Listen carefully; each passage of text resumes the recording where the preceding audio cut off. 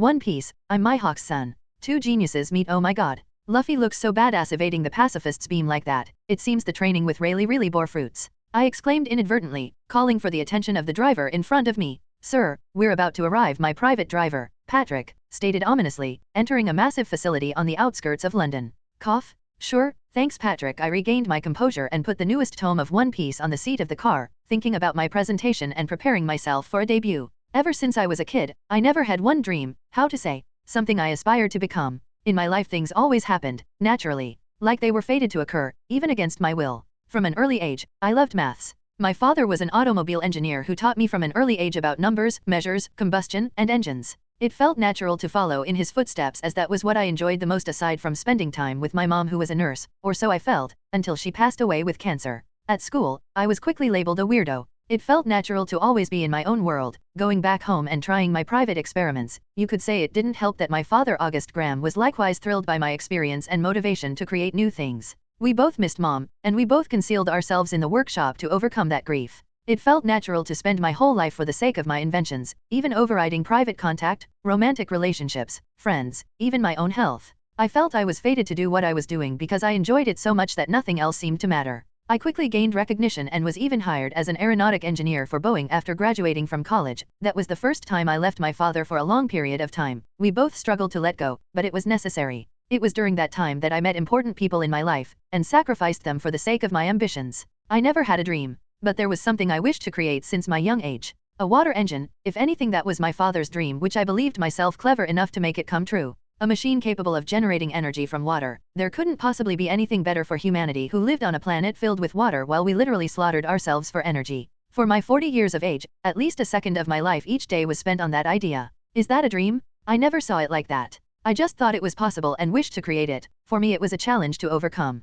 My only comfort outside of the workshop was stories and series. I loved anime, manga, sci-fi, and fantasy. How wonderful would it be to live in a reality that isn't so limited by psychics? Instead of having to draw those limitations on paper in the form of equations and calculate results, I could bend those results with my sheer will. Just thinking about it every time filled me with a mixture of amusement and disappointment. Amusing to imagine it, disappointing that it was so far out of reach. One of the fiction words I enjoyed the most was One Piece by Ichiro Oda. That world was so marvelously crafted that I could only wish to live there and enjoy the sea, the people that lived so freely and enjoyed their life to the fullest. It is a dark story with more political thematics involved than most could ever fathom, but within that thematic existed an unparalleled sense of freedom shared by the bright sea that engulfed the majority of that world. The story mixed amusement with seriousness in a way that not many could achieve. One Piece was the first thing that ever took my time aside from my experiments and, well, sleeping. The one to introduce it to me was a college called Emma at Boeing. She was a bit of an otaku. Until then I only read Jules Verne and a bit of Lovecraft. Sadly she moved to another country after learning everything she could from me. We were good friends. She had a crush on me, but I can't allow myself emotional distractions. If only One Piece was real, well, following the theory of parallel universes and antimatter, it should be real. Although it won't be exactly the same, there should be a reality close enough to it that it could still be called One Piece but with many differences. Perhaps the protagonist will not be called Luffy, who knows? We have arrived at the conference, Sir Alexander, Patrick stated again, parking outside the facility filled with luxurious cars. I was not going to be the only genius exposing my ideas, but I was going to be the only one exposing them on his own, without a team. It didn't matter. Today is an important day for me. In front of the richest hedge funds in the world, I'm going to explain my idea of the future, a water engine. My reputation is renowned, my degrees certify my knowledge, and they all expect a good theory as to why this is possible. With a good enough presentation, I could secure some funding for this project. As for the team to build it, I'd think about that afterwards. There weren't many ex-colleagues of mine that wouldn't want to involve themselves in a project to my name. That was the least of my worries. I have never spoken to the masses like this, but then again, it felt natural because this is what I enjoy. So long as I can talk about something that makes me passionate, I feel like I can talk for days. For the next 2 hours, I gave them the best of me with a smile on my face. I received a round of applause and many questions. Many multimillionaires exchanged contact details and invited me to their offices, broad smiles everywhere. Or at least, that's what I believed. Should we drive back home, sir? Patrick stated after we returned to the vehicle. I was exhausted. Yes please, I want to rest. The meeting was a little taxing. He started the engine and I went back into my world, One Piece's latest tome, the end of Luffy and his crew's 2 years of training. We drove for a while until he stopped. I was so engrossed by the story that I didn't notice this was no traffic light. This was an alleyway. When I was about to ask what happened since he hadn't driven in a while, Patrick turned around with something in his hands, wearing gloves. I'm sorry, Alexander, but you're not making it home today. Nothing personal, blame your genius brain and your naivete. A water engine will never work, not when you can handicap the wallets of those at the top. Perhaps because I focused too much on my ideas, too much on a bright future. I forgot a variable, human's wickedness. W-dash. He pointed what he had in his hands, a gun, towards me. The last thing I saw was the bright white moon shining on me as my gaze blurred. PA, PA, PA, 3 bullets, 3 taps. PA, PA, PA, the tapping of heels, to be exact. Asterisk rumble, asterisk. His eyes opened, releasing a small gust of red lightning. The ceiling was so far away that it looked unnatural. A gloomy atmosphere together with the subtle scent of blood permeated his nostrils. Ugh. His first reaction was to cough and clutch his head in pain. His last memory, blood. His last sensation was pain. Where am I? The boy inquired as the tapping of heels stopped. The island of Karaigana, Paradise, Grand Line. Alexander noticed he wasn't alone in the room. The tall room resembled that of a mansion, and yet, here there was just one chair, a single piece of furniture. The voice belonged to a female. It was deep and yet melodious and graceful, filled with disregard. When he recalled his consciousness and the blur of his sight disappeared, Alexander finally caught a glimpse of whoever was the owner of the voice. A lady sitting on a throne-like chair. Wearing tight black pants and boots, her legs crossed alluringly with her whole torso covered by the newspaper that she was reading. Next to her, a cup of what he presumed was wine, halfway drunk. For a while, there were no words, but he recalled what she said. Karaigana, Paradise, Grand Line. Grand Line. So you know how to speak, brat. The lady brushed past the next page, still with disregard. On the back of the newspaper that was exposed to him, he managed to read the titular news. After the death of Gold Roger and the beginning of the new pirate era, violence has unfolded in the East and North Blue. Gold Roger. The more data entered his brain, the more clear the conclusion became. Moreover, Karaigana, there can only be one person on this island that resembles this description, but... The woman kept silent as if waiting for his next words. As for Alexander, he was confused. Why is it a woman's voice? No way. You're Dracula Mihawk. He thought, maybe, perhaps the manga didn't do justice to how feminine his voice could actually sound in reality. Alas. This time the woman did close the newspaper, and Alexander's shock turned into utter confusion. Because what was in front of him was not a Chad vampire-looking handsome male, but instead, an utterly gorgeous female with long black hair and deep yellow circle eyes that looked into one's soul, whose beauty didn't lose to the boa Hancock he recalled. How do you know my name? She asked ominously, putting the newspaper aside and recalling the ominous energy she just felt emanate from the boy a second ago when he woke up. Haki? No, he's too young. Why Yuri? I thought you were a man. Aside from twitching her eyebrows, Mihawk said no further words and instead took a sip of her wine, watching him in silence as if analyzing a prey. It was a moment later, when the wine was finished, that she finally spoke. Since you have recovered yourself, find your way out. Way out. Where are you from? I found you laying on the shore of this island. I don't know. He couldn't say he was coming from another world. In hindsight, Alexander didn't even know how he arrived here, in front of one of his favorite characters, in a completely different world right after 3 bullets were put through his heart by the person he trusted the most. His gaze downcast, Mihawk realized that this was going to be more trouble than she hoped. Amnesia? How troublesome. Then you can stay until you recover your memories. Don't expect me to get you food. There is a forest close to the mansion, and you can get fruits from there to feed yourself or fish. Your call. With utter disinterest, Mihawk continued to read her newspapers, ignoring his presence from that point on. What she didn't expect was that Alexander would remain there for the whole day, just looking at her. How long are you going to be staring? Aren't you hungry? Alexander shook his head. It was a lie. He was hungry, but he didn't know how to voice it out. Her character was as intimidating as in the manga, and being a female didn't help either, as her beauty only made her feel even more unapproachable. What's your name? She asked this time, a little irritated to be put on the spot like this. If this had been an adult male, she'd just have thrown him to the sea to fend for himself, but this is a kid. Alexander thought about his life, about the previous world, about how hard he worked for the sake of everyone and how that everyone paid him. Alexander is dead. I don't know. I don't have a name. Mihawk watched the boy in front of her, who had tanned dark skin, white hair, and deep red eyes, sitting down, vulnerable and looking at her as if there was nobody else in this world to rely on. Then from now on you're Veyron. Come, this is as much as I'll do for you. Mihawk stood up lazily, leaving her newspaper and cup behind, then walked alluringly to the end of the corridor, followed by Veyron, who quickly noticed that his body proportions weren't the same as usual. He fell down the moment he tried to stand up. I'm a kid, again. What are you waiting for? You want food or not? The island of Karaigana, the mansion, was gigantic. If I recall correctly, this mansion used to belong to some kingdom, and the animals living here are quite violent. Alexander staggered for a few seconds until he got the whole grasp of his juvenile body. Mihawk walked in front, having taken her legendary sword that had Veyron's eyes shining like stars the moment he saw it. Yoru. What's wrong? Mihawk felt his gaze and asked without even turning her head around. Nothing. Where are we going? How old are you, kid?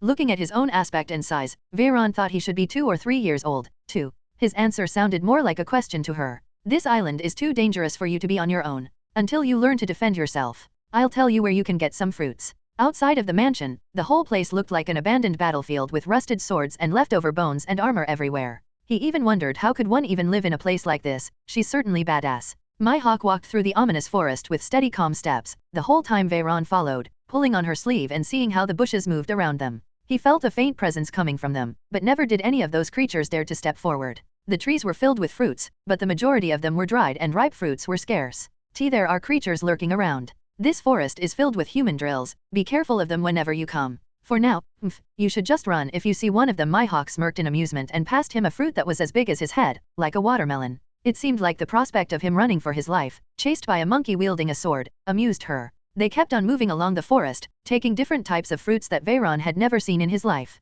Back in the mansion they both ate their fruits in silence while Veyron read the pages of the newspaper after climbing on her shoulders. Mihawk looked at him briefly before sighing and continuing. This is no doubt One Piece. North Blue, Grand Line, Gold Roger, Garp the hero. He then looked down and refrained from staring at Mihawk's massive chest, which made him awkward. He was not yet used to her being a woman. After all, in all of One Piece he had two favorite characters, Mihawk and Shanks. With one of them being a woman, he didn't know how to feel about it yet. Why is she a female? Could it be the theory of parallel worlds? Not everything is bound to be exact, but it is a universe close enough to resemble One Piece. There are different things and one of them is Mihawk's gender? If that's the case, how many things are different? Is Shanks a woman too? Luffy? Is this a matriarchal world? As always, his imagination was taking him to uncharted territory. He even imagined Nico Robin as a man for a second. What are you thinking, brat? I'll kill you. Mihawk's gaze went cold for a second. She could feel in her being she was somehow being insulted. And nothing. Looked enough? I'm going to sleep. Make yourself at home. With the night quickly at hand and the moon hanging up high, the deadly lady stood up and left the newspaper on her chair, drinking the rest of the wine she had before walking away to her room without sparing him another word. He followed her with his gaze until she disappeared around the corridor. Before going to sleep, Veyron read the whole content of the newspaper that indicated the new bounties of some pirates given by the Marines, royal family events and the movement of pirates in the Grand Line. Fleet Admiral Kong, Garp the hero, Sengoku, Admiral Zephyr. The majority of the news involved the Marines who were regarded as heroes, with a small section containing the bounties and achievements of recent pirates. A prominent name among the pages was Edward Newgate, as he expected. 6 years later, after Gold Roger's death, he was considered a Yonko together with Kaido of the Beasts and a woman called Big Mom. I only know Whitebeard. Veyron recalled, thinking he was an old man that he wanted to meet aside from Shanks. He then moved along the pages but didn't find Shanks' name in there. Shanks is not a Yonko yet? And it seems Mihawk is not the strongest swordsman either. Not only are many things different, but I also don't have much knowledge of this time. There are no Shishibukai and it is 6 years after Gold Roger's death. I think Luffy is not even alive. So I'm older than Luffy. He rubbed his forehead, thinking about what to do from now on. Fate seemed to have played a trick yet again, choosing such a dangerous island as his starting point. Gold Roger died 6 years ago. I don't know the timeline very well, but I know Mihawk was present during that time, which means Mihawk should be in her early 20s or late teens. Veyron hugged his knees in a loss. What am I going to do from now on? I was killed by my driver, because of my invention. I was naive. Everything I did was for nothing. I always wanted to come to One Piece. But now that I'm here, I don't know what to do. He walked across the mansion until he arrived in an empty room where he was supposed to sleep, and yet, the moment he saw the moon hanging out in the sky, the only thing he could recall was Patrick pointing his gun at him, followed by the most painful pain he had felt before eventually dying. Veyron gulped and left that room, walking aimlessly through the mansion until he found another door. He entered and saw her there, sleeping in light white night robes. You can't sleep, Mihawk stated, raising her head to see a Veyron whose gaze seemed so dark. The boy merely nodded and she beckoned him to go in, albeit annoyed. They lay down on different sides of the bed and Veyron started sobbing. Why are you crying? I feel lost, and I feel my life had no meaning and I don't even know why I am here. Stop overthinking things, brat. Life in itself has no meaning. We live to die. Can you find any meaning in that? Isn't it to leave something behind? He cleaned his tears, turning around until Mihawk's back and silky pitch black hair was within sight. Leave something behind? You could try to think in an altruistic way like that, but the truth is, nothing of what you leave behind you can enjoy. You don't even know if the moment you close your eyes forever, the reality you had lived up until that moment, shall remain the same afterwards. Veyron gasped, as if her words had touched his very soul. After all, what she described is something he experienced. He closed his eyes forever, and his reality changed. Past and future no longer mattered. Mihawk continued. You can't be certain of anything in this life except for the present, Veyron. While you live, do what you want to do, as now is your only chance. If there is any sense to life at all, it must be that. Having finished her words, Mihawk prepared to sleep. Is there anything you want to do? Veyron inquired suddenly, a smile on his face no longer marred in tears. I'll be the strongest swordsman in existence. Is that your dream? It is what I must do. Mihawk's eyes widened when she felt him hug her from behind. Rumble? She drastically suppressed her killing intent just as Veyron's next words resonated. Thank you. I feel like I can sleep now. It was nothing, brat. She turned around and hugged him back. Much to Veyron's surprise, he tightened the hug around her. I had never felt such warmth before. Actually, I have, but it was so long ago that I had almost forgotten. Unbeknownst to him, a pair of yellow hawk-like eyes were observing him coldly with full intent, waiting for him to make the slightest move. Brat, you don't know how close you were to death and yet you can smile so soundly. Thanks, Mom. Mihawk sighed, and for that whole night she didn't sleep, on guard against a kid she just found on his island, and yet, she felt unable to push him away. The next 2 weeks were uneventful. Mihawk took her gaze away from the newspapers to look at her feet where a set of fruits were laid down. Veyron was sitting right in front, on the floor, eating his fruits while reading his own newspaper. A smirk made its way to her face before she continued, picking up a fruit and eating it. For several hours this continued until Veyron got bored and decided to make some calculations. Sadly, Mihawk had other plans. Out of nowhere and as if expecting him to do the same, she stood up and walked away from the room. Veyron, however, stayed there, taking the chair she departed and reading her newspaper, which was the one from that day. The one he had been reading was from the day prior. He was about to take a sip of her wine when something smacked him on the head.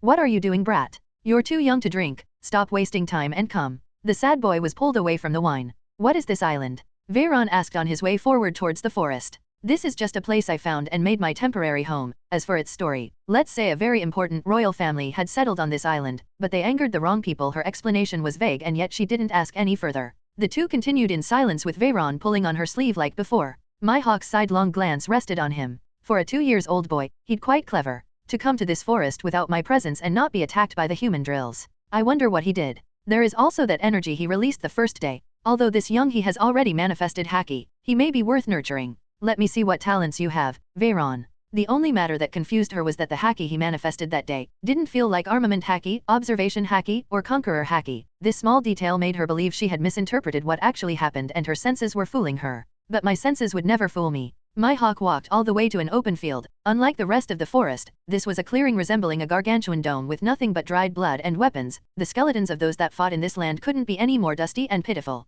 What are we doing here? Veyron pulled on her sleeve harder. He recalled this story of this island. Although he didn't think the timelines matched, Zoro trained here during the time skip and even he had a hard time. With enough time, shadows started to gather around them as Mihawk wielded her sword. Yoro, I want you to see everything that's going to happen here, and save it in your mind. Can you do that? Asterisk rumble? Asterisk. The hysterical yelling of the human drills became clear. There were thousands of them, all with swords of their own. Before long they lunged at Mihawk and Veyron. We are dead. No, I'm dead. Although he believed that Mihawk's prowess could allow her to defeat everyone in this lineup, he didn't know if Mihawk would be able to protect him simultaneously. Cheap thoughts. When Mihawk's eyes opened and she released her power, half of the human drills fell on the floor, motionless. Conqueror haki. Veyron gasped at Mihawk's control. He hadn't felt anything, not even the smallest wave of oppression. This prowess didn't deter the rest of the human drills that lunged forth together with the one he thought was the leader, a gigantic one with a sword that looked the same as Mihawk's. The one Zoro had fought at that time. The lady jumped in front fearlessly and danced like her whole life's purpose was to live for the sword. Clang? Asterisk clang? Asterisk. Fighting more than 500 opponents at the same time, Mihawk didn't break a sweat. Overbearing strength allowed her to blast several human drills with a single strike. No blood was drawn, but this exchange made him realize how the dynamics of this island were. When Mihawk is in this dome, that's their time to challenge her. She's the leader of this island.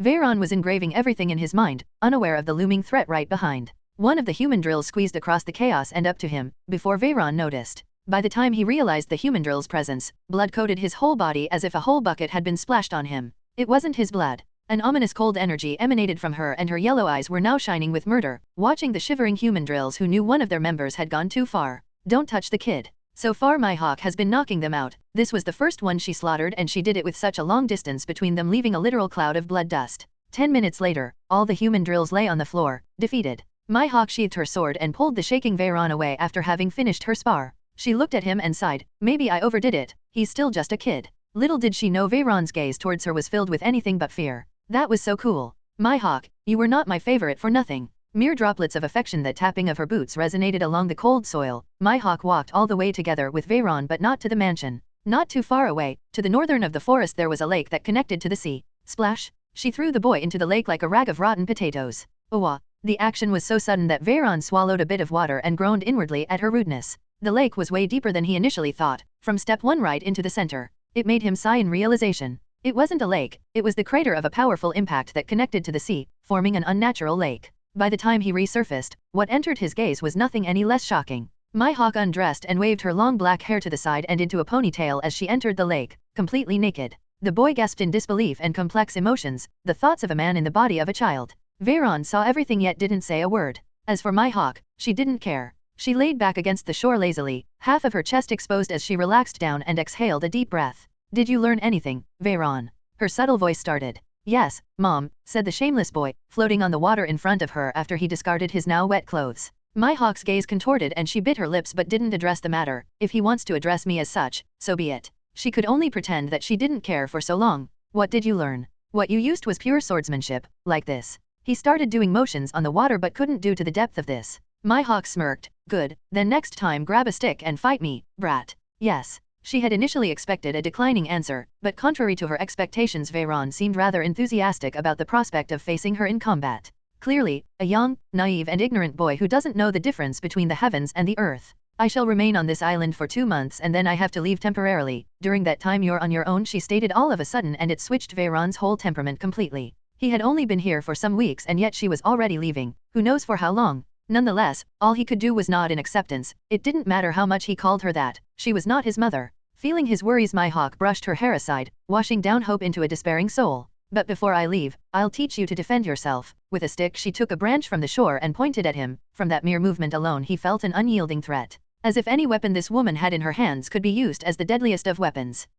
He nodded enthusiastically and leaned next to her, brushing his feet and eagerly awaiting his training. Ugh. Not so eagerly anymore, with his head and forehead swollen, marred with bruises. If not because he had read about her prowess throughout the story, he'd think that Dracula Mihawk doesn't know what it means to repress. A mere 3 years old boy, and she had no qualms about slapping him left and right with a piece of wooden branch. Is this all you got, Veyron? I'm a little disappointed. She waved her branch back and forth lazily, let alone breaking a sweat. She had barely moved and yet the boy was already wasted. I can still go on. In her hands was a diminutive wooden branch, in his hands was a thick wood log, and yet he was being thrashed left and right. For 2 months the schedule was the same. During the mornings he'd wake up early, but apparently not early enough, as Mihawk would already be out of the bed they shared. She'd always go out somewhere before returning home with that day's newspaper. She'd take a cup of wine and sit down to relax for the next 6 hours. He wondered how was it possible for her to read so slowly when he could read the whole newspaper in 10 minutes. They would then switch labors. One day he'd go and pick up some fruits for them to eat. The next day she'd do so, except that she was strong enough to bring beef or fish. What animal was that from? He didn't want to know. After a filling lunch then it was time for his training, in which he'd get BEA trained for the next 4 hours non-stop until he couldn't move anymore. If he could still move, then the training session continued. By the time it finished, she'd carry him back to the lake where they'd wash together and relax, then head back to the mansion, ready to sleep. It was a simple yet harsh routine, but Veyron never felt any more alive in either of his lives than now. Mihawk read her newspapers while eating some fruits that Veyron had fetched for the day. She didn't complain, but Veyron knew she was expecting him to become strong enough one day to get fish and beef instead of just fruits. Nevertheless, for his age, he was doing quite well on an island that could easily kill adult pirates. She had already learned how he made it to fetch the fruits. As it turns out, he'd use mud to camouflage his odor. He studied the location of the ripest fruits and the patrolling patterns of the human drills. Whenever he had a chance to rip fruits, he'd take as many batches as he could, storing them underground for the next 2 to 3 days. It wasn't the bravest method, but it was the clever one. Mihawk brushed the pages of her newspaper, but she wasn't reading the content of it. Through the periphery of her gaze, she caught the sight of Veyron, who had stopped reading yesterday's newspaper and was instead using a stick and stone ink to write something on it. She frowned for a moment and tried to understand what he was doing, fruitlessly. E=mc2? That is not the ancient dialect written in the poneglyphs either. What exactly is he writing? He tended to do this in his free time and she never understood what it actually was. A part of her believed it was some sort of secret code, but if that was the case, he wouldn't be so brass as to use it right in front of her. What are you doing? She couldn't contain herself anymore and asked. Alas, the tables had turned. What she received was utter silence as Veyron was focused on writing his code that was taking more and more space out of the newspaper pages, to the point he ran out of space and started writing on the floor. The swordswoman twirled her tongue and put the newspaper aside. It is about time anyway. Standing up, she pulled the unaware boy away from his writing, breaking his momentum abruptly and making him pout. I haven't finished. Enough writing, it is time to train. Bang, bang. With a stick in hand, Veyron tried to face her until the 2 months were down. He never managed to remain on his feet for more than 3 exchanges with her, and yet, one thing was undeniable. I'm becoming stronger. He felt it. Her strikes were getting a little more predictable. Watching her son evade her strikes and try to counterattack so often made Mihawk smirk as her imagination clouded with expectations. He had no idea. A maximum of 3 strikes, a different pattern every 4 exchanges for 2 months. You have learned a total of 345 patterns of attacks from me and have gotten used to them. 3 years old. Veyron, you little monster. The first clue was when he opened his eyes that day. That energy was one she would never mistake. Haki. It could have been a hunch. There was no way a mere 3 years old kid possessed enough will to manifest Haki so early in life. But this confirmed it. The white-haired boy was not any common kid from the lumps. The question she asked herself with deep eyebrows while washing him clean was, are you just a prodigy kid? Or is there more to you than meets the eye, Veyron? The time for her to depart had come and Veyron couldn't be any more sad and anxious. With nothing more than her sword Yoro, her crocs, and a small rucksack, she boarded her boat which was different from the one he had seen in the story. Clearly she hadn't gotten that one yet at this point in time. No words were exchanged between the two as he had thought that after sharing so much time together she'd refrain from leaving, and yet, it didn't stop her at all from boarding her humble boat and leaving the island. She didn't look back for the first few seconds, her emotions complex. I have never been tied to anything or anyone in this life, aside from the sword. And yet, regardless of how much she repressed herself, she couldn't help looking back to the island where she saw Veyron standing. Watching her go before a smile marred his face and he waved in her direction, as if he had been expecting her to at least turn around to say goodbye. She could almost hear his words in her ears, I'll wait for you. Her hand lifted up unconsciously, but she clenched it hard and dropped it, looking back to the boundless sea that awaited her with a cloudy sky. It feels odd, to have a place to come back to. Her destiny? The North Blue, following a Vibra card. In order to do so she needed to sail towards the north and go by the calm belt, the sea filled with dangerous sea gods that sank ships left and right. Her small boat wasn't an exception. The moment she arrived, a gigantic snake made an act of apparition. Asterisk bonk? Asterisk. A shower of water washed above her as the creature appeared with an intimidating splendor, but Mihawk wasn't in the mood. A single slash from her sword was enough to split that creature into uncountable pieces, deterring the crowd of sea gods underwater that believed themselves infallible. The journey to the North Blue wasn't long. Soon enough she found the one she is looking for, a fellow whose ship wasn't any less humble as his appearance was.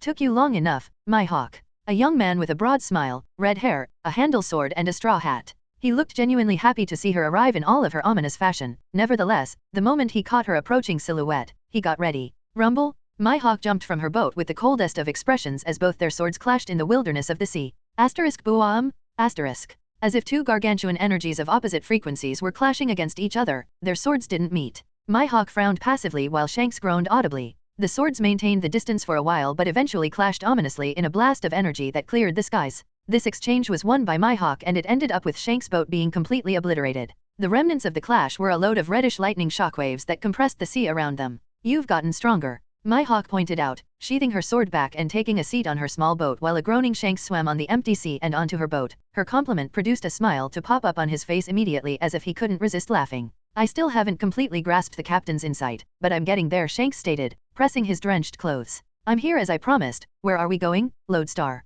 Mihawk inquired lazily. No, I've already been there. You know what we have to do, right? He told you? Find that devil fruit. What's the name again? Mihawk recalled the words of a certain someone who gave her a mission with little words and specifications. At her question, Shanks maintained silence for a while before answering. Goma Goma no Mi, a paramecia that transformed the user into a rubber person. I see. I don't know why he would be interested in such a rudimentary fruit, but I'm not here to ask questions. We have a massive world to search, so suit yourself, Captain. I'll follow you as long as you keep me entertained. Mihawk laid back and allowed her captain to take the reins of their destination. Shanks smirked and did so with pleasure. The boat started to drift towards the southwest before a gust of wind even manifested. Don't worry, my redhead pirates won't be boring by any means, ha ha ha. Surviving in the wilderness, she went and left me a supposed 3-year-old kid on an island filled to the brim with mass-murdering oversized monkeys that use swords and armor. This is no doubt a universe inspired by the ideas of a Japanese madman. Thankfully everything is possible in this world, otherwise, even if I had all the experience and resilience in the world, I can't survive in this place with such a weak body.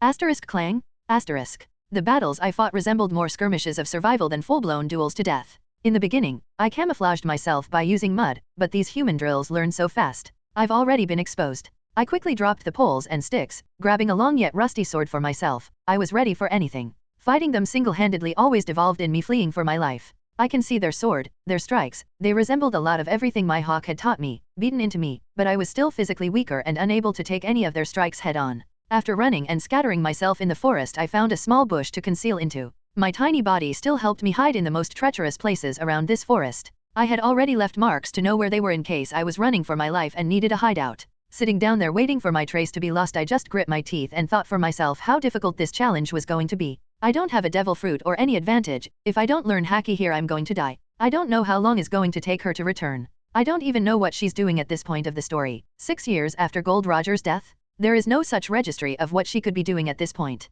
I panted, waiting for one of those bastards to lunge at me at any moment. Thankfully they lost my track and I could make a sprint to the edge of the forest where the lake is. To come to this world was like a dream come true, but now I realize that to live here, I must become so much stronger. My big brain, equations, and thermodynamics aren't going to help me on this island. If the body of a kid is not enough, then I must learn armament haki to put weight on my lack of physical ability. But what's haki again? I scratched my head in irritation, recalling Raylight's explanation to Luffy. It was easier said than done. Having harvested some fruits at the cost of injuries, Veyron rushed back to the mansion. For the first weeks, he created a few mechanisms that could help him awaken those abilities quickly, or so he believed. One Piece is indeed One Piece. There is no way the body of a 2-year-old kid could sustain this much work, he thought, feeling quite fatigued, still able to continue so long as he kept feeding his body. One of the mechanisms he created was a pendulum attached to the ceiling of the room, created with a few heavy sandbags hanging on a rope, things that he found on the shore of the island. Bong! He put on a blindfold and tried. The bag of sand would hit him each time, always coming back to the center after hiring it with a stick.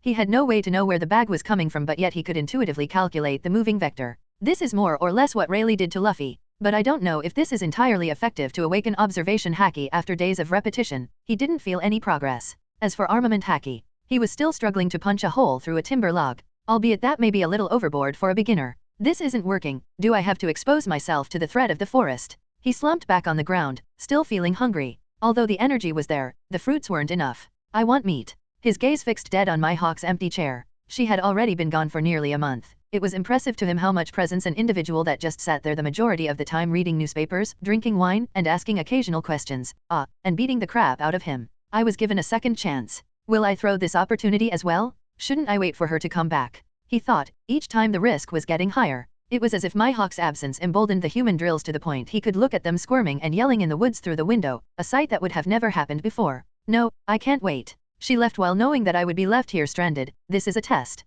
If she comes back and I'm the same, it is a failure. And if something I could never allow in my life, they were failure, negative marks, or miscalculated algebraic results. That night was the last night of peace he had on this island. Taking a knife and a sword, Veyron coated himself in mud and left during the day, intending to eat meat, or this time around, no more fruits. Where to get the meat from? There was only one answer. Lurking in the forest he found his prey, a group of human drolls. They were young but still too big of a group for him to deal with. He took 3 stones and threw them in 3 different directions, one of them closer to him, and the other 2 as far as he could throw them while still generating enough noise to attract the group. The impact of the heavy stones did call for the attention of the human drills lurking around, just as he wanted. Sure enough, the group divided and searched for the origin of the noise. It was a half success. Veyron cursed inwardly and considered his chances. The human droll that came his way was the biggest out of the group, with armor and sword, only its throat exposed. The boy's hand shook constantly, knife in hand, with the human drill within strike distance. If I don't kill it. His imagination had already started running wild. The one to become dinner would be him. Considering their barbaric behavior, his head would be put on a bloody stick.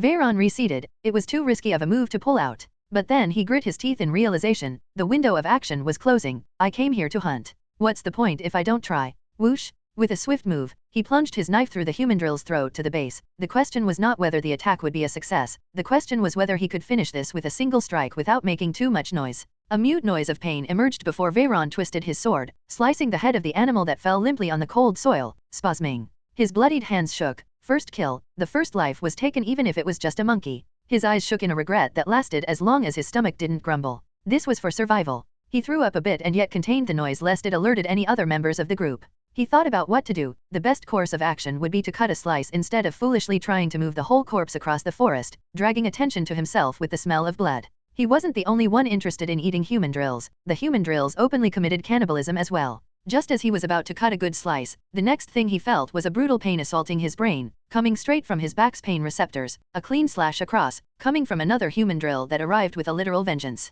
He rolled down to the ground, crouching in pain with his eyes wide open and shaking. Blood poured out and he realized things weren't looking nice for him, even if the pain didn't last long as the adrenaline kicked in. He managed to roll through the ground with the human drill continuing to plunge its sword into the soil, missing each time by miracle. When his rolling body met the stem of a tree, there was nowhere else to escape.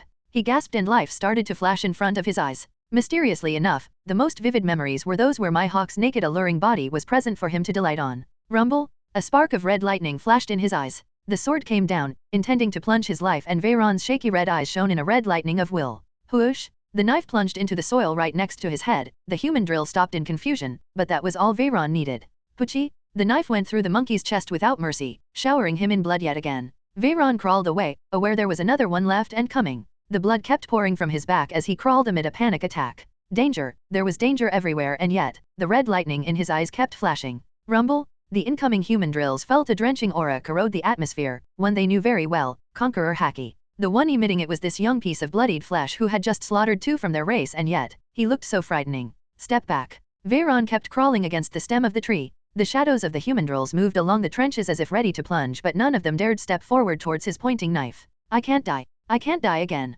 With the red lightning still flashing through his eyes, he sliced the arm of one of his prey and staggered away, always with his gaze fixed on the group of human drills that popped up from the vines and trees, surrounding him yet keeping their distance. When he was farther enough, they lunged and started killing each other for the possession of the 2 corpses. 10 minutes was all it took, but they were the 10 longest minutes of his life. He reached the mansion, closed the door behind him, and the next second, passed out. Surviving in the wilderness, the title of the strongest swordsman had gone from generation to generation, belonging to a single family from the Void Century, up until recent times when it was mercilessly plundered by nothing less than a miserable pirate. The original line of possessors of the title, the Dracul royal family, together with their legendary sword that had gone through generations of slaughter, Kokuto Yora, Knight. Klong?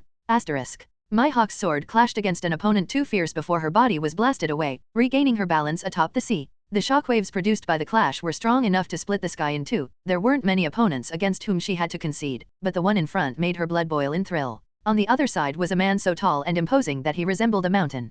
Guararera, you're just as annoying as your father was, kiddo, the man stated, his white coat fluttering while he held his long naginata, a weapon Mihawk couldn't take her eyes away from. You've got yourself a pretty good weapon this time, old man, Mihawk praised loudly. To fight against another one of the legendary 12 supreme weapons, Murakomagari, was a sight to behold. The battlefield was an unknown island in the New World. Whitebeard didn't have the leisure to take his face away from his foes. The red haze of his other opponent manifested in the form of a full blast of haki. Divine departure. Shanks' sword crashed against Whitebeard's spear, obtaining the same fate. No, compared to Mihawk, Shanks did get blasted far away into the sea. You're not there quite yet, Akagami, though this energy does resemble Roger's. Whitebeard waved his naginata a few times before coming to a stop. The members of his crew watched from the side as their captain single-handedly dealt with the rookies. It's time to go, boss. I thought you wanted to recruit Kaido. One of the members yelled from behind. They had already been fighting for 3 days. There are 2 better prospects right here. It would be a pity to not invite them after they showcase such prowess. Whitebeard turned around and smiled broadly, regarding a grinning Mihawk before his lips uttered a name as clear as the quiet waters. Dracul Maximus. Mihawk gasped and readied her sword to continue upon hearing the name of her father being mentioned by one of the individuals who was there the moment he perished. Back then in God Valley, it was Roger who took his life and became the strongest swordsman. You're his daughter and you even inherited that sword. What exactly do you wish? Whatever it is, you could achieve it by joining my crew. Mihawk grit her teeth and stood back up in consideration. Whitebeard was still in the process of assembling his crew. If you're after Kaido, you should know he has formed his crew already, the Beast Pirates. Guararera, that fool only needs some convincing, but enough about him. Who I want right now is you, Mihawk. As she thought about it, a splash of water originated from the water past the shore of the island. Shanks flashed back in position next to her. Quite disrespectful to try and take away my crew member right in front of my nose, geezer. That bastard Roger made me lose quite a bit for years. What's wrong with me taking 1 or 2 members away from you, Akagami? Both of them then awaited her decision. However, there was no decision to make in this case. She merely gave Shanks an enigmatic gaze before turning against her foe, brandishing her sword. What I wish for, won't be found with you, Whitebeard. Rumble? Conqueror Haki was felt by both individuals and the whole of Whitebeard's crew. They all gasped at the power backing up this much will, capable of devastating a whole island easily. Is this just a rookie? Even Shanks was shaken up by Mihawk's whole display of strength that was just a bit weaker than Whitebeard's. A long-distance slash was met by the shockwave of the Yonko's fist. Worthily of a knight of God's children. Boom. Space cracked and the whole strength of an earthquake, mixed with Whitebeard's mightful Conqueror Haki, unveiled against Mihawk's sword. The world seemed to stop in front of the might of these 2 individuals. Rumble? Mihawk's sharp glare never receded in her mind. There was only Shanks, the successor of the man she once wished to slaughter yet was denied the pleasure. To usurp the title of the strongest swordsman, she needed to kill him. For a moment, just the briefest second, the silhouette of a boy manifested in her mind, that boy and his overwhelming demon-like potential. Nevertheless, she quickly took that image away from her mind. The duel between Shanks and Whitebeard continued, but it was clear the Yonko was just playing around. The pirate capable of matching the Pirate King, Gold Roger, was not a pushover. He was the first Yonko of the seas. Whitebeard, Edward Newgate together with his crew, the Whitebeard Pirates. Enough. Playing with you both was entertaining, but there are things for me to do. Someone has to smack that dragon. Before jumping on his ship, Whitebeard handed something to Shanks, a piece of paper. The red-haired young man tilted his head in confusion. You've got potential, boy. Roger may have been my rival, but he was also my friend. Even if you don't join my crew, I expect us to be allies. You should know by now who to trust. Whitebeard's gaze sharpened up as if sending a hidden message, one that Shanks caught but Mihawk didn't. You haven't been to Laughtail, but you must have heard from him. I did. Then watch your back. I'll wait for you both at the top, brats. Guararera. Shanks and his crew watched as the gigantic ship, the Moby Dick, sailed towards the east of the New World, its destiny unknown to them. The old man Whitebeard is a tough one. A man clad in a cape, Ben Beckman, had been fighting another member of Whitebeard's crew, Thatch. And he was holding back. Mihawk brushed her hair with her gaze fixed on the departing Moby Dick. Being a pirate wasn't my objective from the start, old man. Having heard Whitebeard's words, Shanks regarded Mihawk, who had just sheathed her sword, back. Why didn't you join his crew? It is stronger than mine, asked Shanks. They were just 4 members as of now, Yusuf, Ben Beckman, Mihawk, and himself. Compared to Whitebeard, who was a Yonko, it should have been an easy choice. What I want I can't find with Whitebeard, were Mihawk's simple words before going further into the island, which was their original objective. They just happened to meet Whitebeard here. Her words left Shanks thinking, while Yusuf and Ben elbowed and winked towards their captain, further emboldening his confidence about something that from the beginning was impossible. He could it be that you want me? Mihawk glared at Shanks, who flared at the repercussions of that gaze. Who knows?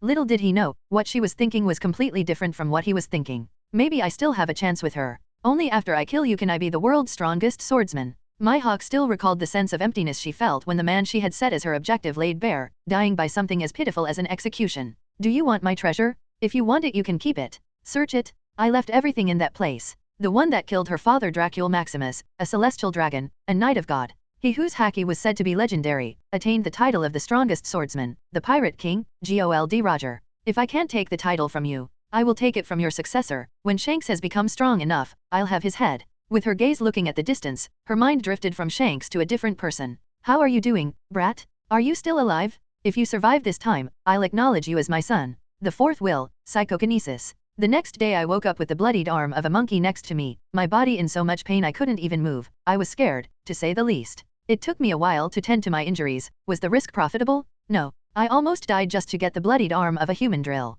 It wasn't profitable at all, while the risk didn't beat the gains in that sense. I know I woke up with some sort of weird power in me. Conqueror haki, no doubt I used it. I groaned and laid down on the bed without any regard that it would get bloody or not. At that time I saw how some of those human drills lurking among the bushes passed out, the smallest ones. I read Luffy do that in Marineford. It was Conqueror haki. But that was only half of my concern, the other half was, I moved the sword of that human drill before it could impale my head. I would be dead by now. I don't know how I did it, but I did it. It wasn't a mistake or a reality glitch, so to say. I don't know what this power is, but it feels more familiar than any other form of strength. I clenched my fist in front of me. Armament haki and observation haki have been an utter failure so far. I haven't awakened them, and yet I managed to use Conqueror and whatever this other haki is. Perhaps it was introduced later during the story. There is no way to know until I have Mihawk in front of me to ask her. Klong? It has been 2 uneventful years. I'm pleased to say that my first attempt to secure human drill meat was by far the most dangerous I encountered during these 2 years. In the last 2 years, I have gotten stronger. Mihawk is not back yet. I never expected it to take her so long. I'm thankful that I stood up for myself instead of waiting for her, otherwise, I'd be malnourished and at the border of collapse. Clonk? I'm currently fighting 3 human drills in the northernmost region of the island. There is no place around here that I haven't explored, but there are boundaries. One of those boundaries is the cave belonging to the leader of their tribe, that gigantic human drill that has a copy of Mihawk's sword. I can't defeat that creature, yet. There are also a group of skirmishes taking place around the region. Those are my underlings taking possession of the opposite party's loot. They have just come back from hunting a sea god at the shore of the island, and we're here to rip off the goods. Yes, you read well. I have underlings. Human drills on this island imitated humans in more than just their despicable ways of doing war and slaughtering their enemies. They have a society in this forest,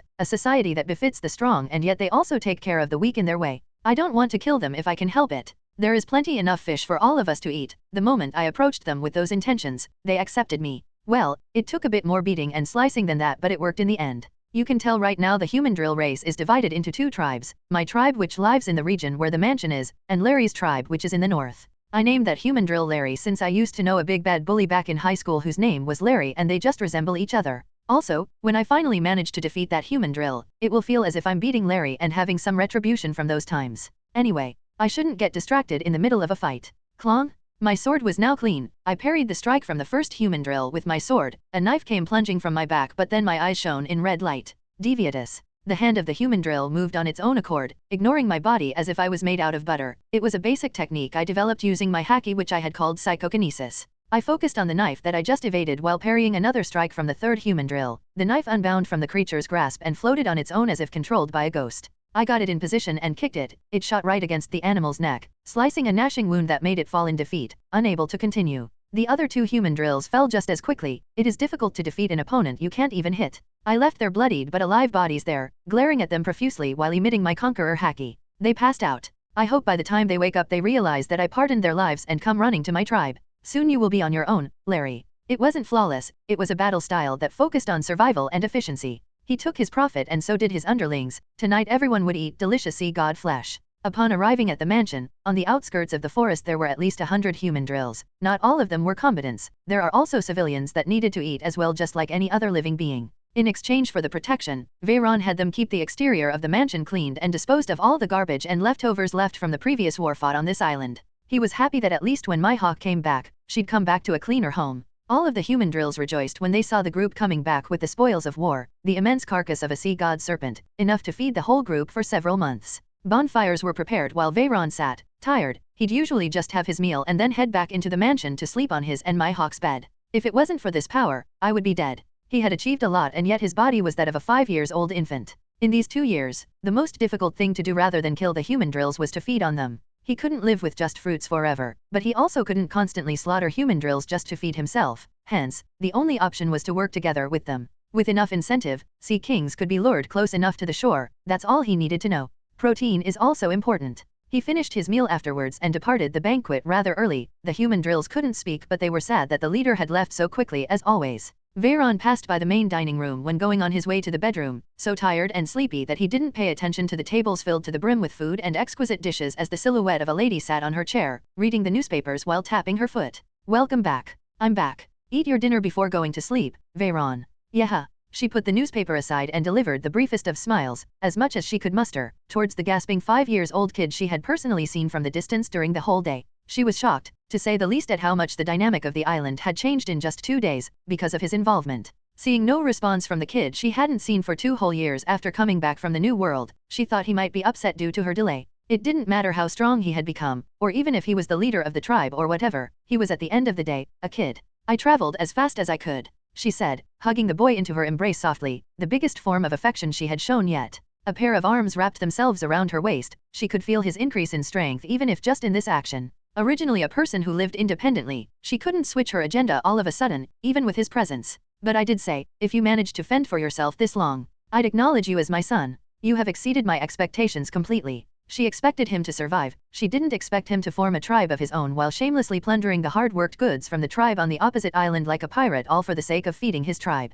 This 5-year-old kid looked more dependable than her captain. Veyron exhaled deeply and took a full whiff of her scent. Usually, she'd smell like wine but now she smelled like the sea, salty and refreshing. I have become stronger, he stated with confidence. I can tell. I thought you'd be away for 2 months, Mom. I didn't expect it to take so long, son. He looked up at her agape and found her grinning, playing with his hair. A rush of warmth engulfed his very being with a single thought in his mind. It was worth it. Should we have a shower first before eating? I am full already, sorry. If I had known, he cursed inwardly, if he knew he'd be able to eat Mihawk's food then he wouldn't have stuffed to the limit with fish. Never mind. I can cook for you again. Really? Yes, after you defeat me. His smile never dropped any quicker. This was a special occasion, but since you're full dash, I can eat it. I'm not full at all. Mother and son, the insufferable boy remained steady and grinning while Mihawk scrubbed his head. The water lake was the spot. For him, it was a sort of nightmarish situation. He couldn't move, couldn't breathe too hard. He could only remain there quietly, cushioned by her big soft mounds and yet unable to see or interact with them. I can almost feel your intentions, such a naughty kid. He remained tight-lipped. You're not going to ask me what I did in my journey. I saw you in the newspapers. You hunted a group of Marines on an island in the New World together with a man called Shanks. Indeed, the Marine counter-admiral stationed on that island was a corrupt officer. It was Shanks' idea to dispose of him and take control of the island. Now that I answered your question, you have to answer mine. What's this a back and forth? Before, I witnessed you use some powers, she began. How long were you there looking at me? I'm asking the question, son. Her smile wasn't friendly. An audible gulp was released by the boy's dry throat before she continued her question. Have you awakened your haki? It was a simple yet complicated question. He thought about it rationally. Coming onto this island with just 2 years of age, there was no way he could have an idea of what haki was if she hadn't explained it to him. Only one answer was valid. What's haki? He put on a cute, confused face. Alas, it didn't fool her. Don't lie to me, she frowned and tightened the grasp she had around his shoulders, effectively shocking him a little, seeing the lie from afar. Rumble? Her conqueror haki intimidated him. She had her own reasons to doubt. Her enemies were many and their measures incomprehensible. You could be someone from a particular race, a user of a devil fruit, an individual that's using special means to fool me. Veyron, your case is just too special. I have reasons to believe you being here is not a coincidence. The more she considered acknowledging him as her son, the more suspicious she became about his origin. At this rate, you're going to become my only vulnerability, she sighed and loosened the grasp of her arms, allowing him to breathe yet again. After some shivering he gave up, feeling like he was going to pass out any time soon. If you're talking about that power, I don't know exactly what it is, but I have been consciously using it, I swear. It wasn't completely a lie. He didn't know the concept behind his psychokinesis, he knew had something related to haki, as usually his conqueror haki would be triggered as well whenever he used it, but that was about it. Mihawk glared at him with her piercing eyes before receding, a half-truth. I don't know which is the lie and which is the truth. Is that so? Then I'll teach you haki properly this time around. I'll make sure to thoroughly beat the concepts into you, Veyron. Why, you meant to teach me, right mom? He shivered, lethargic about her teaching methods. Right, teach. The rest of the night was that of bonding and relaxation. Veyron would make sure to enjoy this peace with her before the sun rose the next day, and she started beating the crap out of him again. As both lay together on the bed, he noticed that she was being a lot less apathetic. Not only it didn't feel like she was irritated by him calling her mother, but the affection was being reciprocated. Even now as he lay down, it was Mihawk who was hugging him from behind. His gaze was fixed on the front, feeling warmth amidst the silence. You can't sleep? She asked. His uneven breathing indicated such. He wanted to know more about her but didn't know how to ask. Her character in the manga had always been mysterious and her actions were an enigma. All that was clear about her was that she was extremely strong and had some sort of relationship with Shanks. Originally in the show they could be said to be buddies of sorts. However, now in this world where she's a woman, he couldn't help but wonder what sort of relationship they had. She had been away for 2 whole years together with her crew. About Shanks. He began and Mihawk sighed as if she was already expecting this question. You want to know more about me? HHMN. I also want to know more about you, Veyron. There is not much to tell, everything I have lived in this world you already know, Mom. He nibbled on his lips, twisting the truth to the limit. There was no point in even mentioning Alexander, who had died such a pitiful and desolate death. As far as he was concerned, the man was gone, physically and spiritually. I see, Shanks, huh? He's my rival and the captain of the crew. He's also an ex-member of the crew of the Pirate King Gold Roger. She summarized it pretty well, but in the meantime, Veyron paid attention to her tone more than the story she was telling. She sounded apathetic, as if she didn't hold him in high esteem. Is he a good person? Veyron smiled and held her hands on his stomach. Having already received the answer he wanted, the boy decided to obtain a bit more information before going to sleep. Good person, bad person, everything in this world is relative. As for him, he plays both sides. What do you mean? Mihawk fixed herself up in a more comfortable position. It seemed like she was ready to sleep. It is said a person can't have 2 masters, for he or she shall eventually put one on a pedestal and disregard the other. Shanks doesn't understand it. He follows 2 wills completely opposite to one another. A good one and an evil one, following both sides. He can't play that game forever. Her answer left Veyron more confused than satisfied. He wanted to ask more questions, but she was already snoring against her child-sized personal pillow. You can't just leave me like that? He's good, right? The power of will, haki, in simple words, is the manifestation of will. It has many names throughout history, but the essentials don't change. As long as an individual has enough will, this energy will materialize in the physical world. More accurately, your body. Mihawk explained. Just as she promised, she began the day without wasting any second. Unlike usual, where she'd wake up first and wait for him, this time the poor boy was carried out of the bed and mercilessly thrown into a lake of cold water. Veyron wasn't very appreciative of her methods, but her joining right after in all her nude self for an early morning bath erased any grievance he could possibly make out of her actions. With a body clean and a belly full, it was time to start what was likely to be the roughest training program he would ever undergo. What is a will? He began with a simple question, and instead of losing her patience right away at the question that should have had a simple answer, Mihawk displayed patience. She was conscious the quality of her teachings would determine the heights Veyron would achieve. If I had to put it in words, will is the freedom of choice that all living beings have. When this freedom is shaped into an intention or desire, it becomes a will. The lady began and extended her arm forward, emitting an aura. The desire to do violence, the desire to protect something. Her whole arm, including even her clothes, transformed into steel in front of Veyron's very eyes. At the very least, it resembled steel. He bit his lips harshly. She made it look easy, but he had tried to do this again and again for the last 2 years fruitlessly. As expected, it was because my perception of the concept was wrong. The capacity to use haki is not tied to the individual's physical strength. Instead, it is tied to the capacity to possess a will. Fickle and ambiguous individuals who had yet to learn their path in life, such individuals would never be able to use haki. They don't have the will to do anything. Her voice contained utter disregard for such individuals, as if they were less than peasants. The boy felt a complexity of emotions, from enthusiasm for finally learning the missing piece of the puzzle, to irritability at not being able to fully comprehend it just yet. Will was not something quantifiable. It couldn't be calculated with an equation or measured with a scientific instrument, and hence, it was very difficult to understand it in his mind. Nevertheless, Mihawk smirked. She hadn't been observing him for nothing. Veyron is a calculative person with a logical mindset. Then, you can't calculate it, you can't measure it, but you can feel it. Asterisk rumble? Asterisk. This time her conqueror haki was manifested in a different manner. Veyron didn't feel it crashing on him like a sudden mountain. Instead, her focus seemed to be settled in the mansion itself instead of her. He could see the ceiling rumble and the whole building shriek. Veyron understood what she was trying to do, but the meaning of her intent flowed between his fingers, unable to grasp it. Sorry. She sighed and rubbed his head, releasing her haki. No need to be so downcast, you have already awakened your conqueror haki. You have already stepped into the threshold of no return. What you have yet to do is comprehend it, and for that, there is the perfect example of the manifestation of will. HMN. To take a life, it takes will. He recalled the first human drill he killed. It was as vivid in his mind as the moment he did it 2 years ago. He could almost smell the blood. What came crashing down together with the memory were two feelings. One was the unquestionable desire to survive, and the other was the disgust at plundering another living being's life. Nevertheless, he understood her intentions. The one he needed to focus on was the former, the will to survive. Even if it is just the desire to eat, to satisfy your hunger, it can create a strong will capable of awakening haki. She carried on, unaware of how exactly he had awakened his haki during her absence.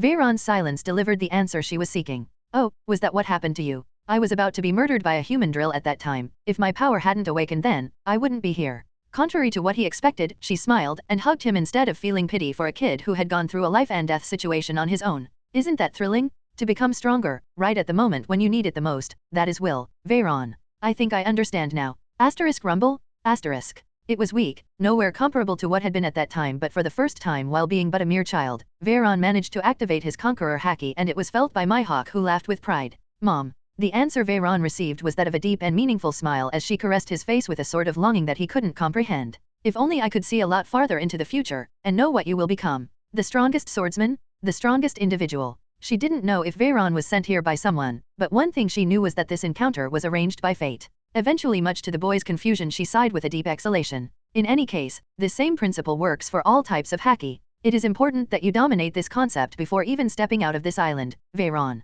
I understand, mother, I'll do as you say. Mihawk tilted her eyebrows at his sudden obedience. Unbeknownst to her, Veyron had wholeheartedly acknowledged her as his teacher. After experiencing 2 years of frustration at not being able to advance in his dominion of haki, she had come out of nowhere and delivered a single explanation that allowed him to break through. It didn't only take talent as a student, a great teacher was also required to reach greater heights. Good boy. In the world, there are plenty of dangers, among them the users of devil fruits are at the top. She explained to him what devil fruits were, the types, and how fearful Logia users could be for those unaware of haki. That was information Veyron already knew from the original show. The second type of haki is observation haki. The principle of this one is the desire to know, observe, and feel. The most basic manifestation of this haki is the instinct to feel danger. The most advanced, even future prediction is possible. Future prediction? How long is it possible to dash? Future prediction? How long is it possible to dash? Before he even finished his sentence, he realized she was repeating everything he was saying, from word to word. You're repeating what I'm saying. You're repeating what I'm saying. I'm a lazy bum that drinks wine and reads the newspaper every day while my son takes care of everything in the house. She didn't repeat that one. In fact, Mihawk frowned and tapped her fingers menacingly. Veyron gulped audibly, realizing that he just messed up. Oops dash. Smack. The power of will. Veyron rubbed his swollen forehead and cleaned his tears. When she hit, she wasn't merciless. Was it needed to smack me with armament haki? Mihawk ignored his pleas and continued her explanation, albeit with several points with increased sternness. The more powerful your haki, the farther the future you can predict. That said, most users of this haki don't reach that far. How do you defeat an opponent that can predict the future? He wondered, recalling how in the show Enel was capable of this feat with his haki, which he called mantra. However, after a certain point, was it even possible to fool someone that could see the future? Mihawk had a simple answer for this statement. It didn't even take her a second to answer, as if she had already recurred to this tactic herself. By fooling your opponent's mind into believing in a future fabricated by you, an illusion. That's logical. The most powerful and rare type of haki is called Conqueror's haki. The principle of this technique is an unyielding will projected out of the body and into the world. So far I know you have 2 types of haki. She raised 2 fingers. One is Conqueror haki, as for the other, she drifted with a smirk. Observation. No, you are capable of predicting your opponent's next move based on experience. This is not haki. Your second type of haki is one I had never seen before. He played the fool, tilting his head to the side cutely while well aware that she wouldn't fall for such tactics. The lady raised her hand and he instinctively tried to cover himself from the smack that was to come. But it never came. Instead, a hand rubbed his white hair gently. You can't fool me. I don't know how exactly you're doing it, but your will is capable of manipulating your opponent's body. It almost resembles a devil fruit's power. However, you can swim, so it has to be haki. Its power is even greater than the Conqueror Haki, hence why you use both simultaneously and inadvertently. She crouched down, almost letting out a subtle laugh. Is it too obvious? Do you think your weak little body can match the strength of a full-grown human drill that's thrice as strong as an average adult? You make up for your lack of physical strength with Conqueror Haki, although you have been doing this without even realizing. If you put it that way. Veyron scratched his head. All I wanted was to survive, so that I could fondle see you again, Mom. I don't know how it works. It just works. You needn't worry. Mihawk seemed to have sensed some sort of wicked intent irradiating from her son, because the next second she stood up and took out her knife. It doesn't matter if you don't know how it works, we're going to make it work. Whoosh! Her killing intent resurfaced like an incoming wave of blood. His danger flares activated simultaneously like he was a soldier trained for combat by sheer experience, life and death situations. A mere flash of red lightning resurfaced in his eyes, and his sword, which he had left on the table far away, rushed floating towards him like it had a life of its own. Asterisk clonk? Asterisk. A shockwave was released inside the mansion, shaking it profusely. Sparkles were produced from the clash in which Mihawk's natural expression met Veyron's harsh one. Unlike her, he was giving it his all and sighed in frustration at the fact that there was this much of an abysmal difference between them, even though he considered himself a lot stronger after surviving on the island on his own for so long. Now I know how Zoro felt. All she had was a kitchen knife. Interesting, you used your haki to attract that weapon towards you. Now try to use it on me. Whoosh! With a subtle movement, she deviated the momentum of his sword and switched her pace, going for a second strike with the speed and smoothness that he envied. Just like she wanted, he tried to use it on her, switched the direction of her strike like he had done countless times before with the human drills. But it didn't work. The knife sliced his shirt apart and delivered a piercing bleeding wound.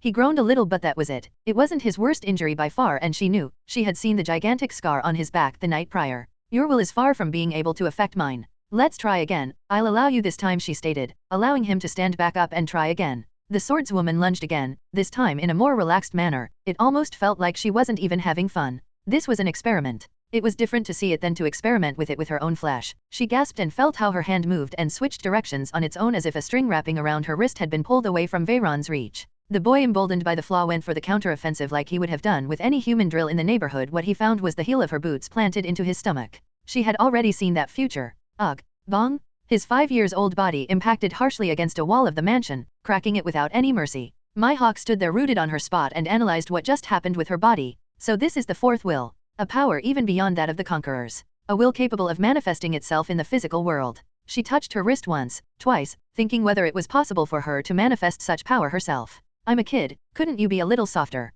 He complained with a pout. You graduated from being a kid the moment you reaped your first life, Veyron.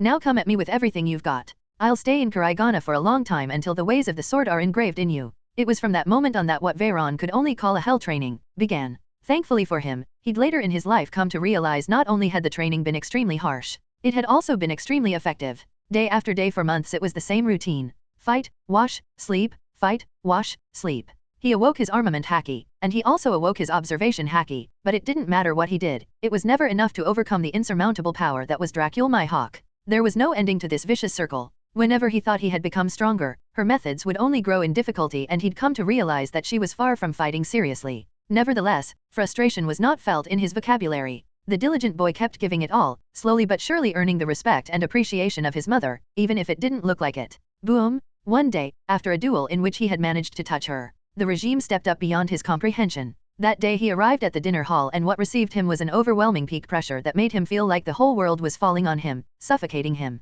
The pressure was gigantic. He felt like he was going to pass out. His gaze raised up from the floor to look at his mother, whom he so much loved and hated. She was there like ever, reading her newspapers without sparing him a glance. In between the lines of the newspaper, he read some news. The Yonko, Whitebeard, takes control of the Fishman Island under the Red Line. Before he could continue, she stood up and put the newspapers aside, finally giving her son some attention. The Conqueror Haki is way more than just a petty trick to erase crowds and numbers. It is a physical manifestation of will that not many are capable of. Rumble? Veyron's Conqueror Haki crashed forth, but it wasn't enough to reduce the weight he was feeling on his body by even an ounce. Every day from now on your task is to stand up against my will, Veyron. If you pass out before the day is finished during the evening, I'll punish you. The sternness gave way to a wicked giggle that didn't reassure him at all. How? Veyron passed out just like that. It felt like not even a second had elapsed when he woke up feeling a lot of breeze and the shining sun squeezing through the fog to shine on his body. When the white-haired boy woke up he was on a wooden log, tied and naked, exposed to the sea and the parrots. You will stay there from morning through evening, no eating, and no bath in the lake before sleeping. That's your punishment. He heard Mihawk's voice and instinctively looked down to see her sitting on the sand with loose robes, reading her newspapers and drinking her wine like ever. Quite comfortable, may he add. And no bath. Veyron felt almost insulted. They could take anything from him except for that. The lady moved away her newspapers and glared at her son's exposed body that shone with great albedo beneath the sun. Son, is that really what you care about? 3 months later, there was huge progress. Hey. This time Veyron, all sweaty, managed to kneel down while Mihawk read her newspaper. Still, he was far from being able to stand. He may have been a 6-year-old infant at this point, but his body was completely shredded. Mihawk looked at him for a second before averting her gaze. His muscular body was also a synonym of his inability to understand the purpose of his training. Isn't this too hard, Mom? Although there was progress, Veyron couldn't help but think that there wasn't enough progress to justify 3 whole months of this torture. For others, not for you. WY. Physical prowess has nothing to do with the expression of will. You're making a mistake trying to overpower my will with strength instead of your own will. Even if you were to grow 10 times as much muscle as you have now, it still wouldn't enable you to stand up. She stood up and walked up to him, kneeling down and increasing the pressure until he had to fall back on his arms, 1 second away from passing away. She caressed his cheeks. Veyron, fight me with your will, not with your body. How about this? If you manage to complete this training before I leave, I'll accept one request from you. His eyes, which were about to shut, opened up abruptly in disbelief and enthusiasm. Anything. Saying the world anything to a man was akin to signing a contract without reading the terms. Even before she uttered those words, he already knew what his request was. You survived on this island on your own, without me, even going as far as to become the king of this island in my absence and awaken your own haki. Even Gold Roger with your age wouldn't have survived on this island on his own. I believe you can do this, son. I'm happy that you have faith in me, Mom. I will give it my best. That's right, that's why I'm going to train you and enhance you the hardest possible. I'm going to polish your will and make it unmatched. And now dash. Rumble? All she had to do was increase her output a little and her son fell limply, passing out with a haywire imagination. Time for your punishment. A year later, there was magnificent progress. A man with a divine task could not be stopped in his tracks. Congratulations, you managed to stand up. Mihawk smiled and moved her newspaper aside, watching her son that was standing there in front of her, the floor beneath him all cracked. His legs were shivering, but he was undoubtedly standing up. He was now 7 years old and starting to grow in height into a fine young boy. His gaze contained determination and challenge, each day repeating the same routine. She couldn't help but notice that whenever he looked at her body, there was some hidden intent. Why yeah. Veyron celebrated. It was almost the happiest day of his life, an accumulated year of hard work and training that finally bore fruits. Training, and more training. Armament haki, observation haki, conqueror haki, the sword. There was not a day that his mind wasn't filled with those. It had almost reached the point where he missed those simple days when he just had to go and hunt some sea kings for lunch. I knew you could do it. I trusted you, son. After giving him some cheering, she went about her business, leaving a baffled Veyron who still felt mountains weighing down on him.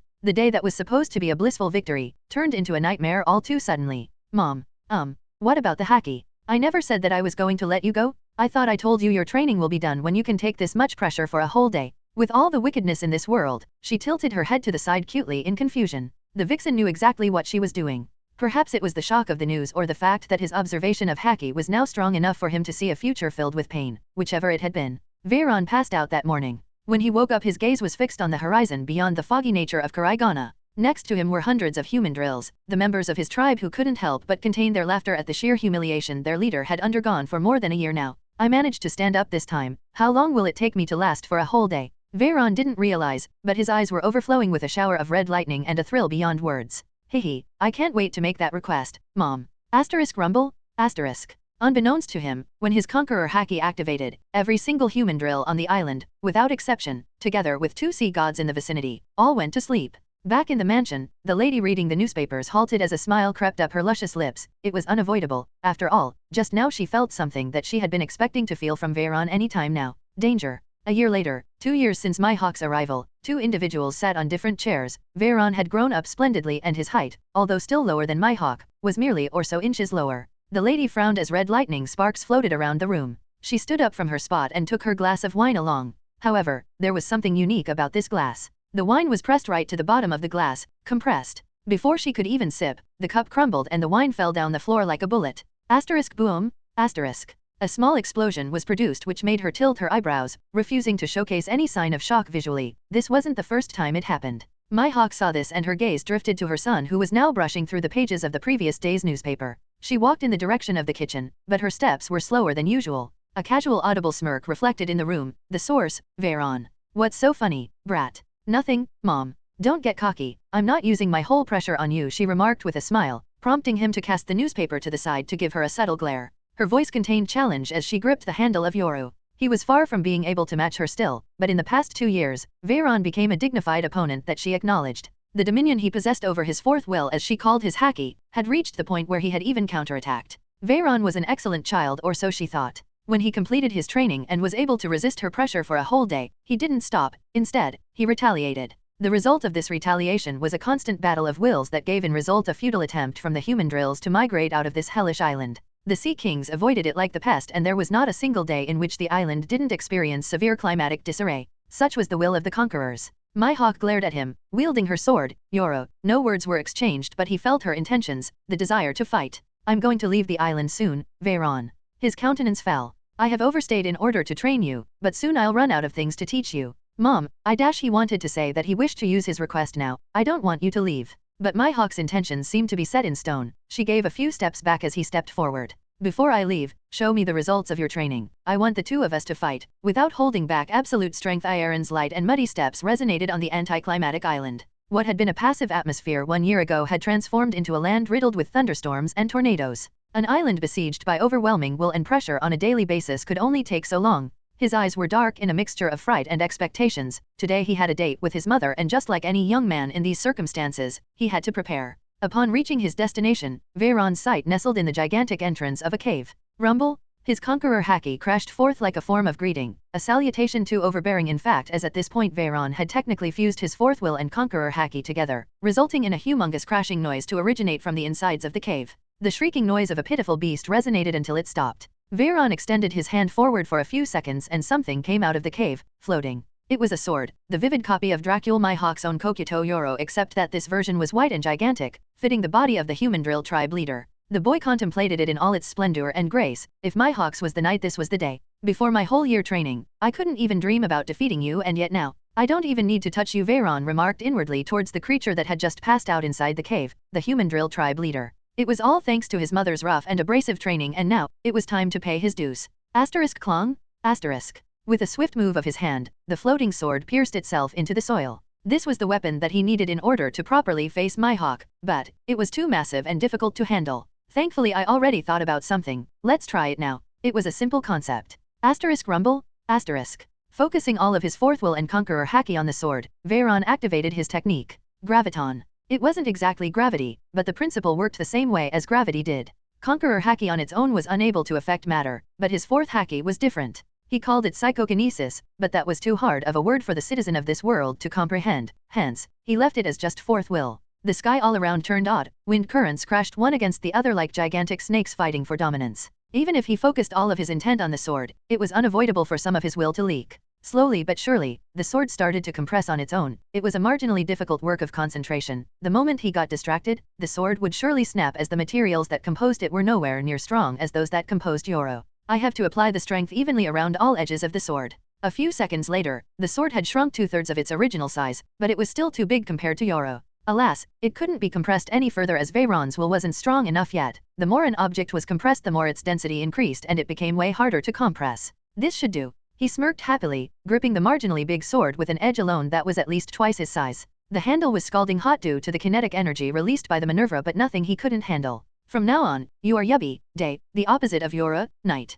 The sword alone was marginally heavier than it looked, but for the kid, it wasn't a big deal. As he walked, the sword floated next to him as if it had a life of its own and awaited for the slightest disturbance in order to pounce away. After attaining what he needed, Veyron walked towards his next destination. Another iconic spot, the center battlefield located deep within the forest, a clear field where thousands died and their corpses remained, yet today, their corpses were fated to scatter to dust. The white-haired boy's steps stopped in the middle of the field, mirroring those of a lady with black boots, standing proudly with her arms crossed. You made me wait. Sorry. I'm ready now. Mihawk's gaze ignored the torrential rain and glanced brazenly towards the sword floating next to the boy. She couldn't help but release a brief laugh as if she had already been expecting that from him. Mom. It is nothing. What a good sword you've got there, son. Mere pleasantries. The next second she drew not a stick, not a knife, but her sword, Yora. Veyron flinched. It was going to be the first time she ever faced him with that sword. I've come prepared. Ever since I've known you, Mom, I thought you were the coolest. She felt there was some deeper meaning concealed there that she couldn't catch. What was so cool about reading a newspaper and drinking wine?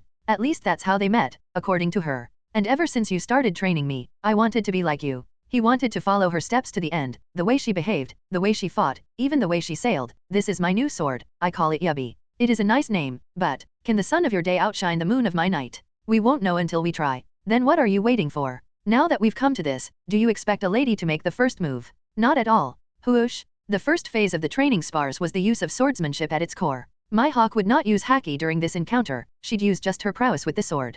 Asterisk clonk? Asterisk. Both swords met in the middle, clashing like the day and night fight during the dawn, dusk, and twilight. Mihawk was serene as she blocked, evaded and counterattacked. Her fighting style was one of perpetual focus without disturbance. One that her son had inherited, fighting much the same way but with a style and flow that set him apart from her. He gripped the sword and struck, released it and feinted her counterattacks while the floating sword repositioned itself, ready to be gripped again for another strike. Mihawk was mesmerized by such a stylish swordsmanship that was only possible because of his fourth will. It was an advantage which she had to relent to him as due to how young he was and his infant body of a 7 years old, he would be unable to even lift the sword with just physical strength. Clonk, clonk, clonk, asterisk boom, asterisk. Veyron's strike crashed against the soil as Mihawk retreated one step, ready for a counterattack which he intended to block. It was all fake, a feint that placed him in the spot. She used the handle of her sword to deliver a merciless blow to his ribs. Ugh. When he looked at her, her yellow eyes were shining brightly with an amused smile and thrill. Observation haki. Absolute strength. It was at this point that things would get tricky.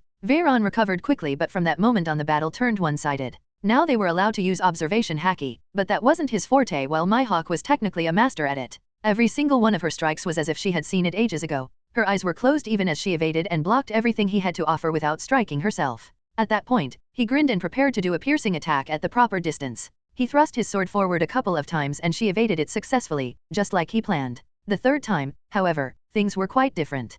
Whoosh! The thrust was accompanied by a surge of force that pushed the sword away from his hand forward like a bullet. Mihawk's eyes opened abruptly as she moved her head aside, but the sword managed to cut a few strands of her hair. Both of them stopped with the lady laughing audibly. Make your opponent believe in a future that doesn't exist. In other words, an illusion, he remarked. During her vision it would be very difficult for her to distinguish profoundness. In other words, in a thrust attack she'd be unable to tell how far or how close the sword is to her, an opportunity he took to use his fourth will. Such an attack would be impossible to execute by a common swordsman. Good boy. I still haven't gotten completely used to your power and your roguish way of using it. You keep making new ways to amuse me, son. I'm serious though, he growled inwardly. It seemed like this much improvisation was still far from being able to take her down. Nevertheless, he felt satisfied that he caught her by surprise. Should we move to the next stage? She recovered her stance and her whole arm and sword got imbued in armament haki. Hers was overbearing and purplish. Veyron realized that it was at this junction that he may end up losing in less than 10 exchanges, but still, the boy carried on, covering his own arm and sword in armament haki as well. Whoosh! Asterisk boom! Asterisk. The difference in power compared to before was like the difference between a lake and a river. The shock produced destruction and debris flying all over the area. The human drills that had been expecting knew it was time to flee the scene as things would only get worse from here on out. The clash continued with thunderous strikes resonating in the field and destroying everything in their wake. Each time, Veyron had to back down and stay in the defensive. 10 exchanges afterwards he managed to counterattack, but the same thrusting trick wouldn't work again against Mihawk. Asterisk boom! Asterisk. She took his extended arm and trashed him down in the soil, producing an explosion as he grunted and spat some saliva. Veyron groaned and recovered his position when his whole body floated briefly and away from her reach, much to her shock. You're flying now. Gliding would be a better word, he rephrased and cleaned some blood from his lips, panting and ready for the next exchange. He hadn't yet dominated this gliding trick. It was a one-time move. I see. Let's end this. Son, you have entertained me indeed, but you're not quite there yet. Mom, let me ask you a question. Speak. Are you already the strongest swordsman in the world? He asked with doubt. At this point of the story, she wasn't yet acknowledged as the strongest. But it didn't matter how many times he fought against her, it just felt like she was the strongest already. How exactly did she become the strongest? Who did she defeat? The title of the strongest can only be attained after you have defeated the possessor of the title. If the one I'm supposed to plunder the title from is already dead, what am I supposed to do? Veyron. Who is it, or who was it? The Pirate King? Gold Roger? No, Gold Roger. He never expected those two to have such a connection. There was much of Mihawk's information missing in the manga. When I was still a kid, Gold Roger defeated and killed my father, the then possessor of the title of the strongest swordsman, Dracul Maximus. Veyron listened attentively, not wanting to miss a single detail. I was supposed to defeat him and take the title back, but he was executed in front of my eyes and the great pirate era started as he took the title to the grave. My only way to attain that title is to defeat his successor. Ace? No, Ace didn't even like his father. Roger's successor would be Shanks, Veyron asserted, and Mihawk displayed little shock before nodding in confirmation. But Shanks is not strong enough yet, nowhere near the level that Roger was. Taking his head right now be a cheap move, underserving of the title of the strongest swordsman. Veyron frowned as Mihawk prepared for another round. Am I stronger than Shanks? Although the question made her tilt her eyebrows, Mihawk smirked a little and answered the question with another question. Why do you ask? Do you want to be my rival instead? Her tone was playful, even teasing, but Veyron was serious, his next words determined. So, I'm going to be the strongest man alive.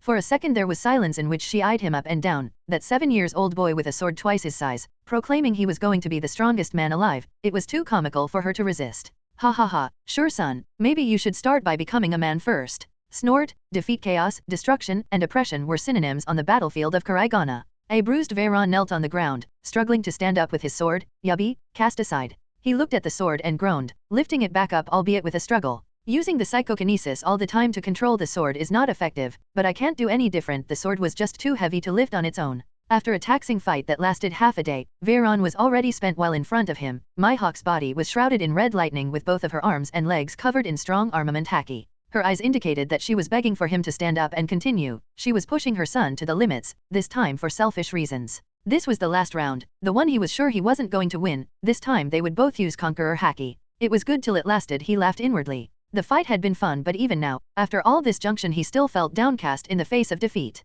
I knew I wasn't going to win, and yet, why does it hurt so much? I don't want to lose. He knew the moment he stood up and faced her, it was all going to end in an overwhelming defeat. Inexplicably, he felt fear. Fear that a whole year of training had been for nothing. You have become stronger, beyond my wildest expectations. She started, and his gaze lifted to find the eyes of a condescending person who understood the struggles of a warrior, even lived through them. When I started training you, I never thought you'd reach this level. Your talent kept forcing me to be more stern and demanding because I wanted to see where your limits were, but I didn't find any limit to your growth. His eyes shone with newfound feelings of pride. This was as much of a compliment as she could muster. I no longer have anything to teach you except for one more lesson, son. The defeat to a warrior is like a typhoon to a sailor. Her sword extended, pointing right at him. Both are unavoidable yet necessary. If the sailor didn't meet the typhoon, he'd be unaware of the dangers within the sea. Asterisk rumble? Asterisk. An overflowing red aura covered her sword, giving it the vibe of a world-ending device that could shatter the world at any moment. Stand up and be ready to face defeat, Veyron. The boy looked down to the soil where the droplets of sweat fell off his forehead and onto the scalding hot soil, the pressure around him becoming more prominent by the second. I just love her. The boy stood up and readied his sword. Asterisk rumble? Asterisk. At that moment, in front of her, he resembled more of a man than anyone else. There is nobody more admirable than the one that knows he's to face defeat, and yet continues stubbornly. Veyron, you never give up and never doubt. Whoosh, whoosh. A swordman and a swordswoman lunged at each other, flickering like the haze in turmoil, arriving in front of each other shortly after like thundering lightning. When the swords were about to clash, they simultaneously feinted and switched the direction of their blades. A smirk originated from both sides before the sword clashed horizontally. Asterisk boom, asterisk. The world stopped with both contestants releasing their Conqueror Haki to the utmost potential. Before he realized, a special aura that he felt very familiar started to engulf her. It was a greenish shining aura. Veyron grunted in disbelief. She was holding back this much. If before during the training he felt like a mountain was falling on him, now, after a year of training, he seemed to ruminate about that feeling of inferiority. Once again, it felt like the heaviest of mountains crashing down on him, making him feel just as helpless. This is my whole power, Veyron. She remarked with the thrill of finally releasing her whole power against him without being afraid that he'd perish into inexistence. He had become strong enough to bear her power. He was quickly thrown into the defensive spot, and before he knew, Mihawk was getting farther and farther away. He didn't even see her swing her attack. A green blast impacted against his body. He didn't even try to counterattack or parry. His whole power was focused on the defense. Asterisk boom, asterisk. Asterisk boom, asterisk. Asterisk boom, asterisk. After crashing through a dozen of trees and gigantic rocks, Veyron's body left a thunderous crater in the shore. His body blasted to the sea where the Sea Kings watched him fly like an underwater bullet before he came to a stop. Not long after, a pair of arms embraced his fainted body under the sea. It was the ultimate defeat, a power so devastating one couldn't do anything against, except being completely helpless. When Veyron's eyes fluttered open, all he could feel was pain all over his body. The slightest movement and twitching gave as a result a deep aching that knew no bounds. Ugh! He groaned, feeling how aside from the numbing pain, there was something heavy yet soft on top of him. The sunshine rays were visible through the edge of that tantalizing silhouette. Mom. You're heavy, please move. When she repositioned herself, Veyron gasped at the sight of the soft gigantic orbs in front of him, squishing against his face. Those pink buds were so cute and shy to show themselves. Veyron. Mihawk's voice indicated she was just waking up as well. Nothing, don't move, stay like that. I'm sure you'd like that, naughty boy. She raised up with a slight yawn, and Veyron witnessed her naked body shining in delight with what looked like rows upon rows of massive leaves covering their body. The curiosity to know where they were couldn't prevail against the mind-numbing gaze in front of him. Mihawk's hair cascaded softly against his face, his red eyes wide open with his photographic memory working faster than camera's continuous shot and saving this moment deep into his most precious memories of either life. For herself, Mihawk remained there, hovering above him and gazing at the boy who took the best of her the night prior. I loved what we did yesterday, son. What we did yesterday. She fell down and hugged him tightly. At this point Veyron's dark skin was redder than his eyes. Yes, it felt so good. What exactly did we do yesterday, Mom? He needed to clear that doubt ASAP. Did I hit you too hard? I'm talking about the duel. Oh. Veyron sighed in relief and hugged back her slim waist. It was difficult to breathe with her huge soft breasts covering his nose, but he could bear it for a few more hours. Where are we? We're on an island at the south of the Grand Line, Rusukana. Rusukana? Why are we here? About that? Mihawk sighed and scratched her face, moving to the side and laying down next to him as he waited for an answer. Kuraigana, our home. She was taking too long to answer so he persisted, this time getting on top of her with a worried frown. Mihawk looked away with a bit of shame. I used a bit too much power and sliced it in half. That island is inhabitable now, the fourth will, sword Inther words entered Veyron's ears like an enigma yet to be deciphered. He just went to sleep today and the day after, the place he acknowledged as his home was now inhabitable. What exactly do you mean by inhabitable? Mihawk's countenance looked like she was a little ashamed, not a common sight from the brazen swordswoman. She stood up to discover both of their naked bodies in what looked like a jungle filled with gigantic trees and noises of animal life. Not too far to the side, there were both Yubi and Yoro pierced on the soft sand together as the day and night should be for a long eternity. There was also the branch of a tree, their clothes were hanging there, drying and exposed to the sun. Mihawk took her shirt and waved it a few times, it was still a bit moist. I broke through my inside after 2 years of studying your fourth will, she said casually, annoyed that her clothes were still wet. She wore her shirt anyway. Veyron gulped audibly at the sight of his mother wearing just a long-sleeved open shirt. She waved her long black hair away and he could feel a gust of will by the mere move. How did you break through? Why did you break through? He didn't understand what she meant. Mihawk stood there, thinking alluringly as if she herself had been asking this question. I guess, after you worked so hard, I didn't want to disappoint you with a bad performance. I wanted to show you the progress of my training as well. Training? When were you training? All he could recall her doing was drinking wine and reading newspapers. What sort of training is that? She brushed her hair again, holding her waist and wearing nothing but an open shirt that was making Veyron's blood rush to his head. Every morning I sail a few miles to the south of Kuraigana into the calm belt to train in the middle of the sea. If I had done that on the land, the island would have been destroyed long ago. I always come back before you wake up, sleepyhead. Cough? Please don't stand like that with just an open shirt, close it at least. To make matters worse, she approached him with nothing but her shirt on and delivered a kiss on his cheek and rubbed it with her thumb. It is all thanks to you, son. I developed a new technique after 2 years of studying your fourth type of haki. I made some wonderful discoveries. It took him a while to process what she was saying. While she was training she was also learning from me. You have it as well? The fourth haki. I do, although mine seems to be different from yours. Get dressed, you want to save those human drills don't you? Are they in danger? They will be in danger if we don't take them out of that island. I don't care about them, but if we don't save them, you will be sad, don't you? Mihawk's words indicated disinterest. Clearly, she couldn't give less of a fart about the lives of those monkeys, she cared about somebody else. Nevertheless, he ran and hugged her, and as a consequence, the clothes that were still a bit wet fell on the ground when she received the hug. Veyron sank his head inside her naked mounds. Thanks. Thanks what? Thanks, Mom. Smack. Ouch. Good boy, now stop fondling my breasts without permission, you're getting bolder and bolder by the day. Veyron rubbed his swollen forehead and smiled while she continued to dress, standing away from him, making him unable to see her expression. So if I ask for permission? As the thought of denial crossed his mind, the boy was oblivious to the expression his mother was making. An expression in which she bit her lips and desperately tried to conceal her blush. That naughty brat. With irritation, she brushed her thoughts aside and continued to dress, completely unwilling to entertain her mind any further. You said this island is Rusukana. Yes, this is an island at the south of the Grand Line within the calm belt. Back in the days when I was looking for a place to settle, there were 2 spots that I fancied. One was this island, the other was Kuraigana. Compared to the cold and eerie island of Kuraigana, Rusukana was more like a paradisic island that resembled Miami Beach except that the animals here were like those in the Amazon jungle, but 20 times bigger. Nonetheless, Veyron thought he'd choose this island over Kuraigana any day of the week. When he looked at his mother whose gaze was settled on the horizon, he deadpanned. I can tell why you choose Kuraigana. I choose Kuraigana because it is close to Sabayadi but there is a detriment to it. To the east of Kuraigana there is the Marines G1 as well as the Florian Triangle, Eni's Lobby and Impel Down. It is not the best location for a pirate to settle, she sighed, her gaze indicating there was something she missed far away on the horizon. Stop lying, Mom. You just liked that abandoned mansion, didn't you? The fact that it was filled to the brim with liquor just made it more appealing, right? After walking around the shore for a while, they found what they were looking for, or what she was looking for.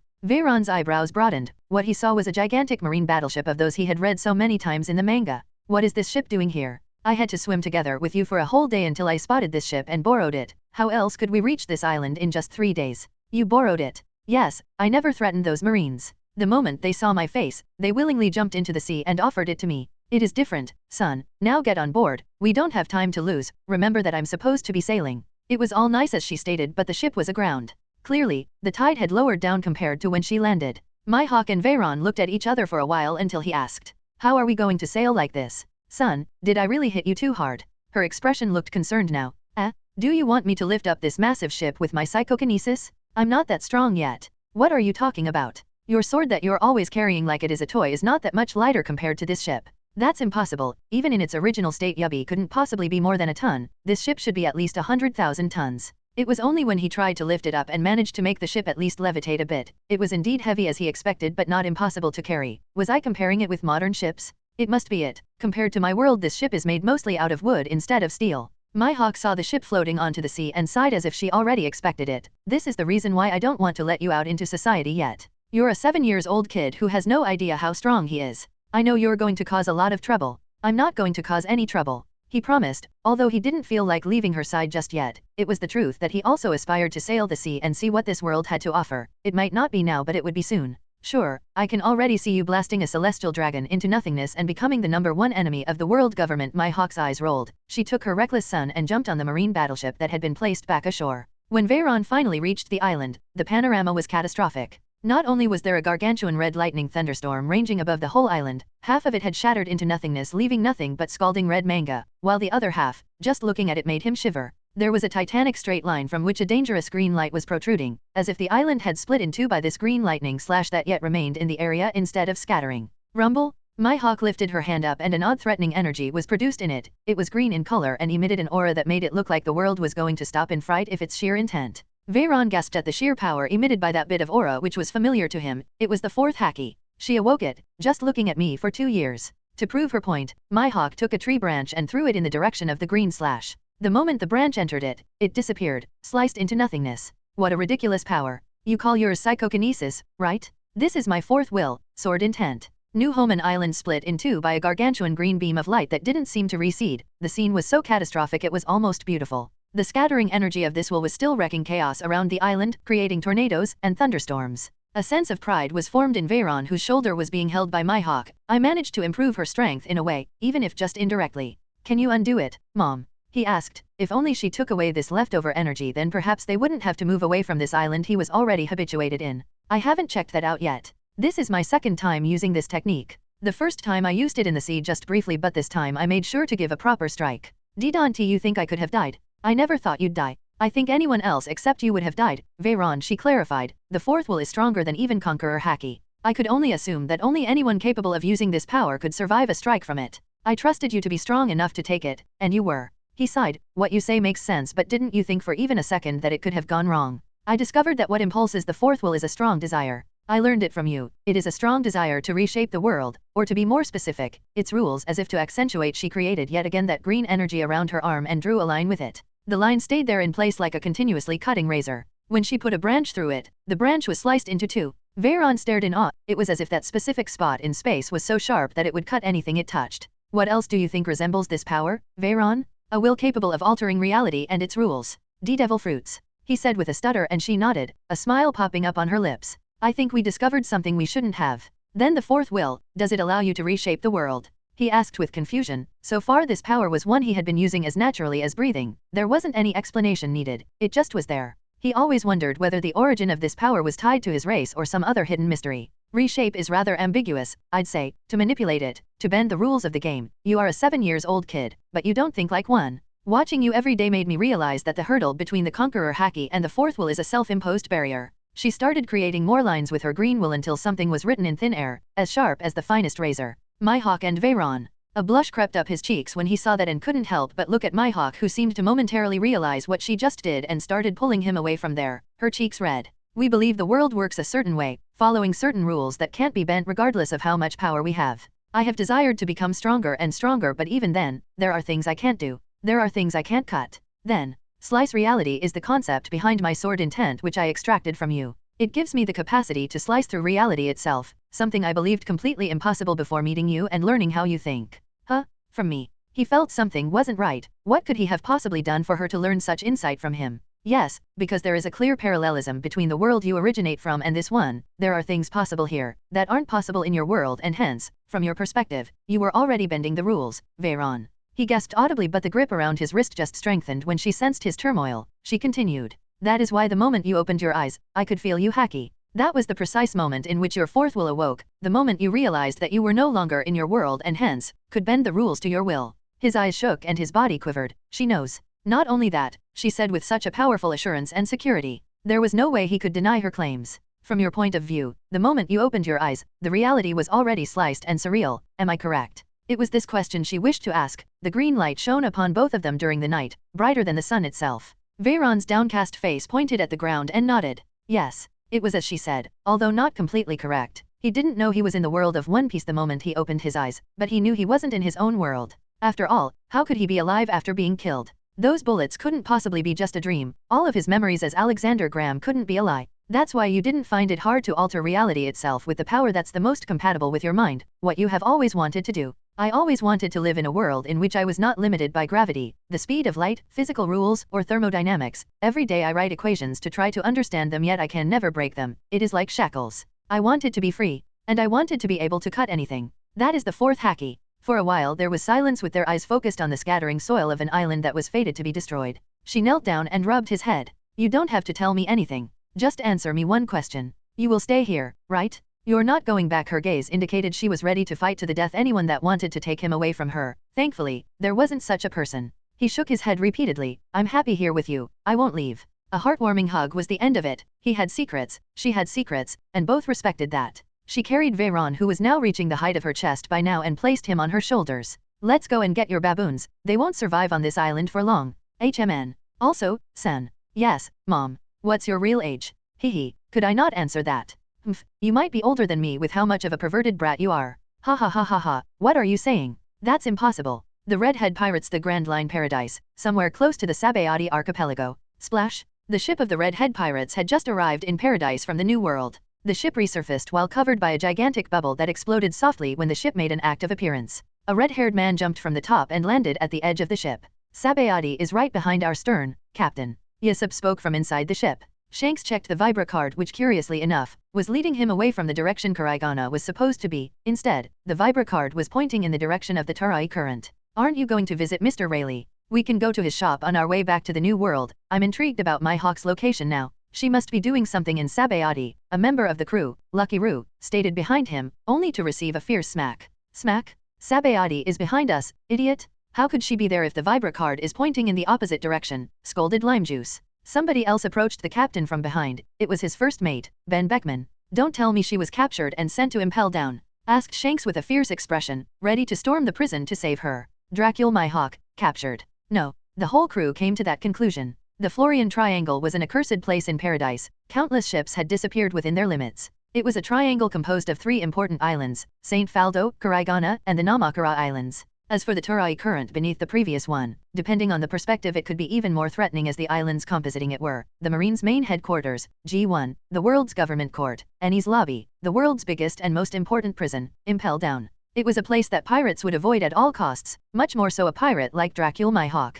We will follow through the calm belt, avoid the Florian Triangle and the Tarai current. I didn't come all the way here to fight with an admiral, Shanks stated quietly and headed back inside to have a drink. We're going to have past Amazon Lily, boss. Ignore them. Amazon Lily doesn't pose a threat right now, not when the Kuja pirates are this weak. Look, there is an island there. This is the calm belt. There are sea kings everywhere. Ben put his tobacco aside and sighed in irritation, pointing his gun to the sea where an enormous shadow was looming around the ship. Asterisk boom. Asterisk. A majestic explosion took place underwater before a dead beast resurfaced, at least 10 times bigger than the red ship. Towards the horizon, land was visible. The Redhead Pirates successfully avoided the Tarai current without sighting a single marine ship, a suspicious fact. They passed by the infamous Amazon Lily and approached the island that seemed to be the one where Dracula Mihawk's Vibra card was pointing at. I know that island, it is called Rusukana. The Roger pirates used to meet here to hold banquets. Why would she be there? Shanks rubbed his straw hat in confusion. He didn't even know Mihawk was aware of the existence of this island. The red-haired pirates landed on the island right next to a marine battleship, which made things even more suspicious. All their worries, however, were cast aside when they caught upon the silhouette of a female sitting on a wood log, watching them jump from their vessel. Hey, Mihawk.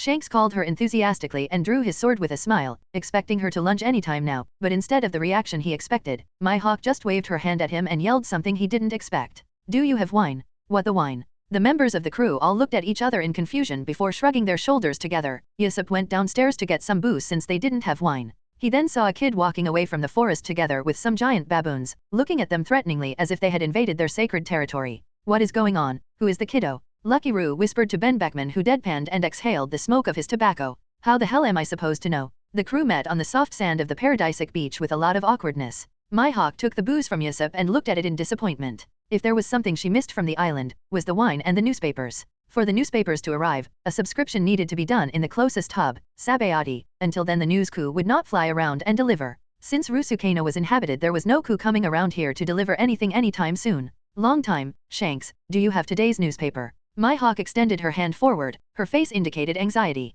It looked like she was going into a dragback. Veyron stood behind her without saying a word, his eyes were looking at Shanks with stars, his other favorite character aside from Mihawk. Shanks tried to sit down next to Mihawk, quite close in fact, and that was when Veyron's expression changed completely. You two, what's wrong? You're not motivated? Why are you here? Shanks placed his arm on the lady's shoulder. It was then that he felt the killing intent coming from the side. More accurately, the dark-skinned red-eyed kid. Mihawk gave Shanks a sidelong glance and moved away a little, drinking the booze albeit reluctantly. I'm living here with my son now. We moved away from Karaigana a few days ago. Disbelief? Chaos. The whole crew felt like an idol had just died.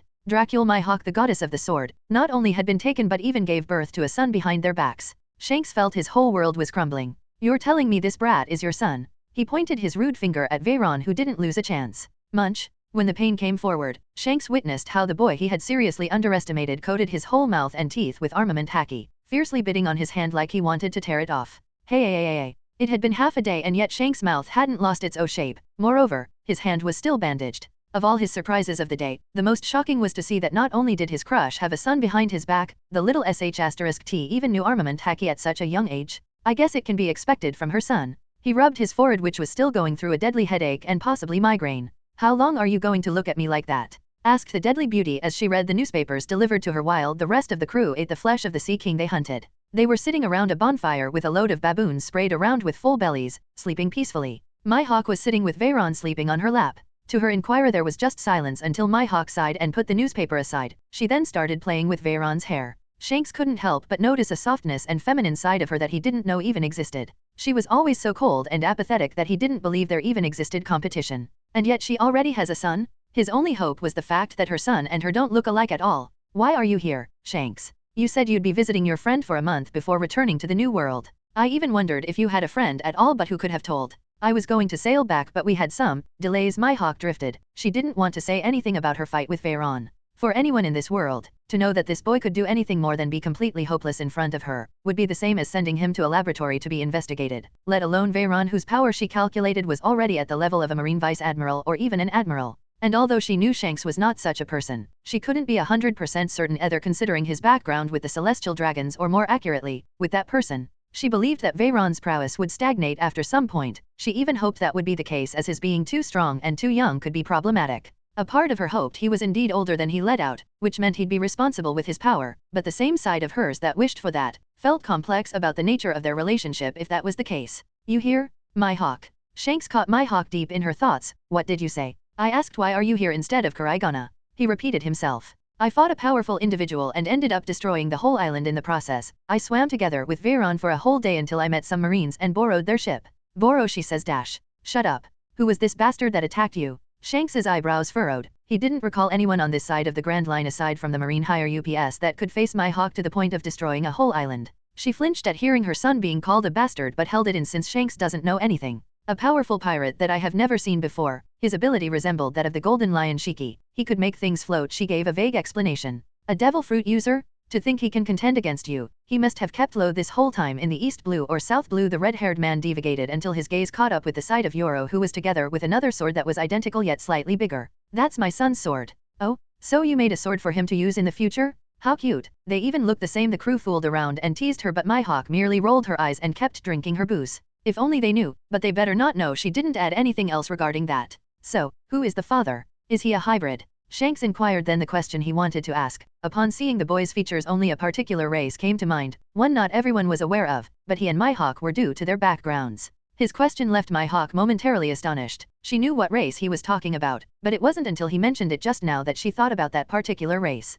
His father is a member of the Lunarian race? If he's a hybrid it would explain why he doesn't have wings, and the Flame the pirate explained further but wasn't too convinced of it either, since a hybrid of human and Lunarian had never been spotted in history, let alone the Lunarians were so scarce that they might as well be extinct. The existence of this child was something he would need to report. Seeing his gaze, Mihawk understood everything that was going through Shanks' mind and realized that now she could not avoid him from knowing Veyron's existence. She bit her lips in anger but shut up. It doesn't matter if he knows anyway. I'm strong enough, Veyron is strong enough. They were not in a helpless position, but that wasn't something Shanks was aware of. The Lunarian race. I never thought about it, but Veyron does resemble them. But then who exactly are you? He did resemble the Lunarians, but she recalled Veyron had admitted to her a few days ago that he wasn't from this world. Although he didn't clarify. Did he mean that he's aware he's a Lunarian and Lunarians come from another world? There is a lot of mystery around their race. It is only known they lived in the Red Line. I don't know who the father is, she decided to answer for now since the path ahead wasn't clear. Little did she know, her answer caused outrage. PFT?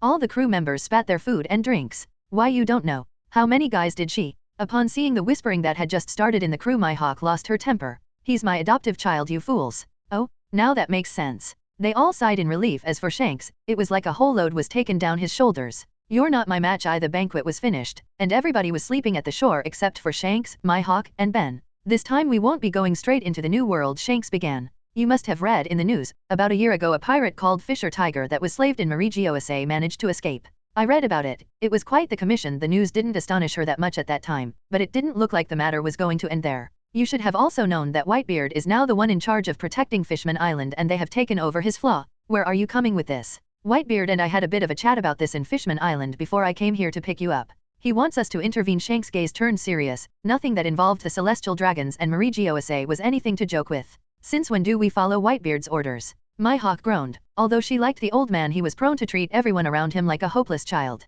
Likewise, he protected those he cared about, so she couldn't judge him. It was perhaps the only pirate in this world worth befriending after Roger's death. The old man said he'd owe me a favor. The favor of a Yonko? Sounds compelling. So he wants us to intervene in. Fisher Tiger is going to climb up the Red Line again to cause a ruckus and free the slaves. He can't do it alone. You and I know that Mihawk is not exactly powerless to defend, and he's not that strong to begin with. If this operation is to be successful, he can't do it on his own. Mihawk's gaze flickered to Ben Beckman. I trust him. He already knows everything. What about the rest? I already made sure they're sleeping, but if you want, you can double check. Rumble? Her conqueror Haki left no victims. If they hadn't been sleeping, now they were. But at the same time, her rubbing of Veyron's hair got softer. Feeling her Haki, there was no way he wouldn't wake up. Seeing that she had done her preparations, Shanks continued. Fisher Tiger is going to climb and we're going to support him. As that happens, Whitebeard is going to take care of the Marines' attention. We only have to face the defenses at Mihawk. Also, I know someone you're very interested in will be there. Is it him? Yes, the one that took your father's spot as a Knight of God. He's one of the 3 tasked to protect that region. I will do it. We're sailing tomorrow. It was as if that affirmation changed everything. If before she was reluctant to involve herself, now Mihawk sounded like she couldn't wait to be there. Shanks smirked at her reaction and confidence. The one she wanted to kill was not just anyone, it was a Knight of God. You're moving too quickly. We have to stand by in Sabayati until we get the signal. We're not the only ones participating in this operation. Once the signal is given, we will be picked up and taken there, just the 2 of us. Mihawk tilted her eyebrows but didn't say any further except for a single question. Don't you think this will make your father angry? Attacking Mihawk? He ain't my father. Will it or not? I don't care. A favor from Whitebeard is something I could use. Right now it is more convenient for me to have him as an ally than an enemy. Whitebeard has been moving his pieces. His crew is strong and he has quite a bit of territory in the New World. He's undoubtedly the most influential Yonko right now. Big Mom won't leave her big cake and Kaido still hasn't completely taken over Wano. Even if they were more influential, I'm not on good terms with any of them. As for Shiki, he's still an Impel Down. His influence has no use. Have you involved yourself in that strife in these 2 years of my absence? Other than claiming some territories for ourselves, no. The Great Pirate Era has just started. Promising youths have yet to reach Sabayati, much less the New World. But there has definitely been a lot of movement. Dressrosa, Baltigo, even the North Blue with this Germa 66 kingdom, you've been out of the scope and have lost on quite a bit. Mihawk just humphed a bit at his affirmation. She didn't find any of those events remarkably amusing. The Gomu Gomu no Mi. I intend to use Whitebeard's favor to track it down. There hasn't been any luck so far, but we've found many. Shanks drank his booze and pointed at the members of his crew with a snicker, referring to them being devil fruit users now, prideful of how strong his crew had become over the years when it was just the two of them. I see, you're behaving more and more like a captain, Shanks, Mihawk admitted with a smile. It seemed like for those 2 years he really grew some backbone and became responsible other than just chasing power. Ben Beckman exhaled some smoke. I'll leave you two lovebirds since we're done with business, makes me sick. We aren't any lovebirds, Mihawk declared, but her words seemed to be directed towards somebody else. Her words made Shanks' eyebrows twitch as if he felt his heart getting clenched. When they were left alone there was only silence. Mihawk was impassively caressing her son's hair, in a way she just wanted him to sleep. Are you going to leave him? We could take him along with us, Shanks suggested, although he didn't really want it. But if it would make Mihawk reassured, he was willing to take that sacrifice. Mihawk thought about it herself and could almost swear she heard him in her mind saying please. No, he can protect himself pretty well without me. He did it the last time. All these baboons like him and will take care of him, she declared, similarly feeling his depression over her decision. The way she said it made it look like the baboons liked Veyron instead of being outright terrified of him. After he moved every single one of them to this island, he became the boss. She was more worried about the creatures on this island than her son. After a few more seconds of silence, Shanks realized that what he was expecting likely wasn't going to come. He took out his sword and Mihawk's gaze finally diverted to him. You have been acting odd all day. It would be usually you who would lunge at me with your sword right away after you see me. I'm not one to usually request a duel, he stated and stood up, waiting for her to do the same just so they could move away and have an impassive duel. However, much to his shock, Mihawk yawned a little. She just wanted to go to sleep with Veyron since this was likely the last one they'd have in a long time. Things have changed. I don't feel I need to duel you anymore, redhead. Redhead. Shanks gasped at the sudden distance she was placing in between them. Although he did hold romantic feelings, he still loved her as his rival and their duels had become a sort of intimacy, or so he believed. He was always willing to test how much stronger he had become whenever he fought against her and thought the same happened on her side. However, Mihawk's words broke that conviction. I'll become the strongest swordswoman alive when I defeat the strongest man alive. Whitebeard? Why all of the sudden dash? It is not Whitebeard, it is a promising pirate. I can't wait, but I have to. Until he becomes strong enough to claim that title from Whitebeard. For her it seemed simple, she didn't have a shred of doubt that Veyron was going to be the strongest. 7 years old and he could already give her a run for her money. The word monster didn't begin to describe him. All she could do was hope that power wouldn't change him and that regardless of whichever path they both choose, there would still be love in between. Fight me? Shanks was stubborn. He imagined the one she was talking about was that man that she fought in Karaigana, strong enough that their clash had destroyed that massive island. If you fight me as you're now, you could die. She warned him, still unable to completely control her fourth will. With how strong Shanks was, there was no way she wouldn't use it against him and show off her progress. Nevertheless, Shanks didn't care. He started walking towards the red hair pirate ship. Ben Beckman nodded from the distance, indicating that he'd protect everyone in case anything happened. Mihawk sighed, stay quiet. I'm coming back in a bit. She whispered in her son's ears as he pretended to sleep. On the way to the ship, she took Yoro and placed it on its scabbard, ready to face the one that so far had been the only one aside from Whitebeard to give her decent competition with a weapon at this side of the sea. You're not my match, an unknown inhabited small island in the South Blue. Asterisk Klong? Asterisk. Asterisk Buam? Asterisk. Two swords clashed like they had been doing for the past 3 hours. Mihawk hadn't yet released her new power. At this point, it was just a clash of conqueror haki. It didn't come down as a surprise that Shanks has gotten stronger, but you have been busy, she stated, implying that in order for him to become this strong, there had to be a plethora of enemies. It was something she was used to seeing whenever they sailed together. As a previous member of the Pirate King's crew, Shanks was usually assaulted and asked about the location of the One Piece, which he didn't know as he hadn't been taken by Roger to that last island beyond Lodestar, the island at the end of the New World. Making a name for yourself when paired together with those monsters can be quite taxing, he stated, before releasing a strike that she effortlessly dodged. The expanding wave, however, trashed the island with the ferocity of an earthquake.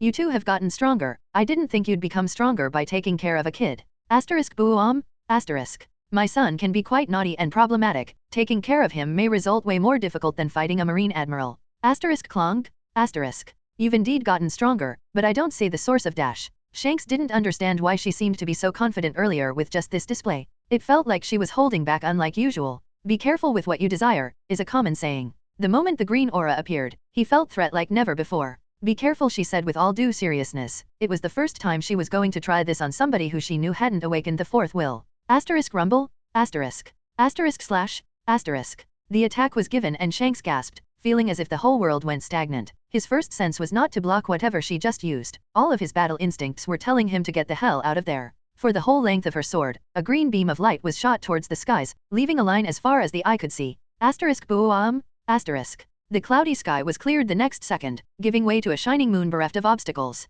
A sweating Shanks looked at everything with absolute disbelief and confusion. However, what came was not the explanation he was hoping for, but a second attack. Slossy? She can use those in succession. Mihawk attacked again. This time the slash was vertical instead of horizontal, and once again the green flash that touched even the soil of the island continued endlessly, splitting the island and the sea in half on a never-ending disaster that left Shanks with nothing but a stupefied expression. She went at it again, but the result of her experiment was not delivered. She wanted to know if Shanks could survive her sword intent as one of the strongest users of Conqueror Haki that she knew, but so far he had only evaded it. Stop. Shanks sighed and brushed her sword aside, scattering the remaining sword intent in her sword and watching the utter devastation her seemingly normal attacks had caused in succession. The sky was clear, but there was a gnashing green scar as far away as the eye could see, turning the night into a spectacle of light as the green lights danced together with the moon. Similarly, the island had been split in two, and behind her, there was nothing but raw dispersed energy turning the soil underneath into magma. She felt a lot of her energy had been depleted, but at the same time, she could still keep going for a period. What is this? This is not Conqueror Haki. Shut up and take one of my swords like a man, Shanks. Do you want to slice me in half? I'm not buggy. Shanks led the ship back to Rusukana in the north. Looking back, Mihawk witnessed how her ability was still shining through the sky, leaving a green haze, slicing anything that dared touch it. Sword intent. She still didn't know how to get rid of them, and it was a problem. Yet another island was left inhabited after a clash of a few exchanges. I have seen this power before, so you can't just come and tell me that it was just Conqueror Haki. The redhead spoke again. That clash alone had shattered the confidence he had in his own growth. Never in his life had he had a duel in which death was so imminent. But he did recall someone very familiar who could effortlessly exude that feeling. Captain Roger was capable of this. He used to call it beyond the threshold, but we never understood what he meant and didn't even believe that it existed. My divine departure is incomplete because I lack the insight of this power that he possessed. Would you have any word to describe his power? I wouldn't call Captain Roger the greatest swordsman. His technique was rudimentary compared to yours, and I wasn't present when he reaped Dracul Maximus' life. Or well, I was present but unable to witness the fight. Shanks stated awkwardly. It was during this period after that legendary fight he was told to be found in a chest by Roger himself. Little did any of them know that his being there had been intentional. He wasn't the best swordsman, but if I had to define his power, I'd say strength. He had strength that defied any logic. He could effortlessly lift the whole Oro Jackson with the palm of his hand. Strength. She frowned. His fourth will was related to physical strength. Yes, those who fought him usually said that a strike of his felt like being struck by a mountain, but the whole time we thought his Conqueror Haki was just that strong. Shanks gazed averted to her. Now I know better. I see. There was also another individual capable of this. He was the only one that could face Captain Roger. Rox DZ-back. Mihawk crossed her arms beneath her chest and stated as if it was obvious. Shanks nodded. How did you come upon it? Does it even have a name? I call it sword intent. As for how I achieved it, I just did, Shanks. Don't ask me complex questions. It is an insight that requires perspective. I can only say that you won't be able to break through while on the battlefield. It is not something you learn fighting. It is something you learn when you broaden your horizons of the reality we live in. What is wrong with the reality we live in? The man wondered, leaving the steer as if saying we still have a bit of time, so explain yourself. Mihawk couldn't put it in words. She understood the concept by watching Veyron, their daily interactions and the way he fought, the equations he wrote, the way he conceived the world around him. For that boy, it was as if everything was possible as long as he could put his mind to it. The way he fought against me, it was as if he was calculating everything beforehand, my every move. It was not fighting instinct, no. His instinct was to calculate. It was when I read those strange symbols that I first thought he was not from this world. I know about the poneglyphs, but I didn't recognize that writing. She sighed like years of life were coursing through her. It was only when I saw a 6-year-old boy standing proudly against my Conqueror Haki and even retaliating that I believed that everything was possible in this world. If he could do that, then I should have been able to cut anything. You made me believe, Veyron. A part of her wished that Shanks would be able to step into this world as well. It felt liberating, but the definition was complex and the words, scarce. What if I were to tell you that there existed a world where there is a lot less freedom? And yet, those who live in it thrive and do whatever it takes to survive and become stronger. They learned the rules of that world and wrote them in a passionate complex code to decipher ways to bend their reality. A reality we take for granted can be twisted and tweaked. If you moved from such a world into this one, wouldn't you feel a lot more freedom? Like shackles are removed and there is a lot more you can do. She closed her eyes, hoping he understood. In simple words, that was what she learned from her son. That the reality she lived in could be broken even further, giving way to a magnificent power that defied reality and rivaled the devil fruits. Alas, her words fell short for a man that yet lived caged. Do you mean, a world without the world government? Mihawk rubbed her eyebrows in exasperation. I don't know why I even tried. Forget it, just hurry up. I want to sleep with my son before departing tomorrow. Wait, don't be like that. Explain it to me like I'm a baby. That was the baby explanation, Shanks. Words worth more than gold. The red hair pirate ship docked right next to the marine warship. It was deep into the night with at least 5 hours left before sunrise. Mihawk and Shanks dropped from the ship. Everyone was still sleeping with Ben Beckman leaning against a tree. His eyes were closed until he sensed them. How was it? Did you beat her? Ben smirked. Perhaps he was expecting his captain to give him a surprise and say that this time it had been a stalemate. But the answer he got was completely different from his expectations. Don't even start telling me. Shanks groaned as he saw Mihawk carry the sleeping Veyron inside the forest. He took a whole barrel of booze and opened. The man didn't have the intention to sleep tonight, and his first mate sighed, willing to serve as company as he had done a few times already. Mom. Veyron woke up due to the rustling and found her carrying him away together with Yoro and Yubby on her back. She stepped across the branches with a neutral expression. Don't worry, just go back to sleep. Did you win? He asked just for the sake of asking. Her face was like, did you doubt it? My mom is the strongest. She is indeed, brat. Oh? She's quite confident. It must have been a devastating battle, Veyron thought. She would usually not be so full of herself. He imagined her battles with Shanks were quite even, but her tone made her believe that this time she had thoroughly trashed the red-haired man in their duel. They arrived at their previous spot in between the vines and branches of the gigantic trees in Rusukana, an isolated spot. They usually sleep naked together, but Mihawk intended to just lay down and allow him to have a comfortable sleep, as there wasn't much time left for them anyway. The sun would rise soon and she'd have to leave. Even in those conditions she kept continually looking at her son, whose red eyes were opened broadly, staring at her. Sleep. You're still going to leave? Yes, why? How long? About a year. She scratched her head. It was a rough estimate that was likely to go for way longer than that. A year? Let me go too. Veyron had something to anchor himself in. She was going to do something dangerous, and his help, although not necessary, could come in handy. No. Mihawk's answer didn't give the slightest possibility to negotiate. She even glared at him as if daring him to ask again. Even then, the brat dared to negotiate. Then let me go to the island of Sabayati and stay there with you instead. When the time comes you can go and I dash. No. The boy pouted. She wasn't being flexible. Mihawk seemed to notice how unreasonable she was being for reasons she believed were justified. The boy wasn't going to stay quiet until an agreement was made, and hence, she came up with some terms that had already worked before and would surely work again. She rubbed his cheeks first, setting up the grounds. If you conquer this island as well, I'll give you another reward, all right? Previously she offered him a reward for completing the training she had imposed on him, and it had worked wonders. She had previously expected him to request a sword, but that wouldn't be the case anymore since he already had one strong enough to enter the great grade Mito, O Wazamano, after undergoing his compression. But you haven't even given me the reward that you already owe me. Her eyebrows flinched. You can ask for anything as long as you don't ask to come along. The lady was none the wiser. Anything? We're too many things. Mihawk's eyebrows widened when she felt his hand inside her shirt, groping her boob. This wasn't unnatural, as he'd usually do this whenever they slept together. She sighed and took her shirt away, showcasing the beautiful pink buds that bounced a bit before staying still. Veyron was addicted to them, albeit not for good reasons. He hugged her body sideways and buried his head into her chest. Such a naughty bow dash. It was when she felt something slimy and wet lick her that she realized things weren't going to be simple tonight. Veyron. He was licking her chest like a lollipop. Only after a bit of playing did he actually take a nipple inside his mouth brazenly. You sloppy brat. She was about to smack him when he made that characteristically puppy-like expression of his that she used to completely disregard, and yet as of late it was becoming more and more effective.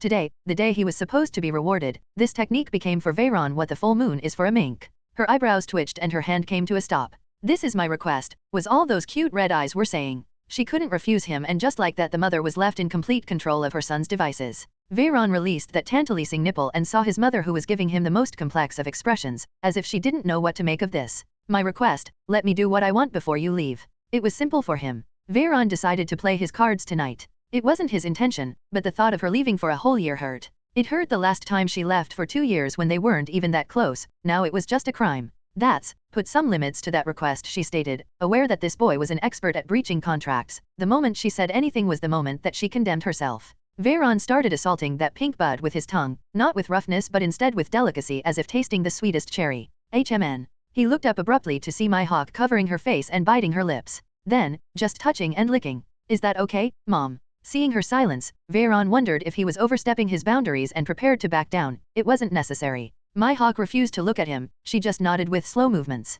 Just touching and licking, nothing can go wrong, right? An unexpected naive thought coming from an experienced pirate, but an inexperienced woman. Although she looked like she was undergoing an internal battle, Veyron thought about what he was doing, his real age and the relationship they had until now. He realized that he has fallen in love with this woman and that he started to feel for her in ways a son shouldn't for their mother. Although aware she wasn't his biological mother in either life, she had raised him, taught him, fed him, and given him a roof to live under. He kept sucking that pink nipple with delicacy as Mihawk's moan started slowly but surely to become stronger, but the more he enjoyed himself, the more thoughts kept getting in the way. This is not right. I should have waited more. He stopped and separated from her with an abruptness that caused nothing but confusion to Mihawk. The pleasure stopped too abruptly. Never in her life had she so much as touched herself. This was something new. And the fact that it was Veyron doing it and no one else instead of being a turn-off, delivered a sense of assurance. It feels good. Why did he stop? When her gaze lowered to look at Veyron, she found him turned around and away from her. Veyron. Son. She shook him a few times. It was impossible that he was asleep when he had been so enthusiastic a few seconds ago.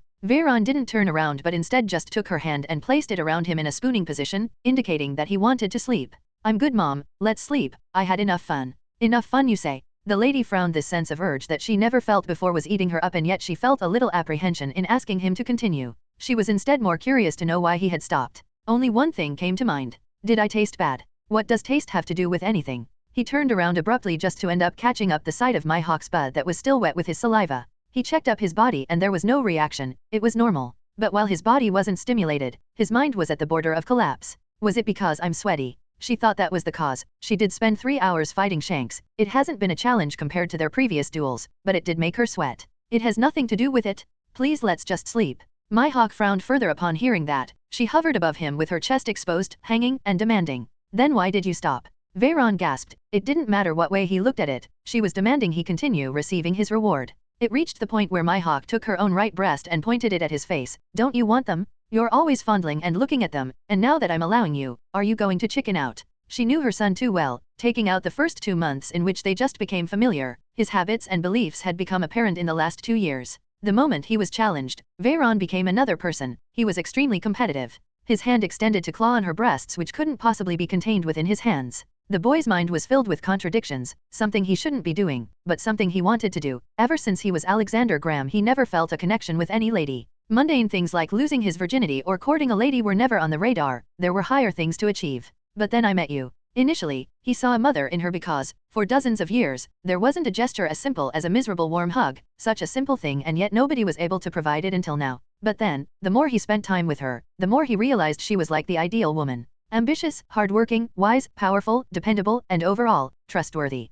At this instant, while holding her breast as if his life depended on it, Veyron and Alexander were fighting fiercely. The son that desperately wished for her to remain a mother. The man that hoped she'd be a woman. This strife continued for several seconds of inactivity in which she witnessed his vacillation. Do you think I'd sleep naked, with anyone? Any boy that just happened to randomly show up at the shores of my island? She lifted up in a wonderful display, undoing the buttons of her trousers and placing her long silky black hair into a ponytail. Make up your mind already, Veyron. I never had you for an ambiguous person. You're having an internal battle and yet your hand is already fondling my breast. If you want something, just come for it. It was then that he realized that any internal struggle was futile. His claw was already clutching against that prize, and regardless of the answer, it wouldn't let go. The lady lowered down and whispered something in his ears that felt more thundering than any wave of her conqueror haki. Your mouth stopped, keep sucking them. Unable to resist, Veyron discarded any useless thought. It was as if Veyron and Alexander came to an agreement as to how stupid they were both being instead of brazenly claiming the prize in front. He gave that nipple a long lick before softly munching and sucking as much of her chest as his mouth could take. Mihawk smiled when he did that, and bit her lips, resisting the urge to let out those shameful noises in this jungle. She lay down with her hands on either side of his head and straddled him. If all he wanted to do was lick and suck, this was the best position. Veyron's sucking was sloppy. He released her swollen bud and realized the compromising situation they had gotten themselves into. This your special reward night, isn't there anywhere else you'd like to touch? She asked tantalizingly with a neutral yet inviting expression at all times. Her yellow eyes seemed to stare into his very soul as if already aware of desires he had yet to let loose. She couldn't be any more inviting. His hands reached her big, soft, and toned bottom clad in tight pants with a peach-shapely curve too evident even within those trousers. He didn't fondle them, just held them, but even then Mihawk was ready to give him another surprise. She exhaled a hot breath and raised up again, standing above him in all her glory. All Veyron could do was gulp a massive lump of saliva he was holding in his mouth when she started taking her trousers and underwear away, casting them aside. The little light brought over by the moon didn't allow him to see much, but for the briefest of seconds, he caught the glimpse of a black neatly trimmed garden before she lowered back down into the same position, now naked. Mihawk smiled when she saw how nervous he looked. Are you having inhibitions at this stage? Don't you want to touch it directly? The smirking lady took his left hand and placed it on her butt, then his right hand was placed on her wet breast. Veyron felt his head was about to explode. This was your request. I never break up on my word, son. Touch and suck to your heart's content until the sun rises. New lands to conquer? Those previously sharp, cold, and disciplined eyes now held the shape of a heart while she looked at the hanging soon. The transition from the night towards the day had never been so beautiful. It was all too familiar now. Electrical currents coursing through her whole system, originating from her supple sensitive skin, mercilessly assaulting her mind and engraving this moment forever and ever. What was supposed to be a small reward of touching and licking, ended up being so much more. One of her hands was against her mouth as she bit her finger to shut down any loud screaming she may have let out. A whole night, nearly 5 hours of constant stimulation warranted at least a shriek or two. Her other hand held her son's head, undecided on whether to push or pull that ravine of white hair away or further into her crotch. Veyron was tired yet euphoric. He was determined to leave a mark, and leave a mark he did. After swallowing everything she had to offer for the 10th time tonight, he looked up at the sky where the sun was hanging up high. His time was over and yet the addiction had nothing but started. For 5 hours there was no place on her body he hadn't licked, thoroughly cleaned, and marked in different positions. He took the reward to the extreme and went all the way to the finish line and back just so he could cross it again. She's delicious, this is a woman's body. No, her body. He collapsed on top of her chest, giving a few reluctant licks to her swollen nipples. Her sensitivity was so big that just that was enough to slant a moan. Just when she was about to scold him, asking him if he really wanted more after the hellish pleasure he made her go through, Veyron's eyes closed and he began snoring right at that instant. Her body was all wet as she hugged him one last time. Whether it was her sweat or his saliva she didn't know or care. All she cared about was the myriad sensations her body had felt in a span of 5 hours, the emotions her mind had gone through and overall, this moment. I need to put distance between us, maybe leaving for now is the best option. What was I thinking? She could already hear the shouting far away amidst the rustling of the vines and lurking creatures. The crew was up and ready to sail and yet here she was, nude, sweaty, wet, and sensitive. And yet all she could do was look at the boy who had undoubtedly taken an irreplaceable spot in her heart and lift up his face yet drifted between slumber and reality. You forgot one spot. Her lips closed in, claiming his own in a deep yet pure kiss, the only place he hadn't touched or licked. It was genuinely their first kiss, sadly. Veyron didn't get to enjoy it. It was a new day. Veyron approached the shore and there was neither the red pirate ship nor the Navy's battleship. He had woken up hours ago, but Mihawk's absence despite the eventful night prior had impacted more than he expected. When she's not around, I feel empty, he thought, looking at the horizon where she surely was and yet so far out of reach. The memories of what happened last night made him want nothing but to jump on the sea and swim to her if necessary, but there was a proper order of things. What happened yesterday? What exactly was it? He didn't know if he could look at her eye and claim she was his mother anymore. He rubbed his lips, recalling hers. I wanted to kiss her, but I didn't know if I should. Rumble? UHG. Irritated that he wouldn't be able to see her again for perhaps a year, likely even more, Veyron's aura crashed down on the region of the island until he calmed himself down, cast aside those thoughts and delved deeper into the island, seeking a challenge. She even took away the marine ship to make sure I wouldn't leave the island. The more he thought about who to challenge on this island, the more he recalled that she had a tantalizing mole on the underside of her breast that no one in this world except him knew about. When her gigantic orbs dropped, that mole would go completely unnoticed. He made sure to thoroughly mark her, biting her breasts until he left marks, kissing her neck and munching, leaving a hickey that hopefully would last a whole year yet unlikely. HAAA. He couldn't stop thinking about it. The fact that she just left like that without even having a proper conversation made things even more difficult for his eager mind. Far away to the east of Rusukana, someone else was having very similar thoughts. Cough? Are you okay, Mihawk? You have been hot red all day. It is nothing, just some naughty bastard must have thought of me. The boy walked back and forth inside the jungle. At some point he took something out of his pocket. It was a piece of paper that he found in the pocket of one of his mom's crewmates. Upon placing the piece of paper on his palm, it started to move somewhere, towards the east. She told me not to go, she told me to stay here. If I'm good I'll be rewarded when she comes back, the epitome of hormonal control. Trying to cast those thoughts aside and build up his expectations for the next meeting, Veyron inhaled deeply and prepared for a whole year of being on his own once again. His plan was to defeat all the powerful creatures on this island, tame them and make them into his personal pets just like he had done with the baboons. This is the island where Mr. Rayleigh trained Luffy. If I remember correctly, it was during that event that Hancock was saved from Marigioase. Does that mean she's not in Amazon Lily right now? I wanted to meet her. He knew Rusukana was located quite close to Amazon Lily, but the conversation yesterday reminded him of the events that took place during Hancock's imprisonment. He scratched his head profusely. She was saved by Fisher Tiger. But Shanks and Mihawk were not mentioned to have taken place in that event. Moreover, Shanks said someone else was going to participate. Could it be that things are going to be different this time? What if Hancock is not saved? Or none of the slaves is freed? The Fishman pirates would never be formed. Veyron rubbed his forehead, still walking back and forth. It had changed everything. Nico Robin and Boa Hancock were his favorite female characters, but that was until a female Mihawk appeared in the picture. He thought about the two of them who at this point of the story are undergoing a rather pitiful fate. Hancock is a slave of the celestial dragons. Robin is a young powerless girl who is being pursued by the government just because she can read poneglyphs. If I try to help them the story may change. If the story has already changed and I don't save them, ugh, I'll think about this later. I have to build a house here for us. He knew how visually uncomfortable Mihawk was due to the switching environment. Then he thought that he could also reward her for saving his life, although she endangered it in the first place. But all he wanted was to convey a gesture of affection as thanks for all her hard work and training. She already had the best sword, so I can only give her one thing. The best wine. Yubby floated behind his back when he entered the dense depths of Rusukana. He wondered how the baboons were doing after being transported from the fallen Karaigana to here. Without exception, every single one of them considered him their leader, but Veyron allowed them free will. He didn't think the baboons were any weaker than the inhabitants of this island, Rusukana. What he didn't expect was the vast difference in power between the human drills and the Bong. A fight seemed to be taking place deep inside. It was the king of the human drills, Larry, fiercely facing what resembled a gigantic lion the size of a building. Both animals were roughly the same size. No, the lion was bigger. But size wasn't everything in a contest for domination. The fight was harsh, and clearly, this lion was one of the strongest existences in this jungle. But it didn't have anything on Larry, who was clearly more clever and adept in fighting and hunting. Bonk!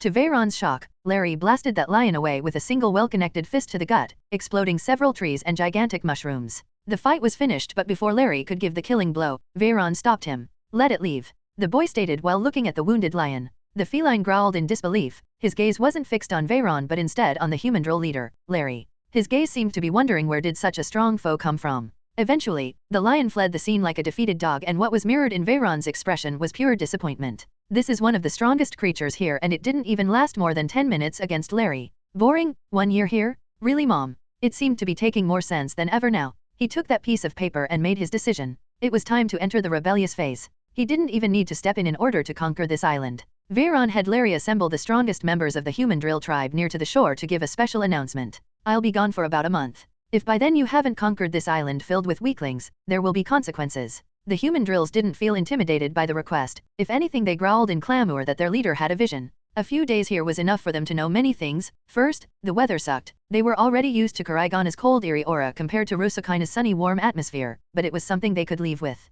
The second matter they knew was that their leader and his mother were mating, but since that wasn't any of their business, they stuck out of that lest their heads be sliced by either the night or the day. The last matter was that the inhabitants of this island, despite being strong, weren't really smart, and thus taking over shouldn't be a difficult task. All they needed was the order of the leader, which had already been given. Those weren't Veyron's only orders, there was more. I want the 5 strongest creatures in this island to be presented to me when I come back. Understood? The baboons nodded like chickens. You're not allowed to eat anyone. From here on, only Sea King flesh is allowed to be eaten in this island. Once again they nodded like chicken. And lastly, you're in charge, Larry. With all orders given, the clamouring baboons charged into the island with the intention of turning previous peaceful days in Rusukana into a living nightmare for the inhabitants. Bureaucracy was about to be instated, and they had no idea. Those animals, unlike the human drills, weren't clever enough. Veyron stood up against the sea with his hair waving back and forth. Yubby was floating behind him at all times. Sorry, Mom. I tried to be obedient, but it has only been half a day and I already miss you. I have never tried this before, let's hope this works.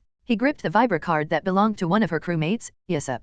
Whoosh. His body flew away from the island and into freedom, awkwardly at first, as it was the first time he was making his own body float instead of an object. It took a while for him to pick up speed. Woohoo. To fly had been humanity's deepest dream from the moment the first human witnessed the first bird. In his world, he needed to use all sort of equations to create a device that could trick the rules. Here, that wasn't necessary. Veyron extended his arms and saw the islands and sea get smaller and smaller as he entered the clouds. There wasn't a feeling of freedom more pure and palpable than this. With his objective in mind, he grinned and allowed himself to fall from the greatest height. Reduce friction, he created a small limiting dome with the shape of a shard. The air flowed around it, facilitating aerodynamics. Psychokinesis had too many ways to be used. This was merely one of them. His flying speed had increased marginally, but he had yet to break the sonic boom. There was something I always wanted to try but was impossible on Earth. He couldn't control the wind, but changing the wind's airflow was an easy matter. In seconds a tornado was produced behind him. This tornado propelled air towards him, working as a rear propeller yet extremely more effective. Asterisk whoosh, asterisk. His speed increased drastically as a result, and he felt himself approaching that infamous limit. As an engineer at Boeing for more than 20 years, how could he not know how a plane worked? A vapor cone was slowly but surely formed behind him as he reached the limit. Yeah. Boom! A sonic boom burst across the sea. The nearby Marines and pirates wondered what the hell was going on. What dash? A group of pirates looked to the sky and saw something flying in the sky, heading in their direction. Asterisk boom, asterisk. Hey. They instinctively covered themselves from the damage that was to come, but nothing happened. Before they knew, the object was already far away on the horizon. Was that a kid? Are you an idiot? That must have been some powerful devil fruit user. Mihawk was reading the newspapers, sitting at the back of the ship while everyone partied. For them it was a never-ending banquet. Asterisk boom, asterisk. That was that. Mihawk's eyes settled on the place where the noise originated from. She had a bad premonition. Her eyes zoomed further and further away into the sky. It was then that she saw him. Someone that she was quite related to, the same individual that had been in her mind all day, flying in a straight line so fast that it was difficult to even see it. Her brows frowned profusely to the point a greenish aura was produced around her arms. Veyron. The Sabayati archipelago. The boy, flying at supersonic speeds, finally got used to the thrill of flight and decided to land on a nearby island still in the calm belt. He took out the vibracard, which he expected to be pointing towards the east, or more accurately, straight, but it turns out the vibracard was moving backwards. I'm so confused. I need a compass. It seems I left them behind. He scratched his head in shame, having gotten like a kid in Christmas at the prospect of flying endlessly over the ocean. It was a complex situation. He vaguely recalled the map of One Piece and knew that Shanks' crew were bordering the Florian Triangle, where Thriller Bark was supposed to be, as well as the triangle of islands that composed the main stronghold of the world government. It was easier to just go through the calm belt, even at the risk of being attacked by the Sea Kings. They were strong enough to repel such a measly threat compared to the original Straw Hats. Veyron even assumed they went back and forth between the New World and Paradise quite comfortably. Which means Sabayati is not in a straight line. If they had been traveling to Sabayati in a straight line, then he could just keep flying in that direction and sure enough the archipelago would be there. But that wasn't the case. If I follow straight I'll reach the red line, but Sabayati is still a distance away from the red line. Ugh, next time I'll ask Mom to give me some classes in navigation. He decided to explore this island in the calm belt, which was filled to the brim with insect-type monsters, not as big as Rusukainas, but for some reason, they emitted a lot of danger. He assumed their poison was deadly and let them be, periodically checking the vibracard. When the time was due a few hours before sunset, they had already crossed beyond his location. His intention was to tail them and avoid being discovered. It's time to go. He dusted himself off from the sand and prepared to fly away. Where are you going, son? I have to catch up to Dash. Boom! By the time Veyron realized whose voice it was, a sonic boom exploded and his body shot forward to the horizon like his life depended on it. It did. Asterisk rumble? Asterisk. The world slowed down around him and gained a green tonality that he would never forget in his entire life. His observation haki displayed the most despairing future possible. One in which his body was transformed into macaroni but without the cheese. Asterisk rumble? Asterisk. Aware that it didn't make sense to run, Veyron grasped Yubby and released all of his haki. Asterisk boom? Asterisk. The impact of a green blast sent him flying into the skies, just as he wanted. This strike couldn't be received without Conqueror haki. The target would die instantly, and in the best case scenario, if it were received with armament haki, then the target may have a possibility to live, after being sliced to pieces. Do you want to kill me? Veyron growled in dismay, loud enough for her to hear, but he wasn't stupid enough to stop. The boy kept flying away for his life. There weren't many things he was afraid of after becoming this strong. Her fourth will was one of them. Mihawk witnessed all this with a smile on her face, contradicting thoughts. For one, she was angry that the brat actually dared to try and flee from her. On the other side, she felt prideful that he had yet again managed to parry her strike. I'll bring you back to Rusukaina even if in pieces. You should only be crossing swords with me, Veyron. Mihawk jumped and started kicking the air beneath her, chasing after the boy who had yet to go supersonic. The boy recalled this technique from the show. It was Rokushiki. Her kicks against the wind were so harsh that they were creating booms with each instance as he chased after him relentlessly. Sadly for her, her speed just couldn't compare to Veyron's.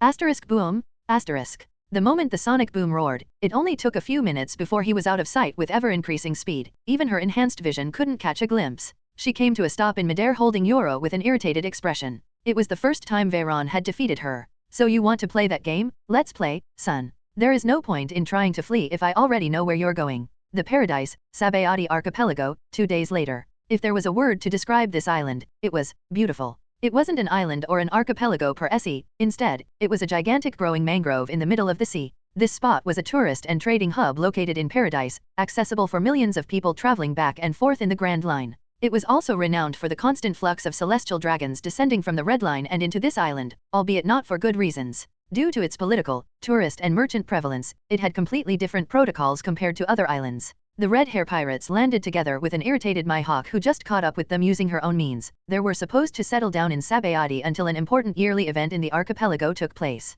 You found what you were looking for? Shanks asked the beauty who seemed distracted. Yes, I did, she spoke nonchalantly, her head turning back and forth as if looking for something, or someone. We will be docking here for the time being. Stay under cover. There might be an admiral on the island and we don't want to get too much attention before the time is due. Shanks gave his orders with resolve and articulation that once again astonished Mihawk. She thought he was finally taking his job seriously. The crew heed and went in their own directions with Ben Beckman following Shanks. We're heading to the 13th Grove. Are you not coming? The man shrugged his eyebrows. Usually he'd be more insistent with her, but Mihawk seemed to have different interests as of late. And just as he expected, she did have a place she wanted to be, rejecting his offer. I'll be in Shucky's bar in a while to meet up with you. There is somewhere I have to go. Waving her coat, the lady started walking in a certain direction, following a vibra card. In a certain bar of the first grove, a boy was sitting inside covered by a black cloth. To his side, there was a sword equally covered by a black cloth. Under the lack of ideas to cover his identity, Veyron decided to just become a dementor and be done with it. He used his psychokinesis to float and look higher than he actually was. He didn't have money or anything to buy clothes or a mask. This was the most effective way to conceal himself in plain sight, as according to Mihawk, he shouldn't show himself just yet.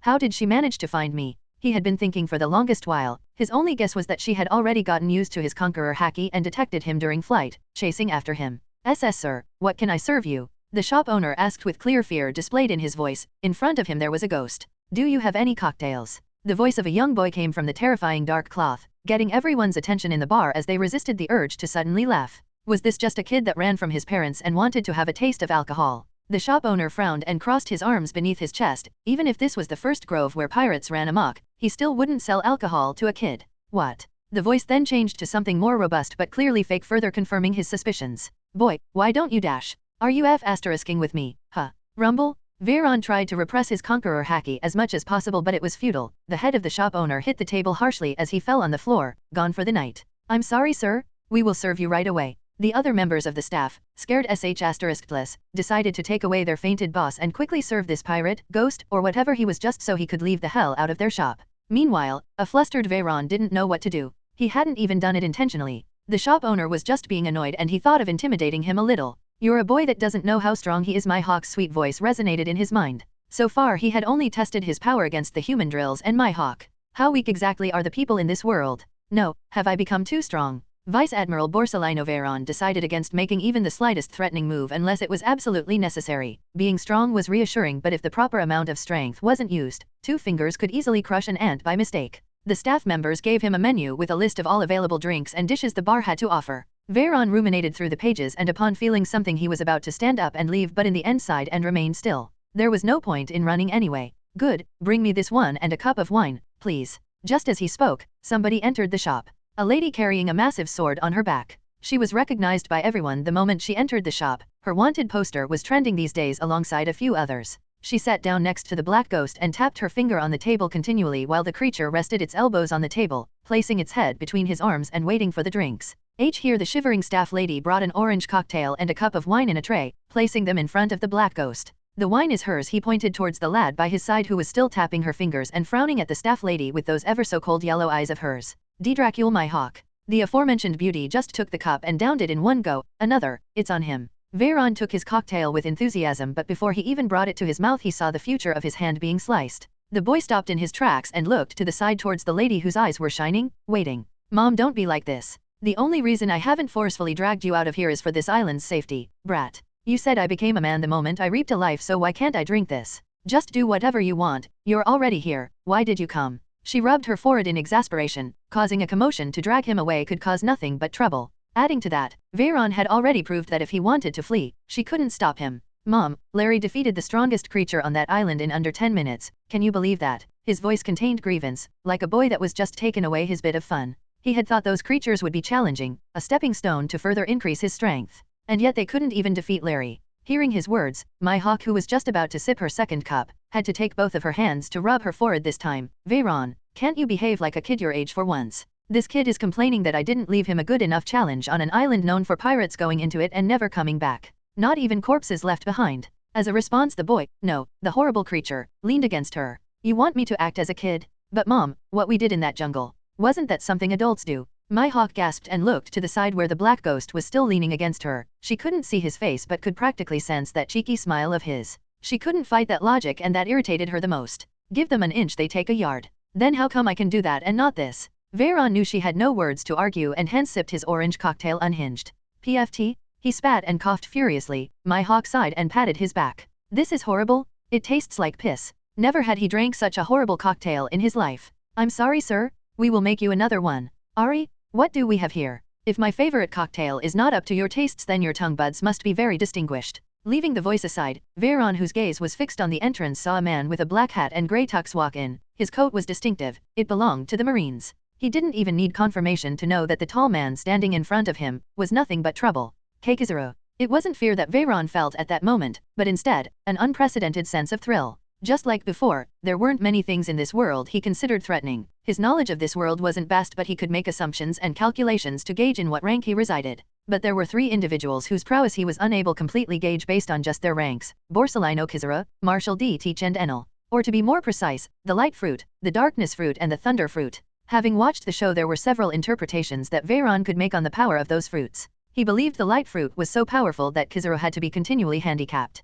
The darkness fruit was so unpredictable that its prowess had to be limited to merely 2 dull techniques. As for the thunder fruit, it was so overbearingly strong that if Luffy wasn't a rubber human, he'd have perished with the first attack and the story would have ended right there. There were only those 3 individuals whom he considered he needed to thoroughly prepare before facing them in combat, and yet, here he was. Mihawk took a sip of her wine as her brows frowned in all seriousness. Of all people, don't even entertain him, she whispered towards her son, who just nodded, aware that Kizura was in trouble. Right now he looked very different, but that was because, at this point in time, he had yet to become an admiral. He was a vice admiral. Kizura smiled at the silence he received as an answer. When he walked in, somebody else walked alongside him. It was a serious lady in navy attire and pink hair, her gaze fixed on the black ghost just like Kizura. The other individual's identity was already known by them: Dracula Mihawk. I haven't seen you around here before. Kizura's voice sounded like he was losing the internal fight against laziness. I'm just a humble bounty hunter, new in business, Veyron remarked. Bounty hunter? How interesting. That gorgeous lady next to you is worth 400 million bellies.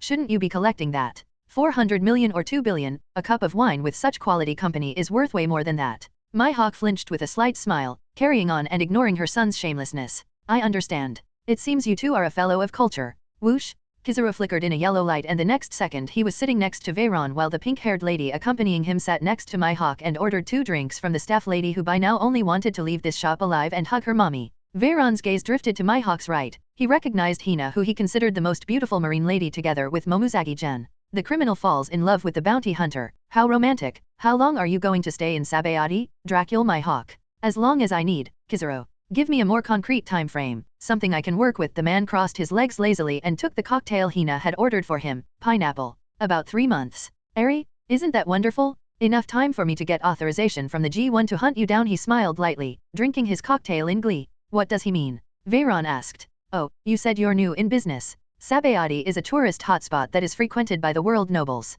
Wars between certain marines, pirates, and crews aren't allowed unless authorized by the G1. Hina was the one to answer his inquiry, taking nothing more than a can of beer. If we were to fight, there would be too many casualties, so he's not authorized to engage here. Right now, Mihawk finished. I'm not authorized to act against you, but the gentleman here is a different story. How about you show me your face to see if there is a price for your head?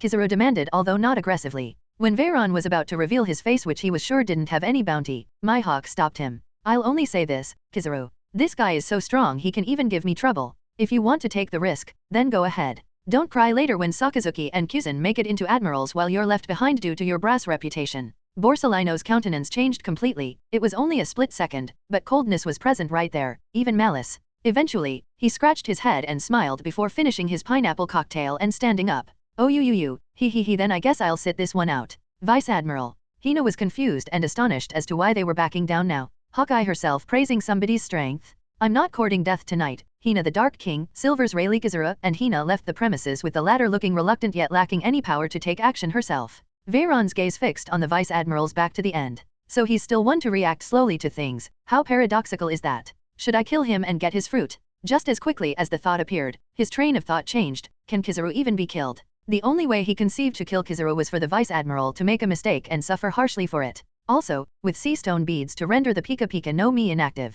Why are you adamant about protecting me? I'm strong enough to protect myself now. He didn't dare call himself infallible, but to be able to resist against Dracula Mihawk no less. Veyron thought he at least wasn't powerless against the likes of Kizura. Mihawk for her part remained steadfast. There are other elements at play, Veyron. Wait a few years until your strength corresponds to your age. Your prowess, your haki, your swordsmanship, your relationship with me, the color of your skin, your hair, and your eye color. You are a walking flaw that others may not recognize, but Kizuru is special. He's a candidate to be admiral and extremely powerful. Retreating is not always out of cowardice but instead, wisdom. His looks alone would make the world government suspect he's a Lunarian. That's enough for him to get hunted en masse. Now add his strength and young age. She could protect him against 1, 2, even 3. But just the 2 of them couldn't face the whole world government. Mihawk gouged the rest of her wine and stood up, departing epically after delivering wise words. Veyron sighed and nodded, almost feeling how the world stopped due to her wise message. You're right, Mom. He still ordered another cocktail. This one was made of strawberry. Couldn't go wrong.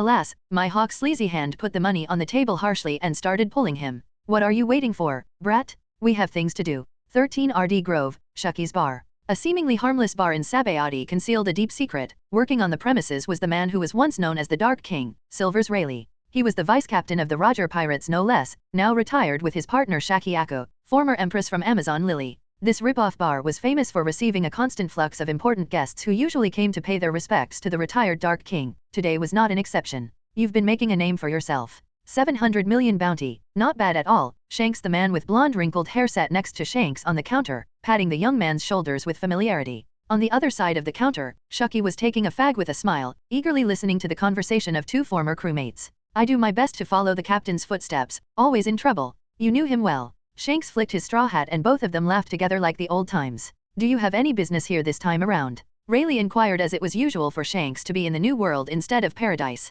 The last time they saw each other was a few years ago before the Redhead's last tour to Fishman Island, leading to the New World. A favor to Whitebeard. How's the big fellow? He's doing well, his crew growing steadily. He's the only one from Rocks that's somehow decent. They're all insane. Compared to Kaido, Big Mom and Shiki, Whitebeard was a saint even if he just fought for what he believed right regardless of whom he stepped on. The favor we're doing him is related to Marigiose. The atmosphere soured up. Shucky released a whiff of smoke and asked, the Festival of Stars. Sort of. Do you remember the fishman that escaped before making it to the festival a year ago, Fisher Tiger? We do. It was an event. Something is going to happen this year too. Are you going to participate this time? We are? We? You and Dash. Rayleigh began, but then a customer entered the shop, something unusual considering it was closed. Me. Dracula Mihawk entered together with a tall dark ghostly being in tow. The lady was acquainted with all, but apprehension filled the room when they saw this ghost who was being followed by a big floating cloaked cross. Who is that? Shanks's first reaction was to stand up abruptly from his chair. A fellow looking this terrifying couldn't possibly have bad intentions.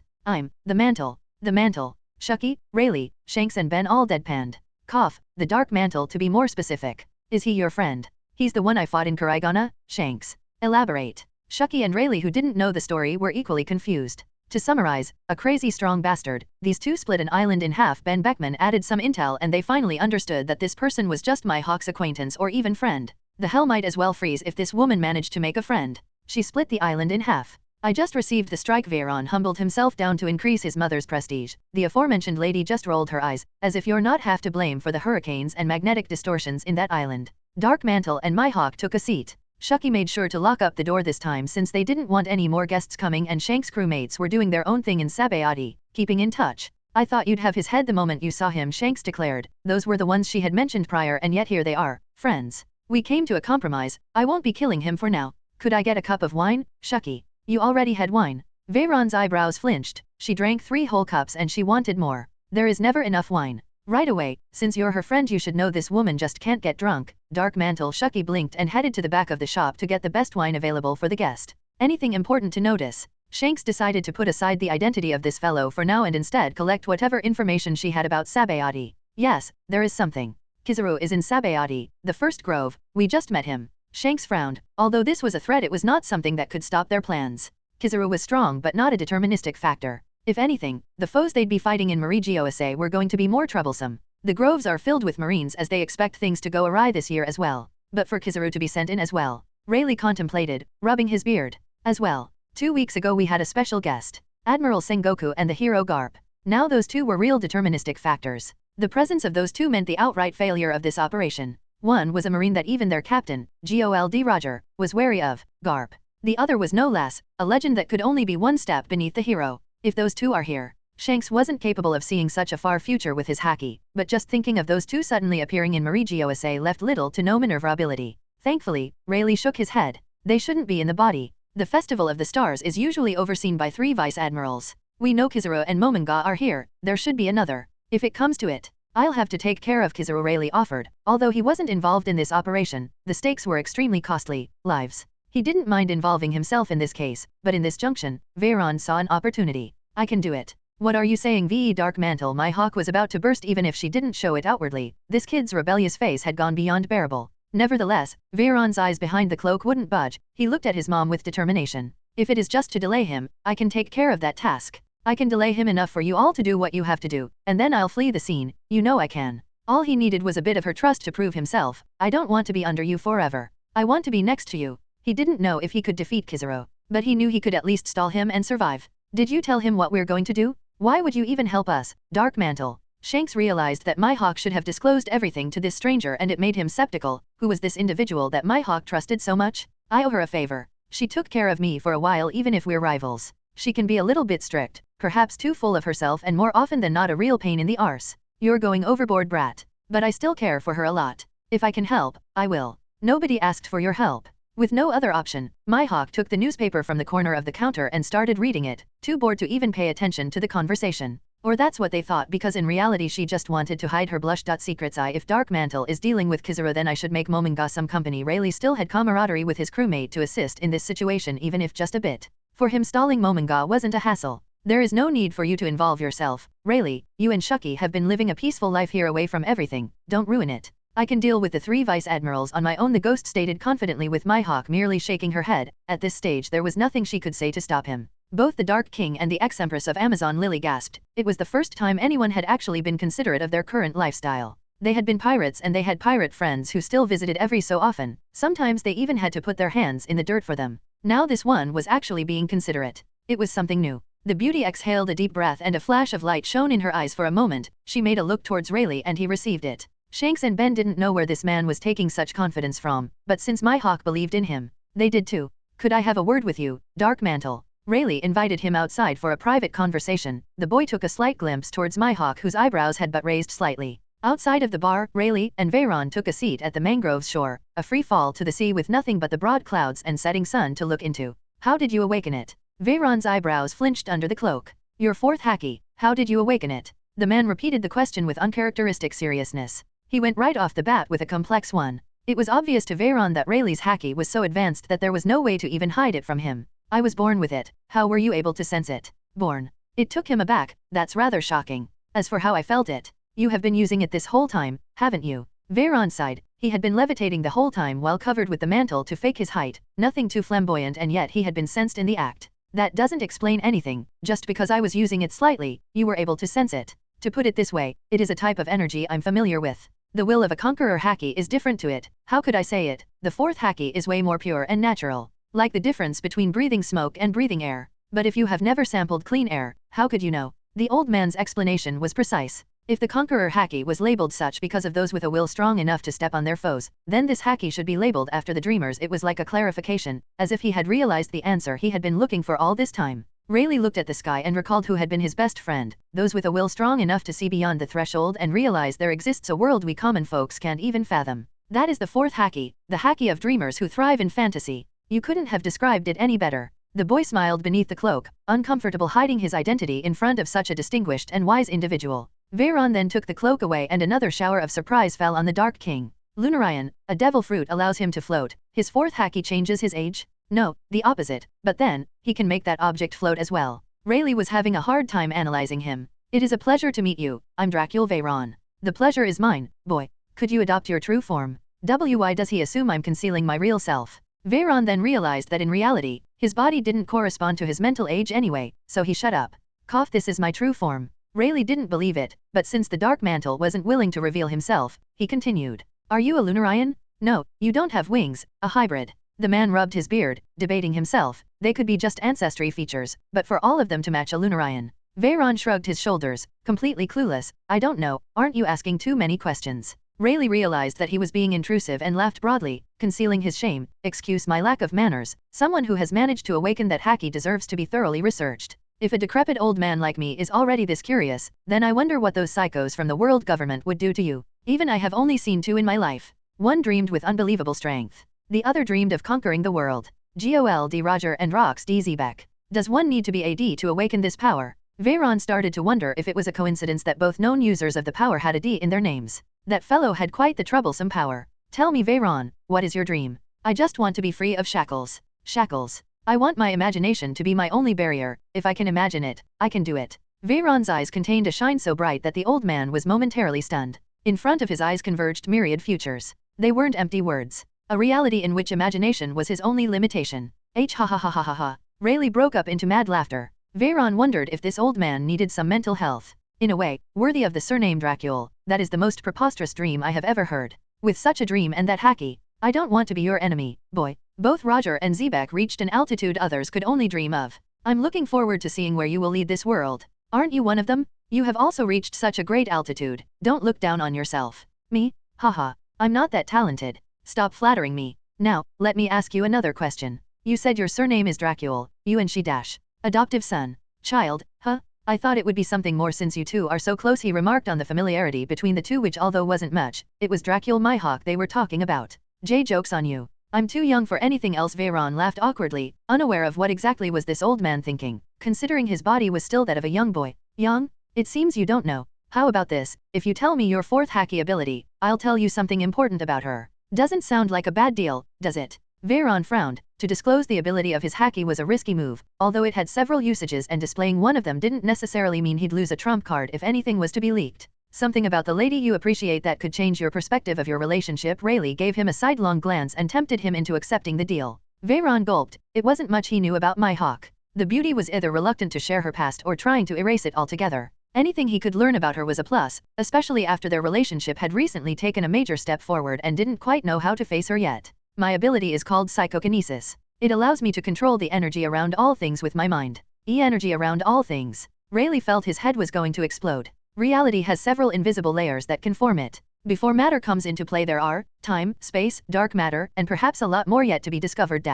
Could you explain it to me like I'm a baby? The old man felt an incoming headache and Veyron sighed. The problem is that there are things that babies just can't understand regardless of how they're explained. To summarize, my mind allows me to control the matter around me. The stronger I am, the more I can control. He really couldn't downgrade it anymore. His power is very broad. You making these objects float, does it mean you're manipulating space or air? I can manipulate air, but no, I'm influencing the objects themselves, and making them levitate. He raised Yubby up and down with a mere gaze, making it fly like a jet around them. Now you tell me, what do you know about my mom? I'll tell you a great secret that was discovered by us during our most important journey. Ancient members of the Dracule family were known for two things. They're now pretty much extinct precisely due to this characteristic. They were a race that existed thousands of years ago, even before the Void Century. They created the first kingdom to exist on top of the Red Line. We learned about them in a poneglyph located at the last island, in the Grand Line alongside many other secrets. Veyron's ears perked up. It was this aura again, the one that indicated something important was going to be stated. The Dracule family are known for two things. They are extremely adept with the sword and they have humongous lifespans.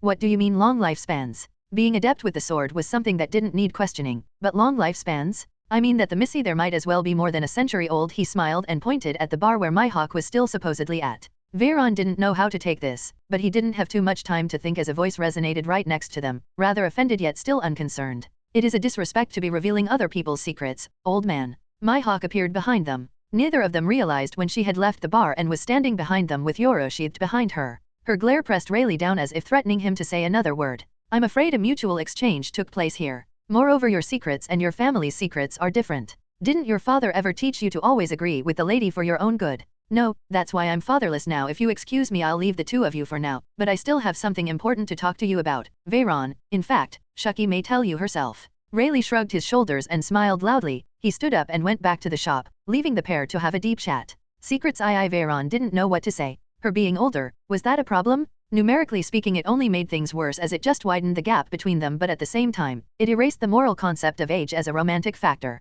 Our relationship is quite complex. He had initially seen her as a desired company, but as time moved on he realized that she was the type of woman he had always hoped to find. Sadly, it had been too late. By the time he realized a parental bond had been formed, even if inadvertently. Are you going to sit there running your mind all day? She sat down next to him where Rayleigh had been. The sun had already dropped, coloring the sky with a subtle navy blue shade, the moon covered by scarce gray clouds. Soon it would show itself to the night. Since you're going to be involving yourself in this operation without asking me, shouldn't you at least know what this is all about? Veyron listened, but he wasn't paying attention. The Festival of the Stars is played every year. In it, the celestial dragons descend to Sabayati to showcase their power, wealth, and slaves to the masses. It will be 2 days from now. We have to stay alert at all times. The assault could take place before the event, so we have to be alert. Veyron, are you listening? Yes. Did it strike you that much that I could be older than I am? She frowned. Not really, but how much? How shameless of to ask me when you haven't stated your age once. I'm the lady here. You're right, sorry. A minute of silence engulfed the two with nothing but furtive glances here and there.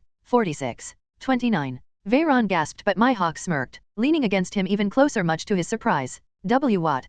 She was not a 300 years old gilf as he expected her to be. Turns out she was telling the truth all along. It is true that the members of the Dracule family have long lifespans, but Rayleigh forgot to mention, or perhaps he didn't know, that we also have low birth rates. I told you my father was slaughtered in front of me when I was a child. It wasn't a lie. He had been tricked and exposed. Now you, 46 huh? The man in a child's body covered his eyes in shame, but Mihawk saw in this an opportunity to punish the disobedient fellow. No wonder your hands and tongue were so experienced back then, you little pervert, she remarked with a serious expression alongside a whisper. It passed more as a seductive glare than a scold. It was my first time. It was my first time too. I don't have that much experience, seriously. He couldn't possibly tell her that the passion of that night was merely a result of the desires secluded in his heart for 2 years. Veyron noticed their faces were quite close together. With a steady breath, he put the black cloak around the two of them, and before he knew, they were embracing each other under the shining moon that finally decided to expose itself. Mihawk noticed that if she didn't do anything, things would escalate. She made some slight distance between their lips and started to speak. There are 2 reasons why I don't want you to become public.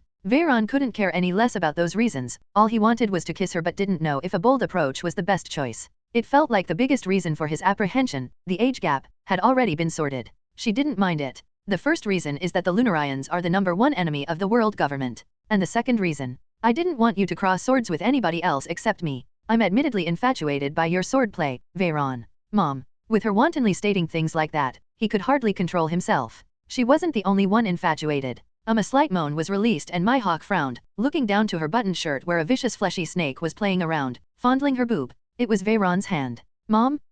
You're still going to call me that even after what we did? She put her hand above his. Whether she wanted to stop him or lock him in place, he didn't know just yet. The atmosphere was perfect, and although her lips weren't close, all he needed to do was retreat, as they were technically whispering in each other's ears. I was very vulnerable. You remind me of my mom, whom I lost at a young age. You comforted me the way she used to. You taught me the way she used to, a bit more aggressively. In any case, I don't want things to change between us. So in other words, shameless brat. You want me to keep being your mother, but you also want to touch me like this. You want to hold my hand in public while you fondle and kiss me in private, huh? Her glare couldn't get any more poisonous. He knew it was not only a skewered request but also a selfish one. Sorry, I may not be with you all the time, but wherever you are, that's my home dash. He didn't even need to wait and make the bold move. It was she who kissed him deeply for what he believed was their first kiss, covered by the black cloak and under the dark clear starry moonshine. It was tender yet deep for as long as they could hold it. Since you want me to keep being your mother, son. Yes. Smack. Ouch. Why? Why are you running your hands, perverted disobedient brat?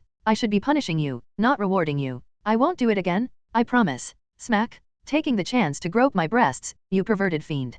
Sorry. The Festival of Stars would take place in 2 days, and all over Sabayati there was expectation for riches and also events. The first grove was the one where the event would usually take place, and here there were 2 individuals casually strolling across, watching the tides of Marines involved in the preparation of the event. The Marines sent this man a vicious look, and yet they didn't take action. TCH, these damn celestial dragons. Having all that money for nothing. If I had that much power, you think I'd be wasting my time descending to this sh*t hole? All privilege, no brain. The man in question had a golden hook in his hand. He was standing next to a dark-skinned man, smoking. Are we going to Alabasta now, MR0? The other individual was a bald dark-skinned man with tattoos. No, let's see what the festival has to offer this year. Last time a powerful devil fruit was handed over to some measly slave. Perhaps this time we could steal it. Far away in the distance, there was a stationed marine battleship. There were 3 vice admirals assigned for the Festival of Stars this year. Mominga was a veteran with more than 10 years handling the event, but this time around, when a problem was expected, 2 of the rookies candidates to be a marine admiral had been sent as backup. Borsalino Kizaru and Herrera. We have a great audience this year. Crocodile, Akagamai Shanks, and his crew, the Redhead Pirates. Am I missing anyone so far? No, sir, answered a marine lady. Anything around the perimeter? Nothing as of now, Vice Admiral Kuzan reported another marine captain. With Kizaru there we won't have much to do. Keep your eyes wide open, said Kuzan, covering his eyes and preparing to take a nap, leaving his whole crew astonished at how fast he could transfer his responsibilities to someone else. By far the sleaziest Vice Admiral, they thought. The festival starts. This is your den mushy. We will stay in contact at all times in case anything arises or we get the signal, but we expect the event to take place before the Festival of Stars starts. Shanks handed a common den mushy to Mihawk as she said she'd be walking around the city and patrolling with Dark Mantle. In truth, she had other plans. The festival is in 2 days. We'll just wait until then. Come, we have things to do. Just like that, Veyron was pulled into what could only be called the nightmare of men. Shopping. This isn't quite how I recalled it. Dark Mantle had it more difficult than the average man. He didn't have the privilege to carry clothes for tens of hours straight. At least 3 giant barrels of wine floated around him, leaving the rest of the customers awed while the boy was visually anxious within his dark cloak. Mihawk was walking along the passages of a luxurious wine shop in the 45th Grove, followed by her irritated son, who had been tasked to carry everything as a punishment for his disobedience. Your power is quite convenient, son. It is not supposed to be used like this. The boy cried in authentic tears. Hours that could have been spent on anything more productive were spent choosing a wine that he wasn't even going to drink. All of this was just to replenish Mihawk's stash. With great power comes great responsibility, so hurry up and take these 3 barrels, you disobedient brat. Be thankful I'm not giving you a physical punishment. Yes, Mom. There was no other choice. Veyron looked at how his mother chose at least 20 barrels for personal consumption and purchased another 200 to be left in storage for him to pick up later after the operation was finished. It didn't matter. Whenever the boy saw that swaying butt, he knew that he was bound to make his move soon.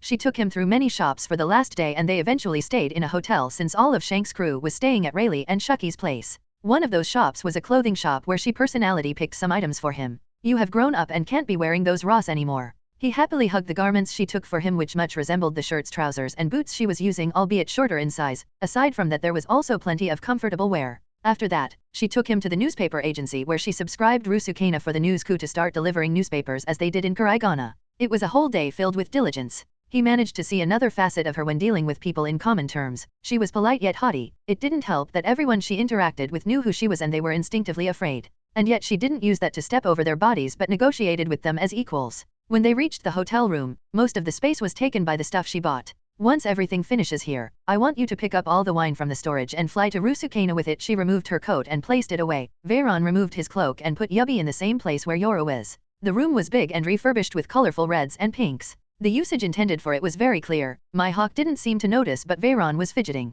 You're not coming back with me? He asked her, wondering if this mission wasn't the reason she was leaving in the first place. I promised Shanks I would sail with him. We're in search of a treasure that's more than likely highly guarded, although I don't understand why. It is a devil fruit called the Gomu Gomu no Mi. Myriad thoughts flashed across his mind. Luffy's fruit? But why would they be looking expressively for it? And why would it be heavily guarded? It is just an average paramecia. Why are you telling me this? He asked her. It was the most she had shared about her objectives so far. She turned around and brushed her hair, sitting on the bed and taking out a bottle of wine she had just bought. Why wouldn't I tell you? You're my son and I trust you. Mihawk closed her eyes and started to drink while Veyron sat in the corner, too awkward to say anything else. Kizaru is a light man. His devil fruit is extremely powerful, but don't let that fool you. His haki is also strong. His teacher is the Navy Admiral Zephyr. While you're fighting him, fight with everything you have got, Veyron. Don't underestimate your enemy. He nodded, indicating her to continue. Momonga is a vice admiral who has been in the spot for a long time. He hasn't been appointed as a candidate for admiral, but that doesn't make him any weaker. He's a remarkable swordsman and a powerful Rokushiki user. Likewise, as you're facing him, use everything you've got. You taught me to not use all my strength to hunt a rabbit. He didn't hold Momonga in any regard. At least he wasn't someone that could be compared to the likes of Kizaru. That only counts if you know how to distinguish a rabbit from a lion. She smirked and took a sip from the bottle, indicating him to sit next to her on the bed. He did so. It was very comfortable and soft. The other vice admiral is unknown, but know this, if they're either Garp the Fist or Tsuru, just fly away. Don't bother trying to fight them. Tsuru. Although he wanted to pretend not to know the old woman, he was struck to know that Mihawk held her in high regard. Little was known of the old woman except that she belonged to the same generation as Roger, Garp, and some other legends. That woman may be old, but her power is frightening. Although she can be defeated, she can render her foes helpless before they even know what happened. Avoid her and Monkey D. Garp at all costs. Aside from them, you should also be wary of Aoki Jikuzen and Akainu Sakazuki. The festival starts too.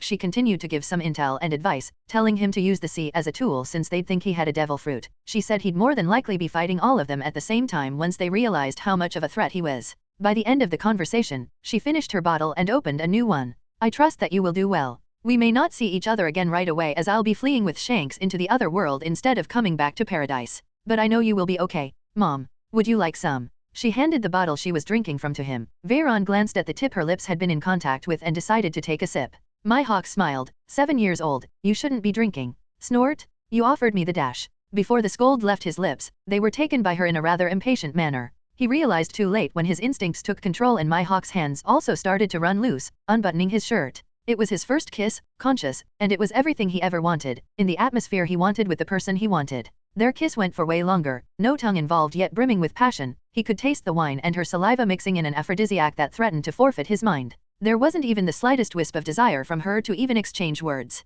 He had been looking up for this, and so had she. Before Veyron knew his shirt had already been discarded and she was proactively trying to take away his trousers. Mom, slow down. Instead of slowing down, Mihawk opened her top, and her orbs bounced out of control, enticing him. She took his hands and placed them on her breasts. Squeeze them, play with my nipples again. He felt breathless at how proactive she was being. It was as if the tables had completely turned, and before he knew he was on the bed with the swordswoman viciously kissing his neck and all over his body, technically mirroring what he had been doing that time. Now that I know you're not some 7 years old pure-hearted kid, I don't need to hold back, do I? *T. He realized that was the reason why she was being so abrasive, unlike their first time when she submissively lay down and allowed him to do whatever he wanted. Wait, I may not be 7 years old, but I'm still pure-hearted. Shut up. He found himself breathing hazardously, pinned to the bed with either of his arms to the side of his head, Mihawk's orbs floating above him, wanting some attention and love. Her eyes had already changed to the shape of hearts and obsession. It wasn't a night of control for him. Mihawk looked down at her son, the same face with several features that changed through the years.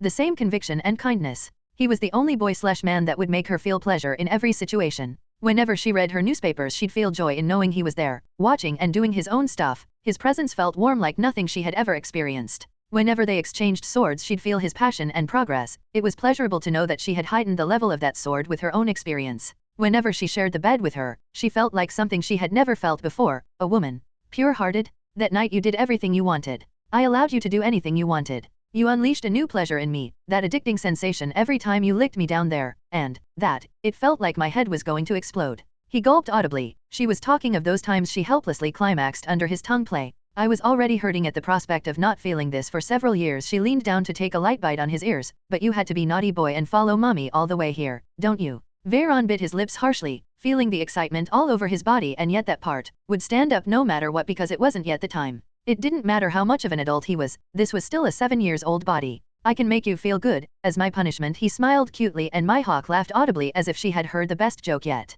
Ha ha ha, you're so funny, son. No, as your punishment you're going to lay down there and let me do whatever I want. You're going to touch when I tell you and lick when I tell you. Mihawk stood up. For Veyron this time it was different. The room's light was dim yet properly illuminated. Unlike that night in Rusukana, he could see everything. Mihawk discarded her clothes alluringly and threw them aside on the barrels of wine. Her naked body in all its allure was then present for him to digest. Aware deep inside that this woman was already his, just waiting until she was claimed. Mihawk tied her long black hair in a ponytail, walked to the side of the bed with all her assets bouncing all over the place, and took the bottle of wine they had been drinking from. Open your mouth and stick out your tongue. He did as she ordered because it was an order, no less. The lady then let the wine fall into his mouth and Veyron instinctively swallowed it. Mihawk frowned, upset. Don't swallow it. Yes. She did it again, and this time Veyron groaned at the uncomfortable position. The wine was in his mouth, falling inside his throat, yet he couldn't swallow it. Mihawk put the bottle aside and roughly pulled his trousers, socks, and underwear away, leaving her son naked on the bed, vulnerable.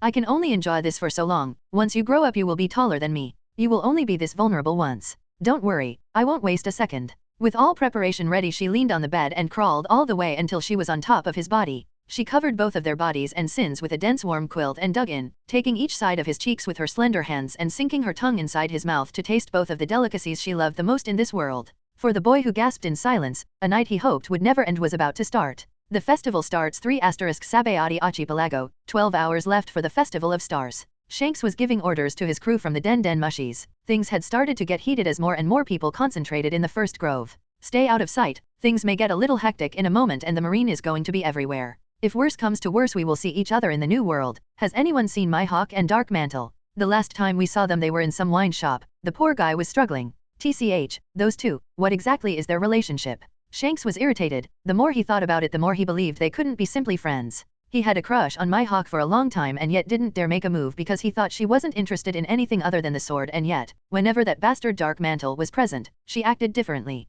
Pero, Shanks' Den Mushi started to ring, stopping everyone in their tracks as it was accorded in the crew that it would be him doing the calling and not the other way around. Shucky exhaled a breath of smoke and exchanged a glance with Rayleigh. I feel a storm brewing. Kaka. Shanks answered the Den Mushi and a mysterious voice spoke on the other side. Confusingly enough, neither Rayleigh nor Shanks recognized the voice of the man talking. Fisher Tiger is climbing the red line from Paradise side, Akagamai. It's time. Divine Garden region of Marigioase is where the slaves are being assembled for the Festival of Stars. Don't disappoint. Kaka. Immediately after the call stopped, strong winds started assaulting the shop's structure from outside as everyone frowned. The call ended and the game was on. It was time to act. Shanks called all of his crew members to inform them that he'd be out, and then he called Mihawk, who much to his surprise, wasn't responding. Damn it, where are they? It's almost time. He thought maybe their Den Mushi wasn't working and that was the reason, but sadly, that wasn't the case. Pero. The Den Mushi was working correctly as it had for the whole day. 2 lovebirds had stayed at this hotel, mother and son. Sweat, heavy breathing, and pleasure were the common symphony, two bodies entangled on the bed,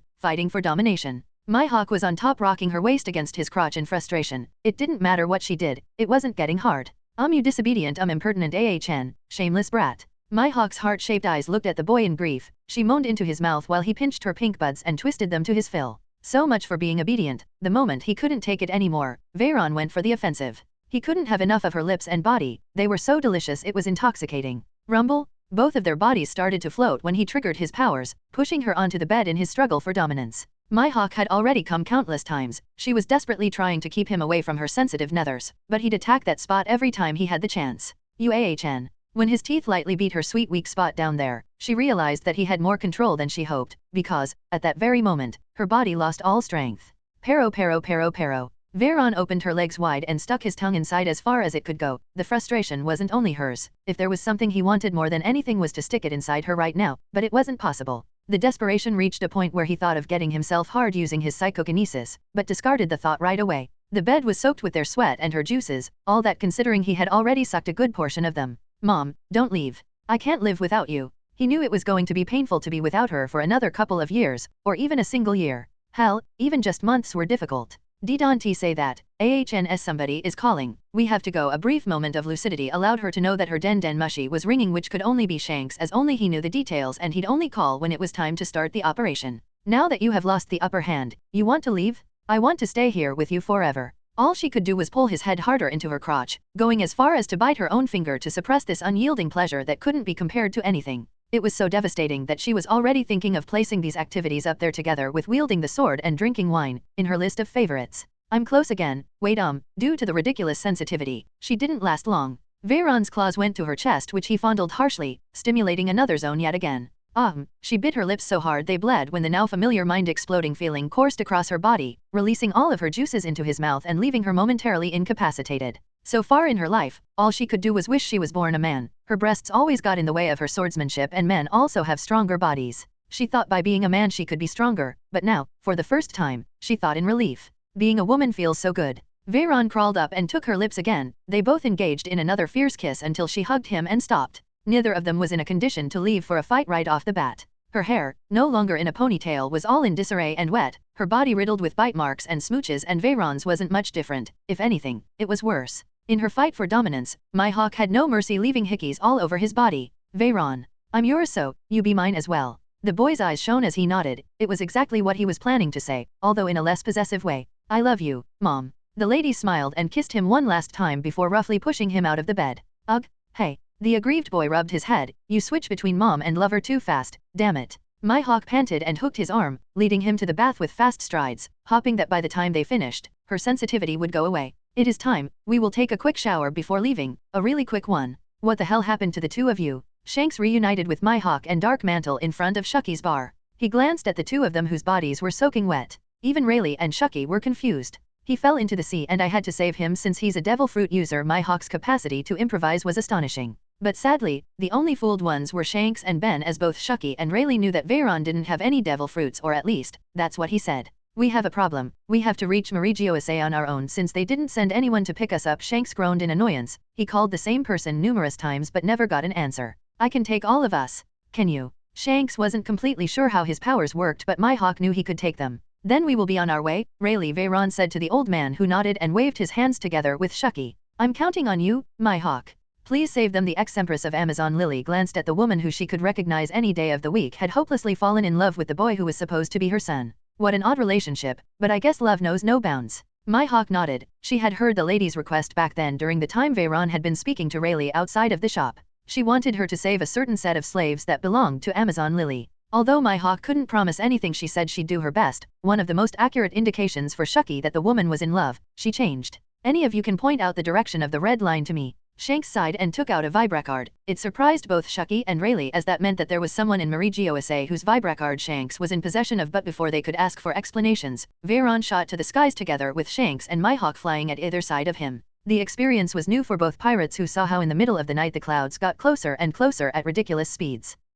Boom! The sonic boom left behind him shook Shucky and Rayleigh. Veychan is quite cool. You can't conquer that woman without being at least this cool. Do you think they can be happy together? Do you still need to ask that after seeing her face? I wonder what those two were doing. Rayleigh's head got viciously smacked by his wife, who looked at him like he said he went over the top with his accusations. What are you saying? He's 7 years old. Of course they weren't doing anything. I guess you're right. Rayleigh fixed his glazes and looked at the horizon, hoping that everything would go well for this operation, and on the day of the night, the sun would shine a bright light of victory while the darkness loomed the world government. Don't think you can rule this world forever, bastard. This generation is filled with heroes and villains, but among them, he thought about Veyron. Among the heroes of this generation, there is one who has awakened that fourth haki. A pity he's not a member of the D-clan, but he's a Dracul, which isn't too bad either. He thought about Mihawk and Veyron, whose newfound love was almost evident. I hope you can change that lady's fate. Captain, things have already been set in motion for this new laugh tale. The question now is, who is going to be the new Joy Boy? The festival starts 3 Sabayati Archipelago, 12 hours left for the Festival of Stars. Shanks was giving orders to his crew from the Den Den Mushies. Things had started to get heated as more and more people concentrated in the first grove. Stay out of sight, things may get a little hectic in a moment, and the marine is going to be everywhere. If worse comes to worse, we will see each other in the new world. Has anyone seen Mihawk and Dark Mantle? The last time we saw them they were in some wine shop. The poor guy was struggling. TCH, those two, what exactly is their relationship? Shanks was irritated. The more he thought about it, the more he believed they couldn't be simply friends. He had a crush on Mihawk for a long time and yet didn't dare make a move because he thought she wasn't interested in anything other than the sword, and yet, whenever that bastard Dark Mantle was present, she acted differently. Pero, Shanks' Den Den Mushi started to ring, stopping everyone in their tracks as it was accorded in the crew that it would be him doing the calling and not the other way around. Shucky exhaled a breath of smoke and exchanged a glance with Rayleigh. I feel a storm brewing.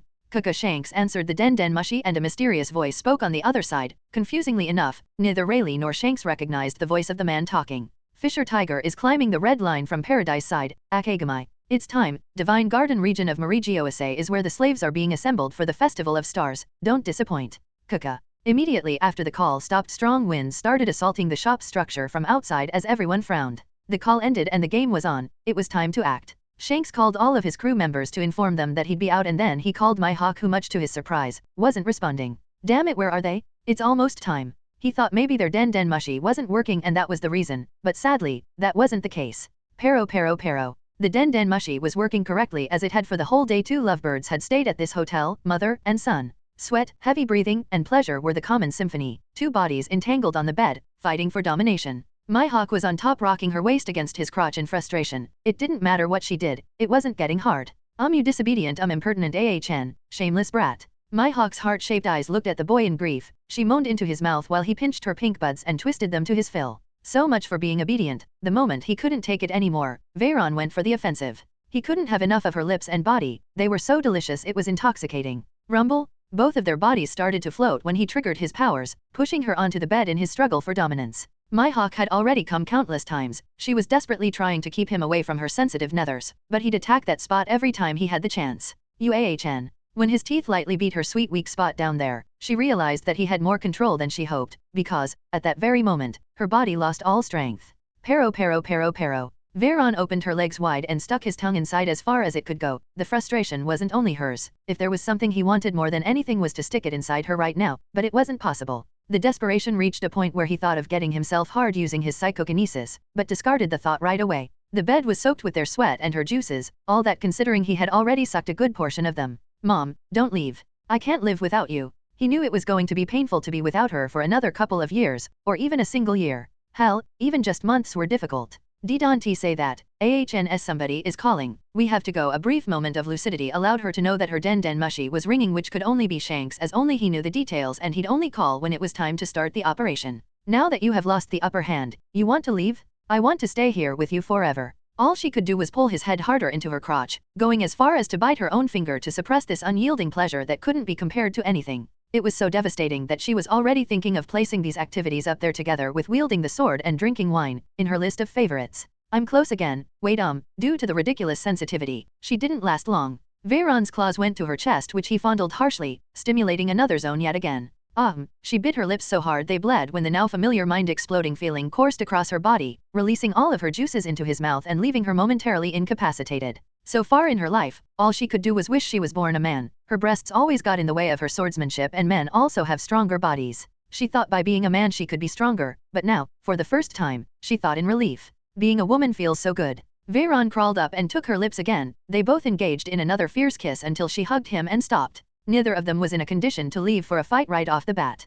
Her hair, no longer in a ponytail, was all in disarray and wet, her body riddled with bite marks and smooches, and Veyron's wasn't much different. If anything, it was worse. In her fight for dominance, Mihawk had no mercy, leaving hickeys all over his body. Veyron, I'm yours, so you be mine as well. The boy's eyes shone as he nodded. It was exactly what he was planning to say, although in a less possessive way. I love you, Mom. The lady smiled and kissed him one last time before roughly pushing him out of the bed. Ugh, hey. The aggrieved boy rubbed his head. You switch between mom and lover too fast, damn it. Mihawk panted and hooked his arm, leading him to the bath with fast strides, hoping that by the time they finished, her sensitivity would go away. It is time, we will take a quick shower before leaving, a really quick one. What the hell happened to the two of you? Shanks reunited with Mihawk and Dark Mantle in front of Shucky's bar. He glanced at the two of them whose bodies were soaking wet. Even Rayleigh and Shucky were confused. He fell into the sea and I had to save him since he's a devil fruit user. Mihawk's capacity to improvise was astonishing. But sadly, the only fooled ones were Shanks and Ben, as both Shucky and Rayleigh knew that Veyron didn't have any devil fruits, or at least, that's what he said.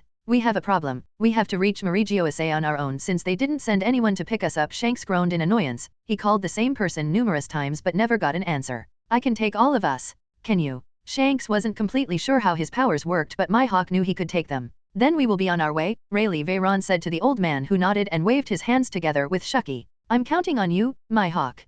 Please save them. The ex-empress of Amazon Lily glanced at the woman who she could recognize any day of the week had hopelessly fallen in love with the boy who was supposed to be her son. What an odd relationship, but I guess love knows no bounds. Mihawk nodded. She had heard the lady's request back then during the time Veyron had been speaking to Rayleigh outside of the shop. She wanted her to save a certain set of slaves that belonged to Amazon Lily. Although Mihawk couldn't promise anything, she said she'd do her best. One of the most accurate indications for Shucky that the woman was in love. She changed. Any of you can point out the direction of the red line to me. Shanks sighed and took out a vibracard. It surprised both Shucky and Rayleigh, as that meant that there was someone in Mihawk whose vibracard Shanks was in possession of. But before they could ask for explanations, Veyron shot to the skies together with Shanks and Mihawk flying at either side of him. The experience was new for both pirates, who saw how in the middle of the night the clouds got closer and closer at ridiculous speeds.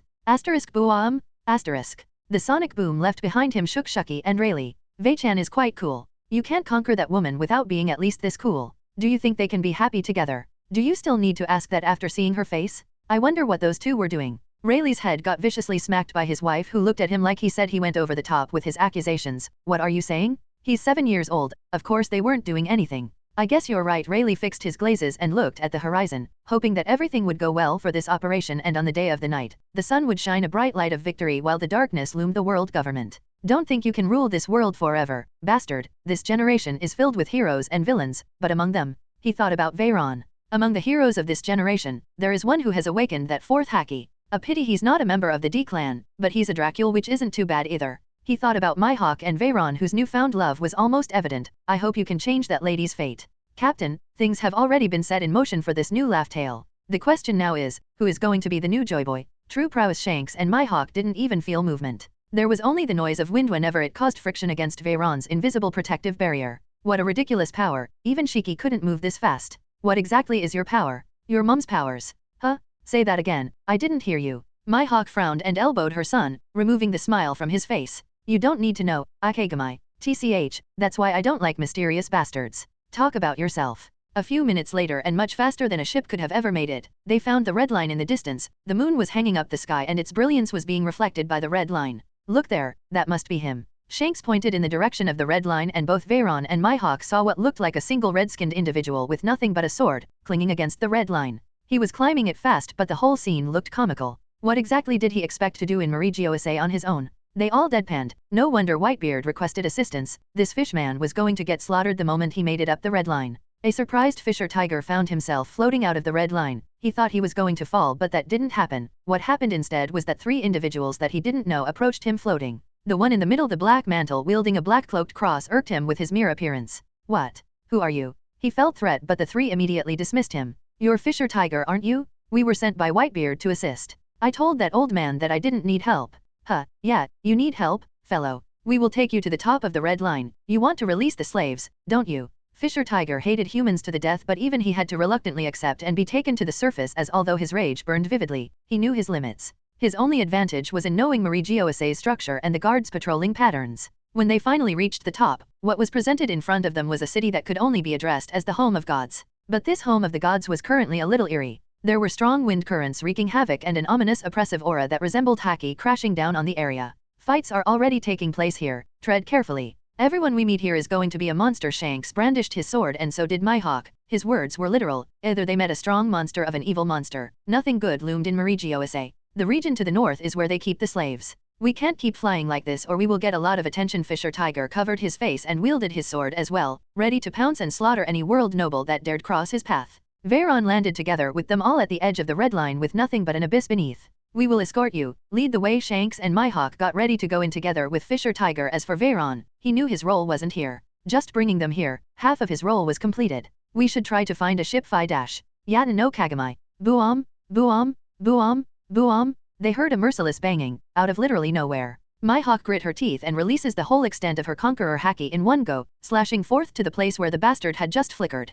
Borsalino. Whoosh. Her fourth will, sword intent, sliced at Kizaru with the intent of reaping his life there and then. How dare you kick my son in front of me? I'll have your head. Re. Kizaru had just blasted Veyron towards the buildings in Mihawk with a single kick at the speed of light, effectively making him destroy at least 5 of them with a mere impact. He felt the looming danger coming from Mihawk's sword and instead of trying to take it, he flickered away in the direction of Black Mantle, the one he had set his eyes on from the beginning. Whoosh! Kizaru evaded the strike, but a gnashing green line was drawn in the endless skies, piercing the very clouds and leaving in its wake a bright green haze of light. Mihawk prepared to deliver the second strike, but her hand was stopped by Shanks, who shook his head. Leave it to him. We have to go deeper inside to free the slaves. The lady's tongue twitched, but she nodded. I trust you, Veyron. That hurts. Goddamn. Thankfully I saw that future. My whole body was coated in armament Haki. If not, that kick would have dealt a whole lot of damage. I know Kizaru's disadvantage. He needs to materialize his body in order to attack, even if at the speed of light. There goes my disguise. It was impossible to keep that cloak from being obliterated the moment he kicked me. It was so fast I couldn't even prevent that future, just protect myself from it. All I could do was coat my whole body with Haki, and I also created a small barrier with my psychokinesis, but everything was blasted the moment I received that strike. My body was inside a pile of debris. I don't know how many castles and mansions I was blasted through, but sirens were ringing all around me and people screaming. That hurt. A voice resonated in front of me. It was Kizaru, who just materialized. He was rubbing his foot that was still smoking. That fruit of yours is a pain in the ass, Kizaru. I stood up, dusting myself off. It must have hurt. He kicked against my armament Haki and also my barrier. I'm sure the latter hurt more. I'm thinking about killing you and taking it now, but I don't have a fruit on me. Surrender yourself, kid. We can do this the easy way. The Vice Admiral concealed his surprise. A kid, a dark-skinned, red-eyed and white-haired kid who raised a lot of flaws. He doesn't have wings. For a moment I thought there was a Lunarian back at the top of the red line. No, now stand there as I pay back your greeting. Humph, as if dash. It was at that moment that Kizaru noticed he couldn't move, at all. I walked up to him with Yubby floating behind me and without wasting a second delivered the most merciless strike against Kizaru's jaw. Boom. I used everything I got, a blast of Conqueror Haki fused with armament Haki, and to top it off with my psychokinesis I augmented the momentum of my fist. Even if it is not at the speed of light, I'm sure as hell it did a lot of damage. The punch impacted against the future admiral's face, leaving behind several teeth as my reward along the way, sending him flying through several buildings, hopefully ending the lives of some stuck-up celestial dragons and out of the red line. Boom! I chased after him. My objective is to keep him and those 3 vice admirals away from Mihawk. I know Mominga doesn't have a devil fruit, so I wonder how he can even make it up here fast enough. As for the other vice admiral, I don't know who he or she is. While I flew, several futures showed themselves in front of me and I evaded them. 2 yellow laser beams shot towards me, impacting and creating huge explosions against the red line. Ama no Murakumo. Kizaru wielded a light sword and I wielded Yubby. Before I knew it, we had already clashed more than 5 times. Clonk, clonk, clonk, clonk, boom, I sliced through his sword with ease, but he didn't have qualms about creating another. Talk about troublesome. What's your real name, Mantle? I'm Dracul Veyron, son of Dracul Mihawk, and also Dash. I extended my arm forward and grasped him, pulling him towards me in a clutch. As long as he wasn't moving at the speed of light, I could catch him. I'll be the strongest man alive. He groaned in annoyance and transformed into a cluster of lights. A pity. I grabbed him by the wrist with armament Haki before smashing yet another merciless punch right against his gut. Cough. Boom. This time his body crashed against the red line. I floated in front of him coated in debris. His marine coat and hat were already gone. You're easier than I expected, Kizaru. I shook my head, a little disappointed. Have I become this strong, or is it that I caught Kizaru by surprise? Maybe he didn't expect a little boy to kick his ass like this. Yasakani no Megatama. A shower of light beams came shooting at me from the spot I buried him, but I merely closed my eyes. I knew he was troublesome, so I came prepared. The beams reached me at the speed of light, but then, they touched a force field that I made with my psychokinesis. The moment the light went through that force field, it bent and evaded my body altogether. It was the physical effect of bending light, refraction. I thought of this exclusively for him. For a few seconds, this happened with every wisp of light that shot at me until he stopped. Kizaru gasped when he saw me there, intact. What did you do, kid? I have never heard him that serious in the entire show. He must not be used to people not getting trashed by his overpowered devil fruit. There is no use in explaining anything to a monkey. Graviton. Asterisk rumble? Asterisk. Like it was nothing, he was drawn to his knees by overwhelming conqueror haki and my fourth will. He may have been able to cope with the former, but not the two of them together. I felt his will retaliate. He was inside the red line, coated with dust and debris, looking up at my levitating self. The entire atmosphere changed. We were halfway through between the top of the red line and the sea below, with only the sky and the moon as a witness. Only now I realized how tyrannical yet effective my mother's training had been. 2 years of resisting her conqueror haki non-stop, 2 years of fighting her every day. It all resulted in absolute devastation. If my opponent doesn't have conqueror haki, this is all they can do. Kneel before me. Amidst all this catastrophe, the man looked up at me with that Snickers glance of his. He had more to offer. I never thought there would come the day where I'd have to use your wisdom, teacher Zephyr. To be continued. The world shakes again. To the west of the Sabayati archipelago and deep in the Grand Line, a massive event unfolded. You must have a lot of balls tonight, Whitebeard. I came to play for a bit. Sengoku, Guararera, if you're a man, come out. Perhaps only the strongest man alive dared to come by himself to the G1 and personally challenge the strongest admiral in history within his territory. Whitebeard had no equal. The one in charge of a big marine warship was a man with a black tux, mustache, and long-tailed beard. He had just received a report that Marie Giosa was being attacked. The one he believed to be the culprit of the whole thing stood next to him, Monkey D. Garp. The monkey surname seems to be fated to have just criminals after you, Garp.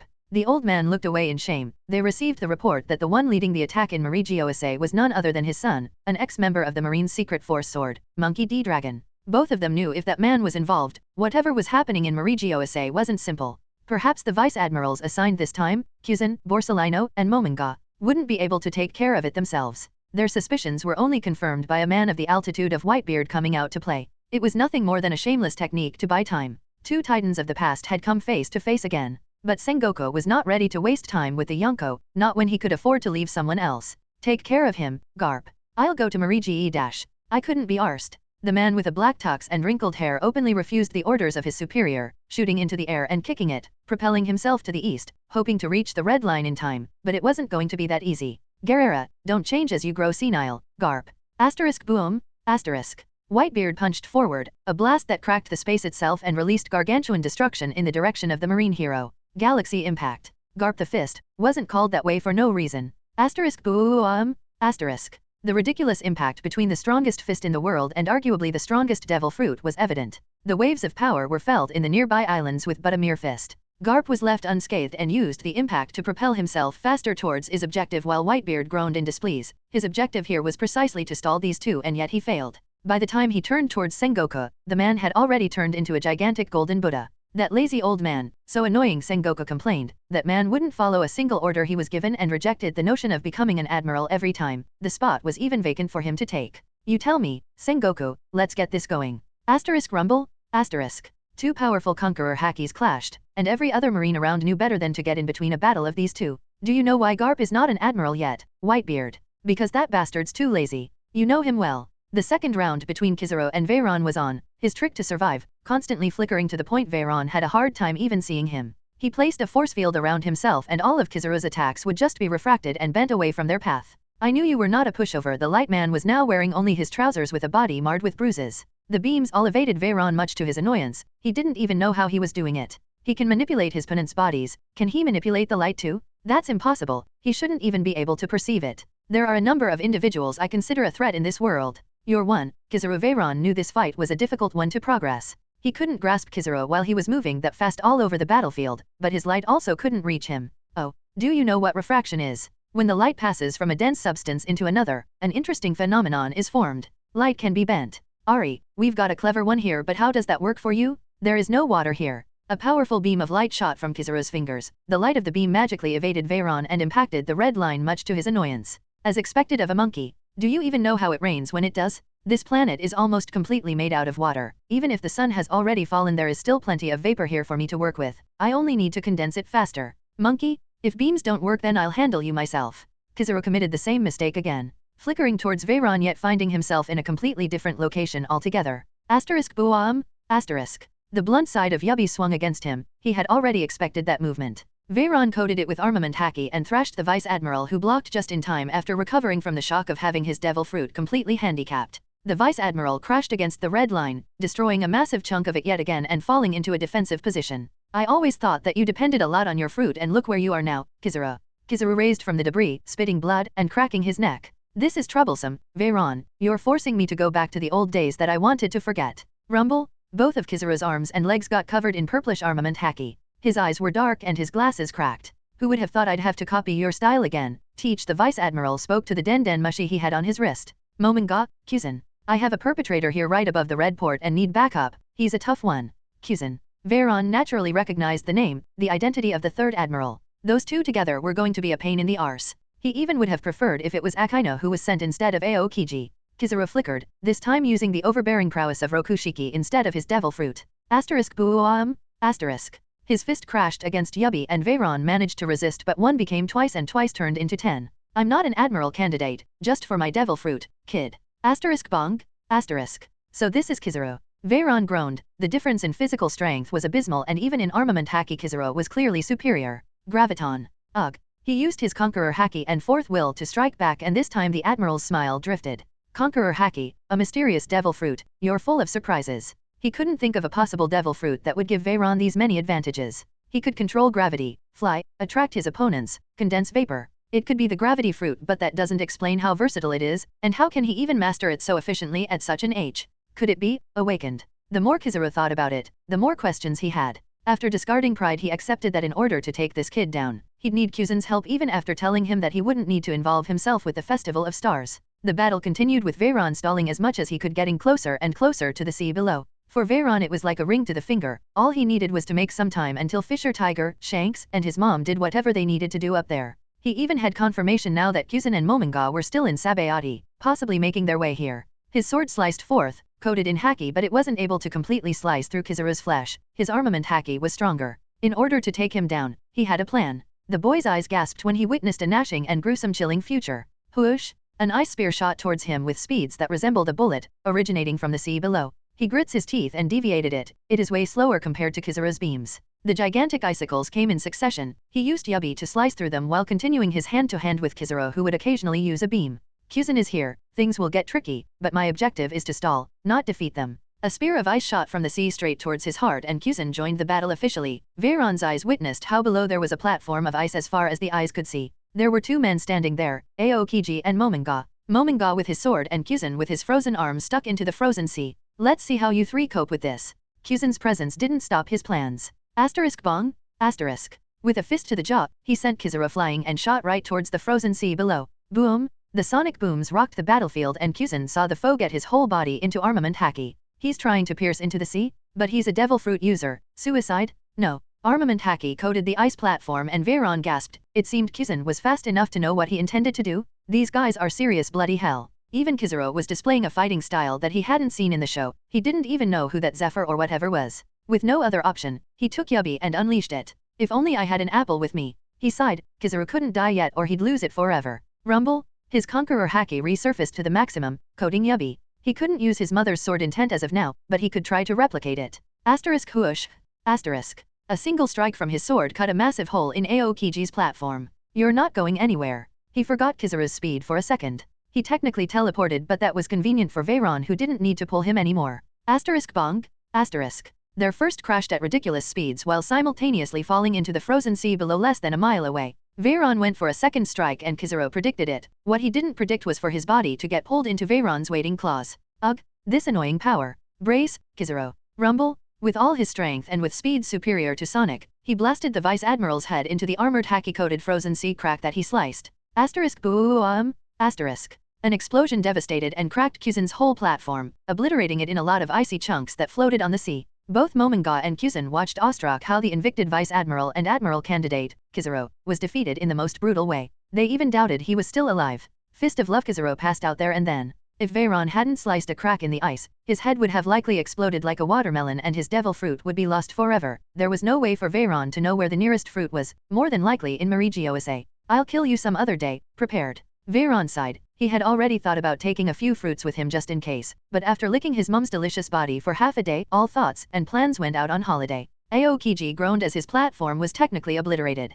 This is a troublesome fellow. If you don't tell me, I don't realize. Mominga readied his sword, but looking at the devastation caused by the enemy, he knew it was going to be a tough battle. We haven't got time for this. Mihawk is in danger. If a brat this powerful was sent just to stall for time, their plan was to have at least one of them go to the Red Port and head to Mihawk, but Veyron wasn't about to allow that. The two of you are not going anywhere. A kid resurfaced from the water, wielding a sword.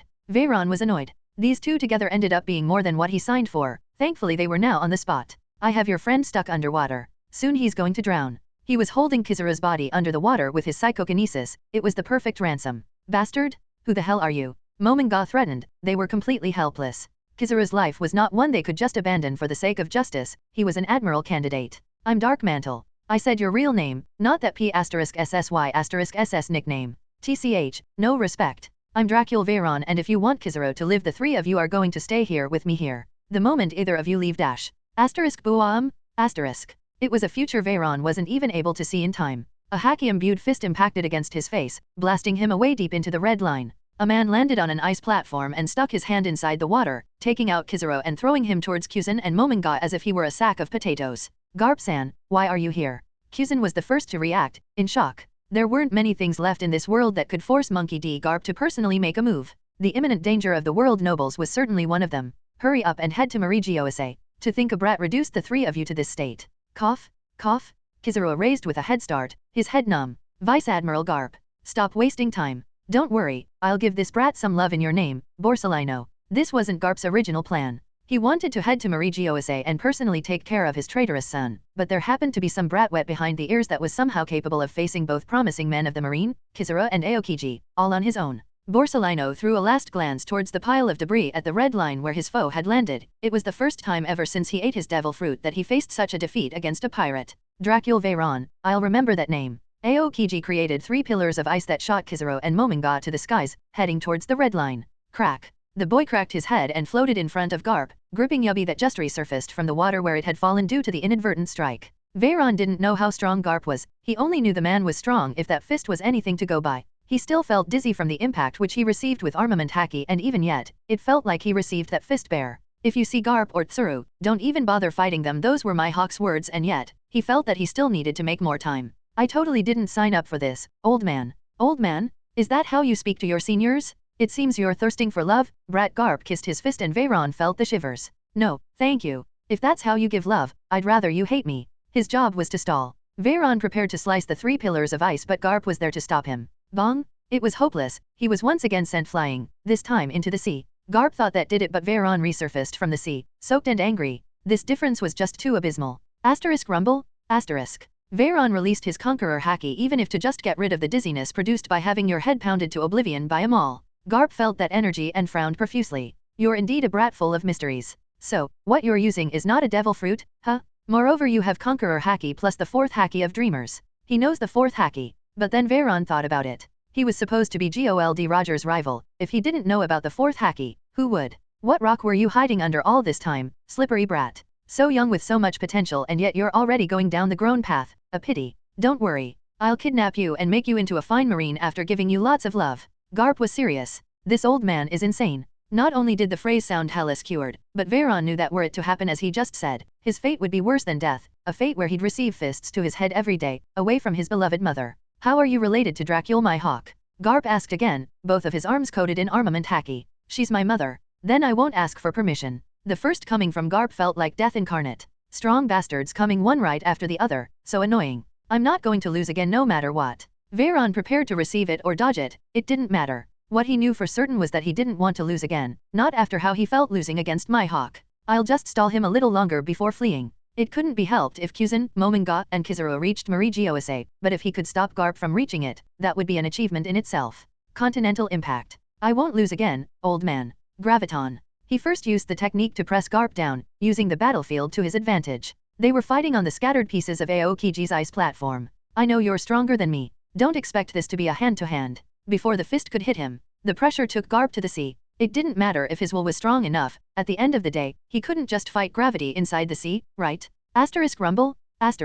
Wait, Garp has Conqueror haki. Galaxy impact. The strongest swordsman. If there was anything that resembled chaos in this world was the current Mihawk. The world nobles ran for their lives while chaos engulfed the area. Fisher Tiger was on his own, but he had deadly supporters. He freed the slaves and what resulted was a carnage of vengeance. A gigantic tornado destroyed everything in its wake without caring for the lives of those who oppressed the world. I never imagined partnering up with pirates, a man in dark green robes spoke, levitating in front of Shanks and Mihawk. Monkey D. Dragon, what are you looking for in here? Neither of them was familiar with this man, but he had recently appeared in newspapers declaring himself the leader of an organization that fought against the government. The only noteworthy information about him was that he was Monkey D. Garp's son, the hero of the Marine. His existence was like a gigantic stain on his father's legacy. The same as you, a favor to Whitebeard. Whitebeard is related to the revolutionaries. The enemy of your enemy is my friend, Akagami. We all have the same enemy, don't we? Shanks frowned and clenched his fist before nodding. Their common enemy was the world government, and clearly Dragon wouldn't pass on a chance to deliver a vicious strike.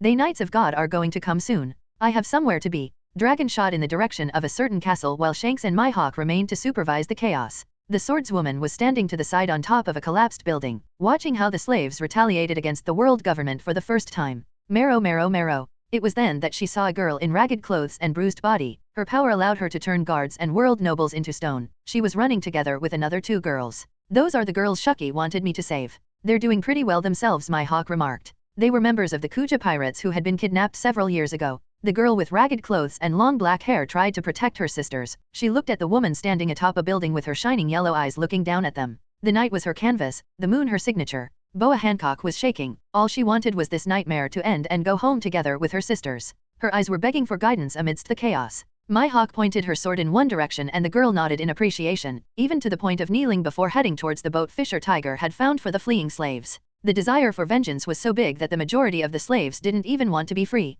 They were willing to lay down their lives as long as they could slaughter those who stepped over their pride as living beings. Asterisk rumble? Asterisk. He's here. Mihawk brandished her sword, immediately coded in sword intent. A destructive purple slash came from the north of Marigioase, obliterating anything in its path, the objective, Fisher Tiger's boat. In front of the might of that strike, everything seemed to be disrupted and erased like rotting wood. Asterisk rumble? Asterisk. The world slowed down as Mihawk responded with a slash of her own, adjacent to the direction of the purple strike. Asterisk boom. Asterisk. Before the purple blast could slice the ship in half, it was scattered to nothingness by the sword's intent. Leonidas Plutio Doroshilus, the second Knight of God, my father's spot. A man landed in front of her. She stated the man's name. She knew exactly who this person was. He had purple hair, white attire, and a great black broadsword. His appearance was young as if less than 30 years of age. But Mihawk knew this man had been alive for more than 400 years. You have grown up, Mihawk. Your father Maximus would be proud. You put my father's name out of your filthy mouth, traitor. I didn't come here to talk to you.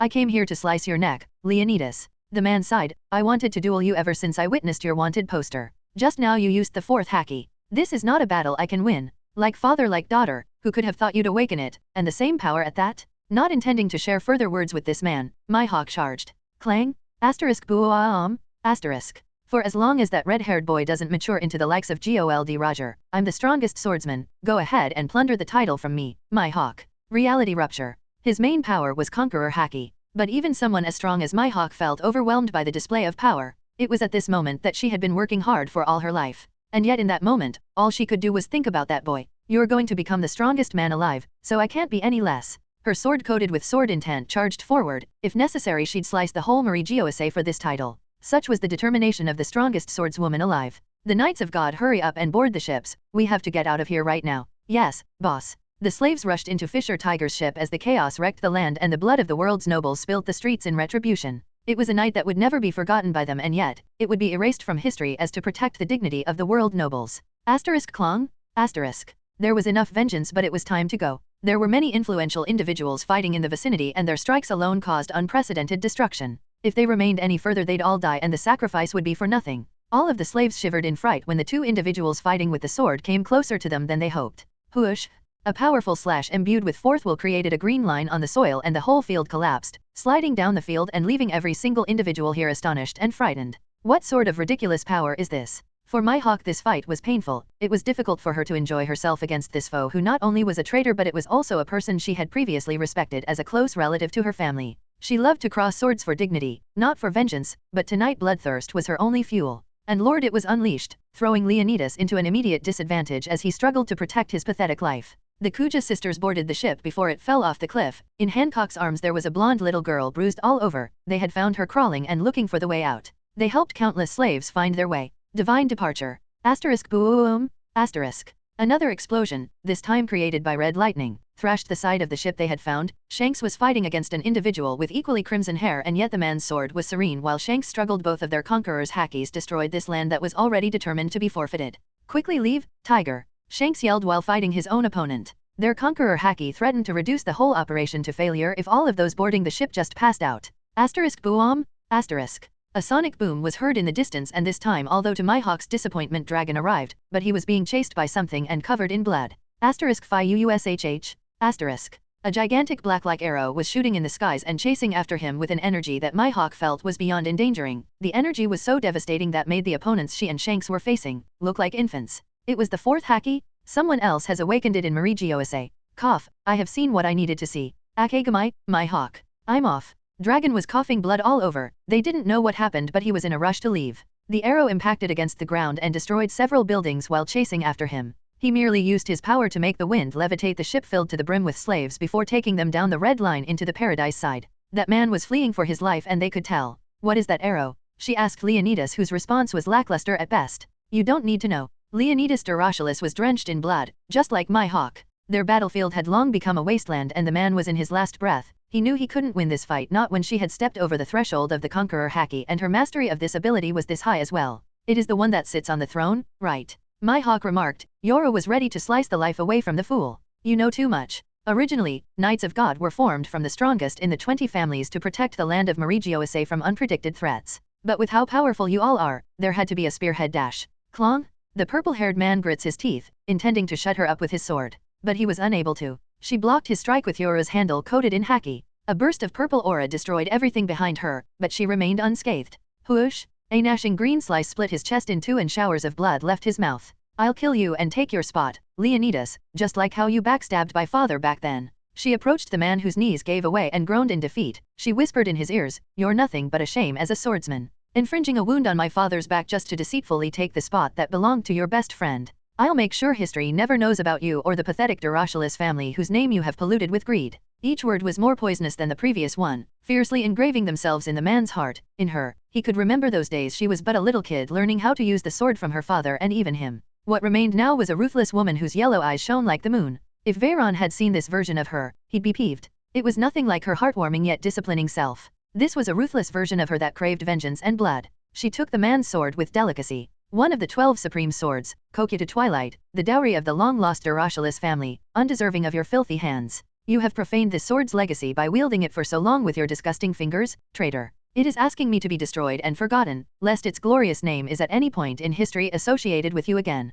Snap! With a strike of her sword intent, the sword was sliced in two, and the marginal energy it emitted as one of the most powerful swords died off. Along with it, Leonidas' heart snapped as well. For a swordsman, a sword was like their very heart, and for this man who had spent nearly 300 years with this sword, the moment it snapped was the moment he died. A pity I can't harvest your devil fruit. I would have gifted it to my son. With only one last look of disgust, she turned around never to see that corpse again. The flesh started to decay so fast it was visible to the naked eye, and just like that, the second Knight of God, a man with a strength capable of effortlessly defeating an admiral, perished. Mihawk looked to the side where Shanks and another man were dueling with equal intensity. However, this duel to the death caused nothing but amusement to her, as their swords were bereft of killing intent. Can you two stop feigning? It is disgusting. There is nobody else here. She waved her sword around to allow them to see the whole region of Mihawk completely obliterated with no living person among them. Celestial dragons, slaves, red blood was shed here, regardless of the faction. The slaves had already fallen down the cliff, taken away by Monkey D. Dragon. Shanks and the red-haired man both regarded one another before sheathing their swords. In the man's eyes, there was pride when fighting against Shanks, but he didn't show it outwardly. I don't know what you intended to do, but if a stunt like this repeats, I won't show mercy, the man expressed towards Shanks ruthlessly. His gaze then turned to Mihawk. Mihawk. The woman flinched for a moment, not due to fear but realizing what words he was going to say, words she always wanted to hear, and yet, she felt empty at this moment. You're henceforth the strongest swordsman alive. I order you to take the spot as the second Knight of God back to your Dracul family. You can choose whether you live in Mihawk or with the peasants. That much freedom I shall give you. She clenched her hands. I don't feel like the strongest yet. Not until she defeated her son after he reached his maximum power, but I will hold this title in the meantime, and then, we can fight for it, son. With not much of a choice, she nodded. I choose to live in the Grand Line. The man nodded in confirmation, although a little disappointed at her choice. Very well. Once you and Shanks find the Gomu Gomu no Mi, you shall leave his crew and become a warlord of the seas. Stand by for my future orders. Yes, she didn't kneel down. After defeating Leonidas, the only man who could possibly rival her father with the sword, she didn't believe there was anyone that could kill her in this world, not even the man in front of her. What if I choose not to give you that fruit? Shanks spoke suddenly, pissed off that this man seemed to always take things for granted as if they had to do everything he said just because of some foolish sense of responsibility towards their ancestors. Would you disobey your dear father, Shanks? You are not my father? My father is. Who? Gold Roger. The man spoke with ridicule and Shanks flinched. That was indeed the man he thought resembled his father the most. At least, he did more than the man standing right in front. Foolish. You will give me the fruit if you know what's good for you. I'm in charge of the region henceforth. Hurry up and leave before I call the rest of the knights. It was obvious to the two of them that even within the Knights of God, this man had his own agenda. Mihawk and Shanks both nodded before jumping down the red line, leaving a man standing there and sighing. Things were a lot easier hundreds of years ago. Parenthood is such a hassle. The next second he had vanished, leaving behind a wrecked city that would soon be repaired and filled with new life as today's events were forgotten from history after a small scandal that would last a week or two at most until they found another set of news worth making viral. Such was the life of the God's Knight's leader, Saint Fingarland Garling, the protector of the throne. Release that boy, I'll look for VE Dark Mantle. You go and escort Fisher Tiger back to Sabayati. Mihawk and Shanks were free falling down the red line. On their way down they saw a heavily injured Kizaru, Aokiji, and Momonga, but they weren't with Veyron and that was starting to worry her to death. Don't force yourself, Shanks stated. Unlike her fight had been serious. He never saw Mihawk having these many bruises and wounds all over her body, some of them may be permanent. But she didn't care about that. She gripped Yoro and kept falling down until the sea was within sight. They both saw something that produced a mixture of reactions. It was an old man they both recognized, carrying a boy on his shoulders like a sack of potatoes and waiting. Veyron. She felt her heart was about to stop. The man was Monkey D. Garp, an opponent she admittedly knew she couldn't defeat. Ugh, what a stubborn brat. Garp rubbed his painful lower back and carried the fainted boy, waiting for a marine warship to arrive and pick him up. You won't lose this, you won't lose that. Shut up for a second, will you? You will become the youngest marine admiral in history, and when you turn an adult you will most likely marry a beautiful noble lady right away since you're good looking. You will have a bunch of kids and settle, I promise you that. The pirate life is not for you. He sighed. His son had strayed the wrong path. His grandson seemed to be going down the same path, and then there was his adoptive grandson who, much to his distress, was following his father's path as well. It seemed like no one ever wanted to listen to him, but then, he'd be the one to have to bear the consequences of all their actions. Seeing this young boy whose potential was perhaps the greatest he had ever seen, he just couldn't pass on the opportunity to give the marine a powerhouse. He was still young and with a bit of convincing and love would surely get back on the good path. Boom! But the mother of that child was unwilling. Mihawk and Shanks landed on an iceberg remaining on the sea after the conflict with Aokiji. They could tell a ridiculous battle had happened here if not for the haywire weather and the colossal destruction caused by the red line. What is he doing here? Shanks was confused. That was obviously Mihawk's adoptive son who they had left in Rusukana. He's Dark Mantle. Mihawk rolled her eyes and confessed. The cat was out of the bag now, and even Garp knew his identity. Things couldn't be worse. He's clearly trying to kidnap the boy right now. Is that boy even human? Shanks tried to process the fact that a 7-year-old boy had carried them all the way to the red line with ridiculous power, faced Vice Admiral Kizaru, and left him severely injured state, and that too while fighting Aokiji. To top it off, he had faced the one man who was at the same level as his ex-captain and pirate king, the hero Monkey D. Garp.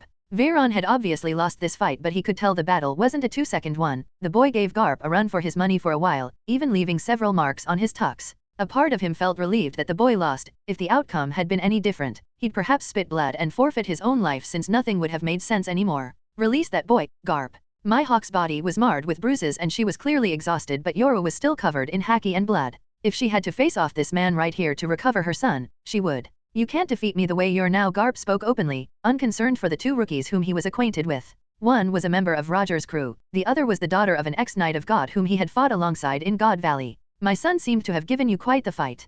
Garp groaned. Indeed, the boy had been so stubborn and tough, he couldn't believe he had to use that much strength to take him down. You have no idea what sort of monster you're raising. Once he becomes an adult he will be unstoppable. I know exactly what his potential is. He will be the strongest man alive. She used the sword intent and Garp gasped. Two people who had the fourth haki in a single day, and they were both related, mother and son. That's why you have to release him right now, Garp. I won't let the world government put their hands on him. You know that's exactly what's going to happen. Please think this through. Mihawk knew she couldn't defeat him, not in her current state, and even with Shanks here. Monkey D. Garp was on another level. You too, as expected of a Dracule. I'm officially envious. But what makes you think you are a good influence on him? Aren't you also associated with the world nobles? Roger told me some things before he died, kiddo. I'm not completely ignorant. There is a reason why I haven't personally gotten in Dragon's way. You're certainly not an average man. I haven't imposed a path on him. I didn't tell him to become a pirate, a marine, or a revolutionary. I know he's clever enough to choose his own path, just like your son did, Garp. Releasing a deep exhalation, Garp let the kid down and Mihawk picked him up right away, feeling relieved that he was finally in her arms. Give this to him and tell him it is mine. Mihawk and Shanks both gasped. It was Garp's vibrecard. She looked at him questioningly. The boy's future can either be extremely bright or deathly bleak. Be it as it may, with that much power he will never be a normal person. I want to talk to him again, this time without fists. The hero stepped on his hair and flickered away upwards towards Marie-José. If these two were here, then whatever happened up there had already finished. Although he wasn't interested, it was still his job as a marine. Love Iha. Veyron's eyes opened. A white ceiling was the first thing he saw, a numbing pain on his head was the first he felt, and the memories of a massive fist impacted right against his nose were the last memories. Monkey D. Garp. I lost. The boy held his face with both arms, struggling with his frustration, even though I said I wouldn't lose. He firmly believed that right now he was in a marine ship heading towards either Impel Down or the G1 while in the custody of Garp's crew. The rest of his days would be spent training as a marine, becoming an admiral, marrying some prestige lady and living a well-behaved life filled with happiness after having kids. Why doesn't that sound so bad?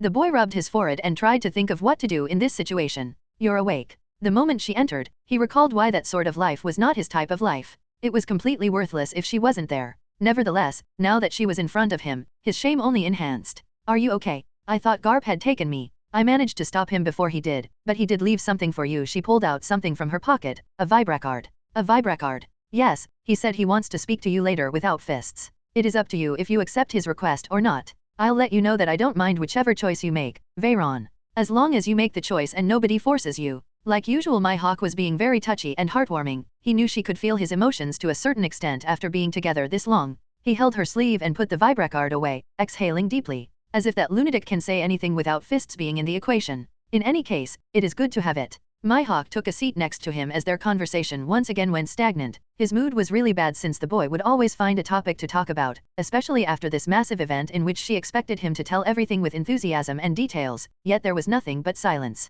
We're in Shucky's bar. The operation is finished and I'll sail this evening with Shanks and the rest. He nodded, looking down at his legs covered by the quilt. It was not like he could say anything to make her stay at this point. This time, once I'm back I won't leave your side that long, son, unless it is you who leaves me.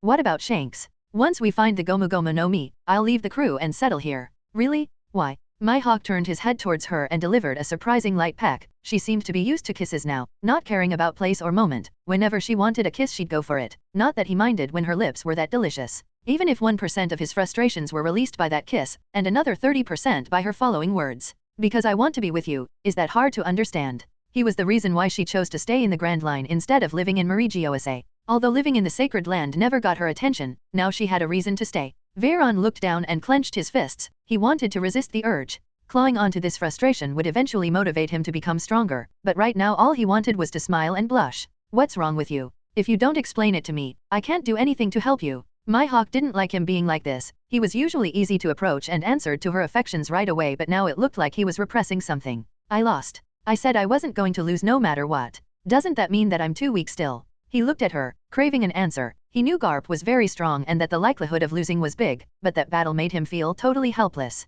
The woman felt like slamming her head on a table. Was I too hard on him during his training? She held both of his shoulders. Brat, listen well because I'll say this just once. The man you lost against is one of the strongest in the world. Someone even I don't know if I can defeat. You should be proud that you managed to even give him a decent fight at just 7 years of age. There is nothing to be frustrated about. But I trashed both Kizaru and Kuzan and yet couldn't even hit Garp properly once. That's completely normal. And he blasted me away with a fist even though I used all of my fourth will. That's normal too. I know, you're right, but it still feels bad. I wasn't able to do anything. My gravity wouldn't work, my sword wouldn't slice him. I only lasted that long because I kept taking on and evading his attacks for so long until I passed out. At least you gave him back pain. She wasn't helping. Mihawk had to spend 10 minutes telling Veyron that losing helplessly against Garp was normal. By the time he finally understood and felt a lot better, she felt exhausted and wondered if all parents had to go through the same with their children. Or was it just her who happened to have adopted a genius? She recalled the past, to those days spent with her father Maximus and her uncle Leonidas. They trained her harshly and demanded a lot of her. They said that since she was a woman she needed to work a lot harder than men, and so she did. Whenever she faced defeat she punished herself harshly, and now she could see herself in a mirror in the form of Veyron. I want you to know that facing defeat is a part of the journey. You don't need to feel downcast about it, Veyron. I know for a fact that next time you face Garp, you're going to win. Nobody was there to tell her this at this stage. Her father was viciously murdered by Gold Roger after being backstabbed by his best friend. She wanted to be there for him like nobody was, like a mother would. She held both of his cheeks, Face defeat, but never by making the same mistake. Always improve and if necessary flee. She pulled both of his cheeks away and Veyron groaned in pain. I commend that you stayed to fight, but I told you to flee the moment you saw either Garp or Tsuru, so you basically brought this upon yourself. Sorry. That was all she needed, the testament in which the boy admitted his wrongdoings. She kissed him harshly and dominantly. Veyron felt suffocated and yet he didn't want it to stop either. Her tongue stuck inside, twirling around his as she spoke with muffled moans. You need him to be punished. Veyron panted and nodded, accepting whatever punishment she wanted to give, which surely would involve a hell of a lot of pleasure. Mihawk took his hand and placed it on her chest over the shirt. It was as bountiful as usual and he loved it. I defeated a man I had wanted to defeat for the longest time. I killed him, destroyed his sword and took away the title of the strongest swordsman. Now this world has me as the strongest swordswoman, she stated. A part of her hoped to be praised by him. Congratulations, Mom. He kissed her breast through the shirt with genuine feelings. Although she hadn't spoken much about her past, it was clear this was one of her lifelong objectives. He knew now that this was the precise moment in history in which Mihawk became the strongest swordswoman. Mihawk's eyebrows fluttered and she bit her lips before she knew her shirt was open. Veyron saw a lot of bandages. She had suffered plentifully in this fight and that alone told him what sort of monster she was facing if with all her strength she still got this battered. There was a big bandage covering her breasts and he shamelessly pulled it away, making them bounce. He felt immediate anger. How dare that bastard to bruise her like this? The boobs that he loved madly were now all marked and ragged with piercing wounds. Although it wouldn't leave a big scar, there would be marks. Mommy got injured. She traced her own injuries by tracing them with his fingers. He gulped audibly, aware of what she was trying to do. Maybe if you lick them, they will go away. Mom, say no more. He was really to dig in when both he and Mihawk saw a rather shameful future. Pa. 3 knocks before both Shucky and Rayleigh entered the room. What they found was Mihawk sitting there, with her shirt tightly closed and yet her breasts looked more loose than they were when she entered the room. She was drinking wine while Veyron fidgeted inside the sheets. Where did that wine come from? Asked Rayleigh, who could swear she went into the room with bare hands, to which both mother and son looked at each other in confusion. Really, Mom, where did it come from? Anyway, Mihawk, is Veychan okay? Shucky interrupted to get back into the topic. She walked to the bedside where Veyron was with his eyes wide open. She leaned down and caressed his hair. As you can see, he's okay. You don't need to worry, as there is only a mild dizziness from him. Right, Veyron? I'm okay, Shucky. He managed to pull out a broad smile that captured the ex-empress heart, and she pulled him up into a hug. Rayleigh flinched as if he could see a nasty future ahead. Wait, Shucky? Stay away from that brat. He can get quite naughty when he proposes it. Shut up, Rayleigh. He's just kid. She couldn't believe her husband was treating Veyron like this, such a valiant and powerful kid who didn't even shy away from fighting some of the strongest opponents to the point of being heavily injured, all for the sake of the slaves in Mihawk. He deserved nothing but the best. Both Mihawk and Rayleigh didn't know what to say. If he spoke any further he'd get slapped, if she spoke any more she'd be exposed. In the end, only silence remained as Shucky pulled Veyron out of the room and they could only follow. Love Shucky's bar was bustling with people. It was closed to the public, and all of the guests were individuals involved in the invasion of Mihawk in one way or another. The majority of them were fishmen who laughed and cheered together with their savior, Fisher Tiger. On another side of the room was Shank's crew with some of the members also cheering on for the fishmen. It wasn't all of them who were willing to accept humans just yet, but they knew that it had also been humans who saved them. In one corner of the room, there were 3 sisters eating lots of food like they hadn't had anything decent in decades. Next to them sat a girl with haggard blonde hair and a lonely expression. There was food in front of her but she wouldn't even touch it. When they heard the door open and saw Veyron walk in together with Mihawk and Rayleigh, they all made silence to glance at the boy who was rubbing his eyes as if he wanted to go back to sleep. In truth, he didn't want to eat food. He wanted to eat his mother. But since he needed vitamins, there was no way around it. The majority of them gasped when they associated the boy whose height was half of Rayleigh's with a person capable of devastating Vice Admiral Kizura and even facing Monkey D. Garp. All they could do was ask themselves what planet this kid came from. Look who is here, the little hero. Yeah. Shanks tried to dissolve the awkward mood as they hadn't expected Veyron to be so young. All they heard about was this boy who had made time for them. Were either Kizuru, Aokiji, or even Garp allowed to land on Mihawk, no one would have escaped. Thanks for your help, Veyron/younger brother/young hero. Everyone cheered for him and Veyron felt awkward, scratching the back of his head while Mihawk held his shoulders. It was nothing. How long has it been? He was used to being praised by crowds, but this time it was for a different reason. He was being clamoured as a hero. 4 days, the majority of the Fishman slaves have already left for Fishman Island. We were all going to leave as well, but we wanted to wait until you woke up. Fisher Tiger walked forward and extended his fist towards him. Veyron smiled and clashed his fist with the fishman whom he hadn't seen in the show but respected deeply for what he was willing to do even with his feeble strength. You're amazing, Mr. Tiger. It is difficult to forgive what humans have done to us. But with people like you, he looked at the owners of the bar, Mihawk, Shanks, and Veyron in particular, I can begin to believe in what Queen Otohim saw that we couldn't. There is a path to cooperation between us as long as we erase those that wish to make this impossible. I agree, stated Veyron, not entirely sure what he was talking about. It seemed like there was a lot more at play here that he didn't understand yet. As he was welcomed and greeted by everyone, the party continued. Veyron's eyes were immediately drawn to the girl who was sitting together with her sisters. She also was sending some sidelong glances to Veyron, but when she sensed he was looking at her, she put her gaze away and went back to eating. Hancock. He was mesmerized and didn't even try to conceal it. No doubt the most beautiful woman in the whole manga, and although she had fierce contestants, Hancock's sexiness was unmatched. Now she, 16, was dressing in common clothes, obviously bought for her by Shuki, just like her sisters. Just like her sisters, parts of her body were bandaged. She was lacking that sexy aura, but her beauty was unquestionable. When she blushed, Veyron noticed that he had been staring for too long. Her sisters, much to his astonishment, looked also quite gorgeous. He couldn't even place both the woman he had seen in the Amazon Lily arc, with the current Boa Marigold, 14, who had a thin waist, massive chest, and tall slim build. Hi, I'm Sandersonia, the green-haired beauty, 15, whose head and body were a little bigger than normal, approached him first. She extended her hand forward and he shook it politely. He also noticed that she was shivering. Hello, I'm Veyron. Are your wounds okay? Nothing to sweat about. Thanks for saving us up there. I didn't do much really. You should thank my mother instead, he stated. He expected Mihawk to be around with Shanks and his crew, talking about their next plan. What he saw was her standing right behind him, glaring down at him as if the fourth wall had taken over her eyes. To make things worse, his friendliness seemed to be enough to topple Sandersonia's barriers. He's so cute. The teenage girl tried to pull him into a deep hug like he was some plushie, but before she could even accomplish the task, Veyron was already within Mihawk's embrace. She had already seen that future and she fiercely denied it. Sandersonia looked at the woman's eyes and she never felt more like a corpse than she did now, not even in Marigioase. My son doesn't like public displays of affection, please excuse him, she stated coldly, much to the shock of everyone present, including Vitran. You're hugging him / me tightly though. Sorry. Sandersonia was at the border of crying. She wanted to be polite and friendly to the people who saved them. He also happened to be the only male around she didn't feel apprehension towards. Veyron also understood that she didn't have bad intentions, so he did release himself from a shocked Mihawk to give the girl a hug. For the mom, it was an absolute betrayal. Perhaps she wasn't psychologically prepared to know that he would indeed be a friend with other females, and people for that matter, aside from her. They had together for years, just the two of them together with the baboons, which of course she didn't count as anything other than pets. Shanks patted her shoulder and when she looked at him, he shook his head and pointed towards a wine bottle that was lying lonely on the table. Drink your frustration away, friend. Mihawk sighed and did just that. Sit down in a corner and look at her son from afar while he was quickly engulfed by Sandersonia, Marigold, and the blonde little girl. The three of them had gone through hell. No person ever deserved to go through what they went through. If he could give even a bit of comfort, he would. Hancock looked from the distance, swallowing her own pain, trying to be strong for her sisters. The things she had suffered, she wouldn't see men the same way again, and she couldn't believe both of her sisters were so quick to open to that boy, even if he had helped save them.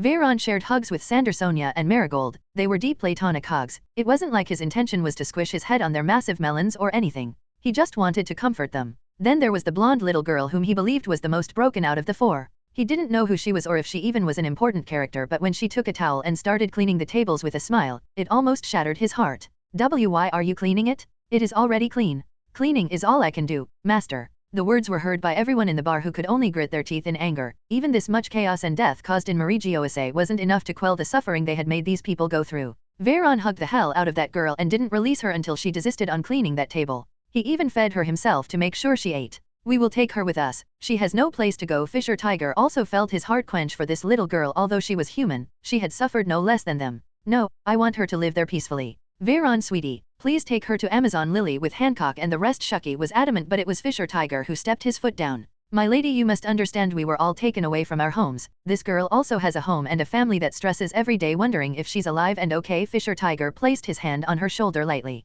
From now on, your name will be Koala. You are free now and we will take you to your home. Being given a name was like the greatest act of humanity this girl had faced in years. She didn't know why, but at that moment, tears rolled down her eyes and she instinctively knew that she'd soon be home back with her family. Let's eat now. He felt that he couldn't keep his downcast appearance anymore. These girls needed someone happy and cheerful, not someone who pushed them aside. Sandersonia and Marigold continued speaking to Veyron, mostly asking about what things he liked, and how he had become so powerful. They asked him if he could fly and wondered if he could take them for a flight. For the whole time, Koala was being spoiled by them. As for Hancock, she remained silent in a corner, all her defensive barriers still in place, although she was polite to Veyron and asked him some questions from time to time, mostly regarding his powers. She wanted to know how someone so young became so powerful. She needed that strength to protect her family and make sure what happened to them would never happen again. To the side, Mihawk was drinking wine and she felt like killing people ruthlessly. It was at this stage that she'd take her son to a hotel before they sailed, but he was so engrossed in talking to the ex-slaves that she felt it wasn't right to ask that of him.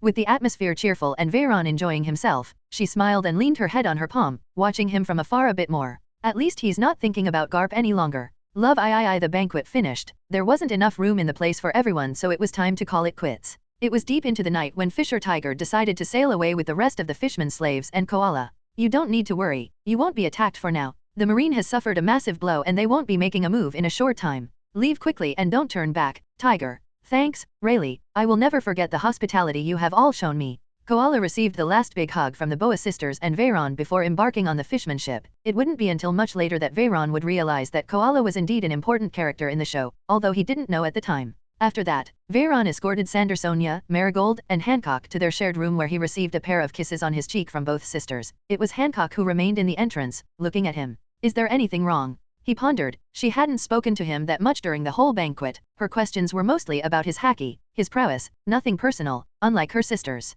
He knew that she was the oldest of the three and the protecting figure who couldn't let her guard down unlike the other two. In truth, you're not as happy as you're letting out, are you? She asked him. Both of her arms were loose, and she didn't look on guard. Huh. Veyron tilted his head in confusion. Of all things he thought she'd ask, this wasn't one of them. I saw you from the moment you entered. You weren't happy, but when my sisters started to interact with you, you changed. Why was that? All she wanted to know was if he was faking it, trying to weasel his way into their hearts just for a nimble strike later on. She couldn't bring herself to trust a man, but she wanted to. Deep inside she wanted to feel that whenever she was in danger, there would be someone there. That it wouldn't just be her carrying all the weight around, that someone would carry that weight with her, because for almost 4 years, that weight had been so heavy. Veyron opened up, letting out a brief laugh. You caught me. She indicated him to continue, frowning. I lost a fight that I didn't want to lose. I felt bad about it, but then, looking at you all, I realized how petty I was being. You all had it much worse, so I wanted to be happy just for you. After all those years of sadness, I don't think you want any more, do you? Hancock turned around with tears in her eyes. She didn't want him to see them. We don't want to be pitied.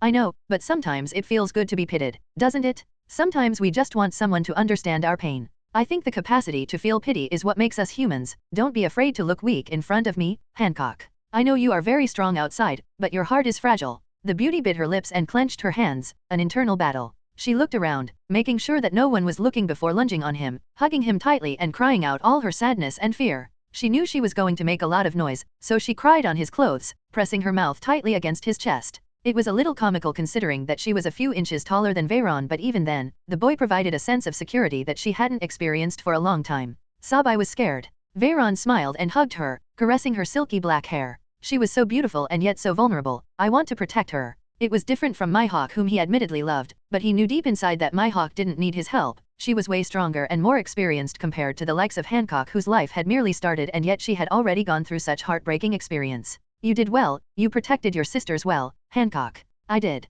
I worked hard. Sob, I kept smiling and hoping for them that someone would save us one day. I know you did. I know. It was after a long while that Hancock finally stopped crying. Her eyes were red and her gaze looked at her like she wanted to request something from him, but in the end, couldn't muster the courage to do so. In the end, she merely kissed his right cheek. Gee, good night, I'll see you tomorrow. HMN. She closed the door behind her and fell on her knees, covering her eyes with both her hands and panting. The first thing she found was her two smiling younger sisters looking at her while tapping their fingers. Why can't you be more honest, big sis? They were happy. She finally cried and let out so much repressed sadness. Nevertheless, Hancock was still Hancock. Humph, I don't know what you're talking about. Let's sleep. Tomorrow will be a long day. There was only one bed for the three of them, but for the three of them that for the last 3.5 years were sleeping on the cold soil, this was like a dream. That night the three of them could smile while thinking about a white-haired boy who resembled Prince Charming. Little did any of them know that their sisters were all thinking the same. That very moment they determined that they'd do anything to get stronger and protect those they cared about, their family.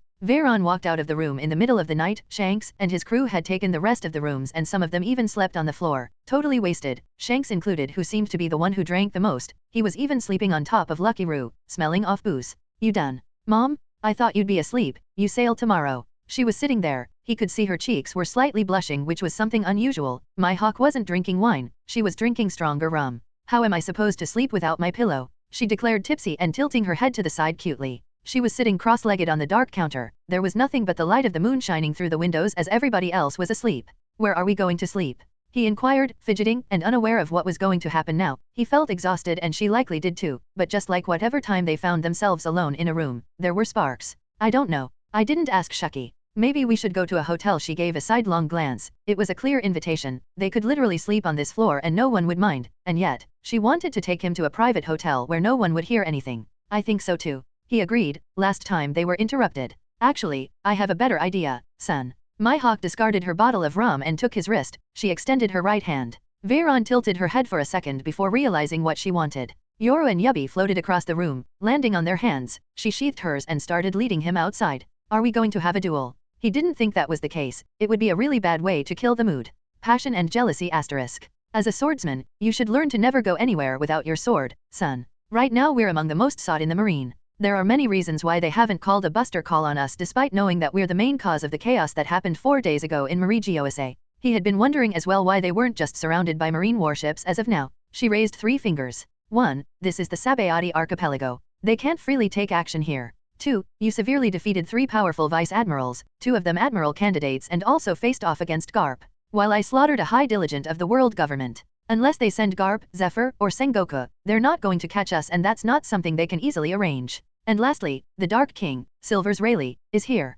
This status quo won't remain forever, but we can stay here for at least 2 more weeks without being afraid of the marine. You know a lot, Mom. Being a successful pirate also involves a lot of politics, Veyron. Never forget that. Mihawk took him to a secluded spot in the first grove. It was a small concealed lake that wasn't so deep and the water also wasn't chilling cold. He saw it and smiled. It brought him memories of Karaigana, although unlike that one, this lake was natural. Won't we be seen here? He asked and turned around, but by then, Mihawk was already naked, brushing her hair. We could be seen, but it doesn't matter. Whoever manages to see anything, won't make it out alive. She walked up to him with that characteristic snicker, standing in front of her son whose gaze was enthralled. Hancock was supposed to be the hottest female character and yet, all he could see were these gigantic supple orbs that were still lightly bruised. What are you waiting for? Undress me, he requested with a pout, lifting his arms. He had wanted to undress her as well but she just couldn't hold herself back. Mihawk did what he requested, removing his clothes ever so slowly and placing them neatly to the side together with hers, where their swords were. Both mother and son regarded each other in their naked splendor, smiling.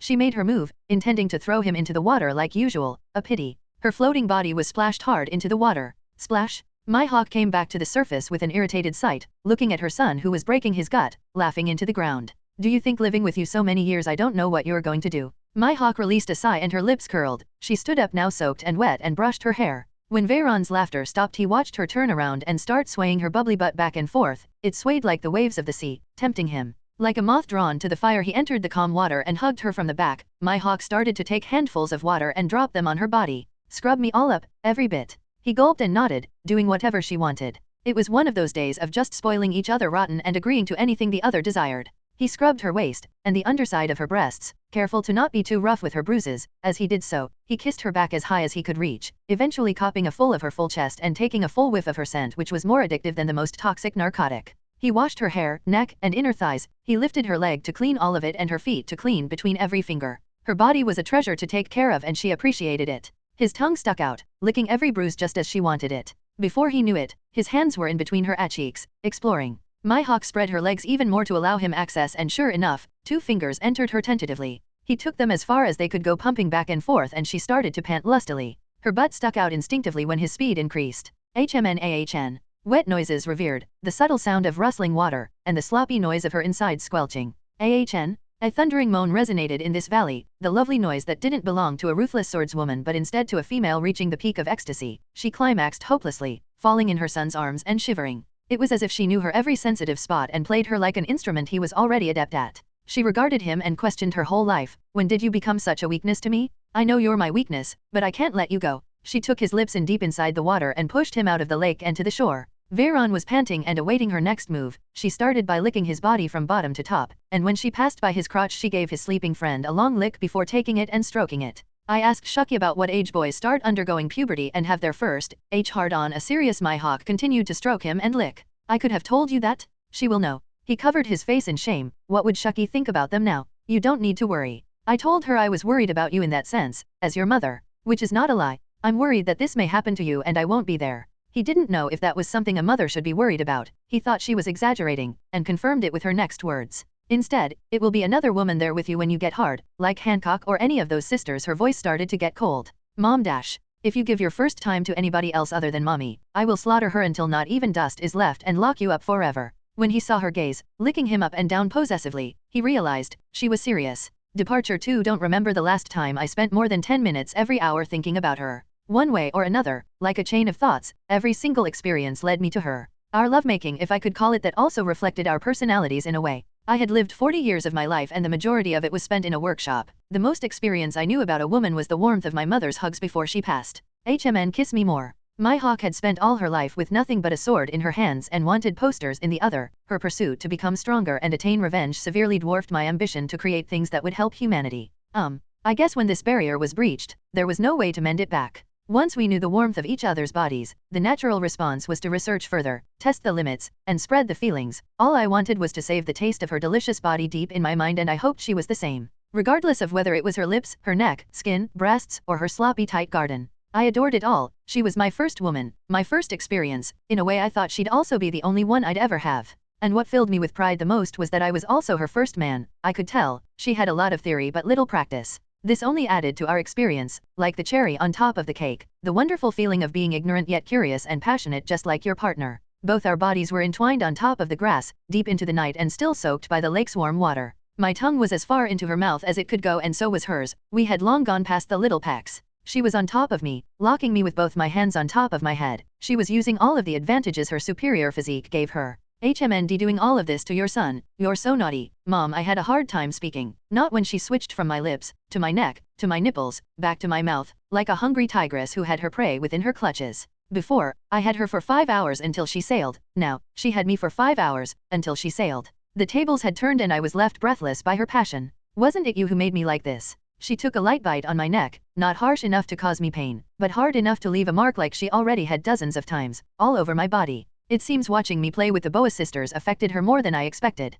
I taught you the ways of the sword, and you taught me the pleasure of a woman. She finally released my captive tongue. We regarded one another, her hands shifted, entwining her fingers with mine. I want to duel you, drink wine with you, read the newspaper with you, eat with you, and make love to you, forever. It was then that my eyes mirrored the heart shape of hers. I loved that she was assertive and didn't feel too shy to confess her feelings. For her, forever had a meaning. She was aware her lifespan was way longer than the average, and even yet she dared to utter such a word. Me too. Her forehead touched mine, and we were both sated. She had climaxed dozens of times, and I had my fill of her body. All we wanted to do now was hug each other until the sun rose, ready for another goodbye, albeit not long. Grow up quickly, Veyron, and become the strongest man alive. She kissed me one last time before closing her eyes. I nodded, hugging my mom back tightly. I never really wished to be the strongest man alive. I just wanted to be with you like an equal. Resisting the slumber to the utmost, I still fell asleep. It was impossible when such a sense of peace grounded my heart. Internally I could only hope the sun would never rise and we'd stay like this, frozen in time. You're still looking for the gomu gomu. Finding that devil fruit in this world is like finding a needle in a haystack. Someone could have eaten it already. Rayleigh and Shanks were having their morning drink in Shucky's bar. The crew was ready to sail as early as Mihawk showed herself with Veyron. Remember, that fruit is special. It has its own free will and will look for the best suitor. If it is your fate to find it, you will, the wise man commented, leaving Shanks in deep thought about his own actions. Could the fruit be evading me, because I'm wavering? Where are Mihawk and Vei-chan? It is already getting late. You all wasted yourself like that. You were supposed to sail in the evening. Shucky was anxious for them all. During the day there was a chance the marine would be active and surrounding Sabayati. It would be easier for them to flee during the evening. Ha ha ha, if that happens we will burst through. Don't you know? The strongest swordswoman is in this ship. Yusuf smirked. They all knew now that Mihawk had defeated a powerhouse in Marie Goase, the one that according to Shanks, was the strongest swordsman alive after Gold Roger. With both of them dead, there was only one person capable enough to take that title aside from Whitebeard,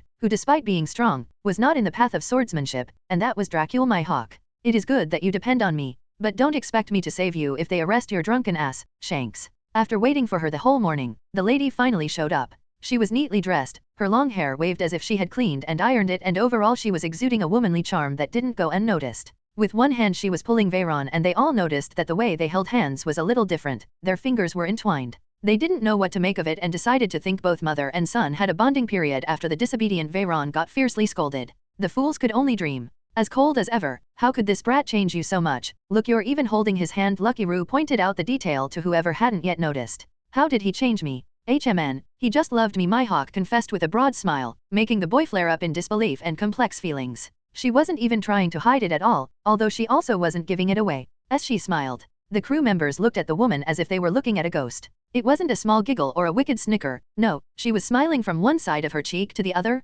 Dracul Mihawk smiled. Veyron, did you sleep well? Contrary to the day prior, it was Hancock who approached him first this time. The girls were outside playing this whole time. Compared to yesterday, their moods were way better. He didn't know if it was the fact that they released their frustrations before, or the fact that they'd be back home soon, but their countenances brightened up when they saw him, the person that would take them home. HMN, yes, I did. He scratched his head, sending his mother a furtive glance. She was talking to Shanks to the side about their future plans. He had slept well but for reasons that he couldn't say. It was only 2 hours of sleep they had, but it felt like an eternity, like he had rested enough for his whole body to feel anew. Departure after a lot of chatter, it was time for the redhead pirates to sail. Mihawk walked up to the still-talking group and took Veyron by his shoulders. Hey, girls. She addressed the trio. The three Boa sisters perked up to hear what she had to say to them. By now they knew the strongest individual in this grove was likely her, with even the legendary Silvers Rayleigh admitting that he wouldn't have a chance against her as he is now, but they'd have to have a duel to check that up. He didn't want to. Mihawk glared at the three sweating girls until Veyron told her to stop scaring them off. Take care of this brat while I'm away. If something happened to him, I don't know what I'd do. I don't think we're strong enough to take care of him. Hancock thought, a little downcast to be given such a responsibility, but at the same time she felt motivated to become stronger. Mihawk's hands clenched up on his shoulders. It may have been her senses or a premonition, but she was wise enough to know that now that he had revealed his face and powers to the world, things wouldn't be easy for him. In the end, she also smiled to herself, feeling relieved that he was capable of protecting himself. This was truly the moment in which she couldn't teach him anything else. He was on his own. Shucky giggled. She's completely off her heels. Just wait for him to grow up, Missy. No need to be anxious. If only she knew that these two had already gone beyond kissing and broke almost every possible taboo that could be broken. Shanks groaned in annoyance and stepped over, approaching Veyron. Both regarded one another for a second. Veyron felt acknowledgement from Shanks' gaze. He was no longer being looked at as the brat that Mihawk picked up, instead he was being looked at as the monster that Mihawk picked up. Which wasn't much different in literature as it was in implications. You're powerful, kiddo. What are you going to be when you grow up? Huh? Veyron tilted his head. That was a rather childish question to ask someone. It wasn't until Shanks explained further that he realized the importance of the question. Pirate, Marine, Revolutionary, a civilian. What do you want to be? All eyes and ears perked up, waiting. Whatever rank he chose to join would end up gaining a massive powerhouse that could not be overlooked. I don't know yet. I'd like to be a pirate, but I feel what I want to achieve won't be achieved with that. I'd like to be a Marine, but their justice is flawed and they're puppets of the government. As for being a revolutionary, I don't like following someone else's ideals. Jaws dropped. Is that the answer a 7-year-old kid would say? But then again, a normal 7-year-old kid wouldn't be this powerful. They never expected an answer this deep.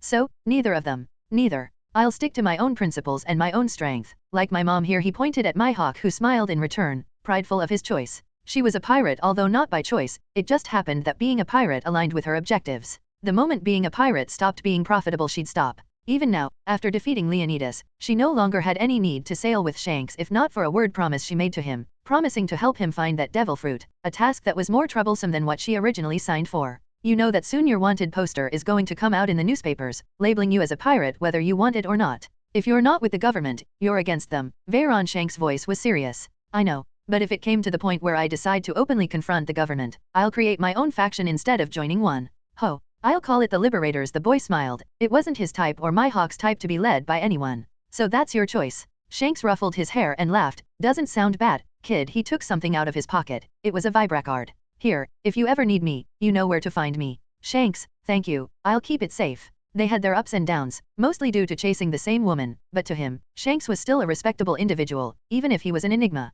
Shanks then extended his hand forward, intending to receive something. Mihawk intercepted it. She took a sheet of paper out of her hat. This is your paper of life. I made it for you secretly after taking one of your fingernails. Give pieces of it to those you consider important and want them to know your location. I assume you already know how it works. The boy scratched his head awkwardly and gave the surprised Yusuf his vibracard back. The man had been so drunk that even to this point he didn't notice it was missing. So that's how she found me back then. Mihawk had already torn a piece for herself. Veyron looked at Shanks and tore a piece of his vibracard. Both of them shook their left hands and Veyron sighed. This was the arm he was going to lose in the future. Take care of your arm. Huh. Just saying. Shanks walked away, a bit irked by his comment, and thought about the choice he had to make soon enough. Whenever he got that fruit, he'd have to choose who to give it to, and that action alone would set in motion a course of events that would determine who won this war between good and evil. On one side was the will of whom he considered his father and teacher, Gold Roger, who after leaving behind his straw hat, told him to give to the one that shall inherit the will of Joyboy. It was his mission to find this person. On the other side, there was his biological father, the leader of the Knights of God, Figarland Garling, who had presented to him one day, telling him who he really was and what his mission was. to infiltrate the D's and plunder away the Gomu Gomu no Mi that would instinctively seek the members of this clan. Once he got the fruit, give it to him for safekeeping. He feared the day that fruit would present itself in front of him. Only then would he have to make a choice and bear the responsibility for whatever happened next. Mihawk's coat waved, looking at her son one last time for years. It has been a journey she'd repeat with pleasure, raising a son, especially if the one she had to raise next would be hers and his. She thought it was good that he followed her instead of remaining in Rusukena. There will be consequences, but you're strong enough. If you defeat me I'll join your faction, she stated suddenly, much to his shock as he thought of her for someone who would always determinedly stay out of politics. That's a promise. Veyron knew that day was far away, but it would eventually happen. And when that happened he didn't intend to give her a position any lower than his. Mihawk turned around and waved her hands backwards one last time. I love you, Veyron. I can't wait for you to grow up into a fine, handsome, and wonderful young man. Until then, I'll save the husband spot for you. The way she said it and how she didn't call him son, made it evident to him what sort of love she was talking about. It wasn't the motherly one, although that one was more than evident. And this was the first time she voiced it out loudly. Me too. He yelled back at her, and with that, she departed. The redhead pirate ship sank into the sea, heading to the Fishman Island and into the New World. The next time he saw her, it would be in the newspapers, knowing the astonishing achievements of his beloved mother, the strongest swordswoman. Amazon Lily here. This is the Vibracard belonging to the current Empress of Amazon Lily. The island doesn't have a magnetic field of its own, and so it is extremely difficult to create a log pose towards it. With this you should find your way, then hop onto Rusukena. You know the island is barely visible on the horizon. Good luck, Vei-chan. Shuki handed him the way back home. Veyron knew he had to fly southwest, but how wide the sea expanse was, just that wasn't enough for him to find his way around. Is it okay for you to give me this? He didn't even know who the current Empress of Amazon Lily was, but this was clearly not something that should be handed over lightly. You don't need to worry. Once you see her, just give it back to her. He shrugged his shoulders and stored it. This is my Vibracard. Hurry up and give me yours, brat. We may not have shared drinks, but we're more than brothers already. Rayleigh lunged on the boy's shoulders uncharacteristically, taking the Vibracard away from his hands. It wasn't until the old man whispered something that Veyron realized his real intentions. Next time tell me how you managed to conquer that cold woman, brat. You've got potential, even those sisters dash. This bloke just wants to gossip. Even then the boy deigned himself in all his almighty and hard-worked experience to give Rayleigh a tip or two. The trick is in the tongue. Tongue. Before the aghast Rayleigh and confused Shuki could ask any further, Veyron took Yubby and made the Boa sisters levitate next to him, covering all of them with his invisible psychokinetic force field, ready for a high-speed flight. We're flying. Veyron snickered at their reaction. They looked like children who were experiencing a new world, and as matter of fact, they were. You have seen nothing yet. Marigold. Veyron turned around and waved his hand to his new older friends. Rayleigh, Shuki, I'll come later to pick up my mother's wine. Come and have a meal whenever you want, Vei-chan. Shuki sent some flying kisses while Rayleigh shook his head repeatedly. Don't come again, naughty brat. You're corrupted. All he got was a slap to the back of his head from his wife for being cold-hearted towards the lovely, heroic, and innocent boy that babes were delivered by the stork. Buom? The sonic boos resonated in Sabayati with every human, pirate, marine and celestial dragon having their gazes drawn to the skies. 4 flying objects overlapped with the sun momentarily, going faster than anything they'd have seen. In a marine ship, Kizaru clenched his fist. There was a marine lady on his back, changing the bandages for new ones all over his bruised and swollen body. He had received the battering of his life, by a kid no less. His sight focused on the 4 flying objects and he instinctively knew who it was. We will see each other again. Veyron, his gaze held no resentment, only the challenging prospect of a good fight later on. He had learned his lesson, to not depend too much on his devil fruit, as there was an individual in this world that could completely counter it. Not too far away from him, Vice Admiral Aokiji was the same. Although he hadn't received a harsh beating, he had been helpless to do anything while an underage boy destroyed his comrade. If it hadn't been for Garp's arrival, the operation would have been an utter failure. In fact, it was a failure. Dracul Veyron had accomplished his objective. He stalled them enough time for Fisher Tiger to free all the slaves. All he knew for sure was that next time he saw that white-haired boy, he wouldn't underestimate him.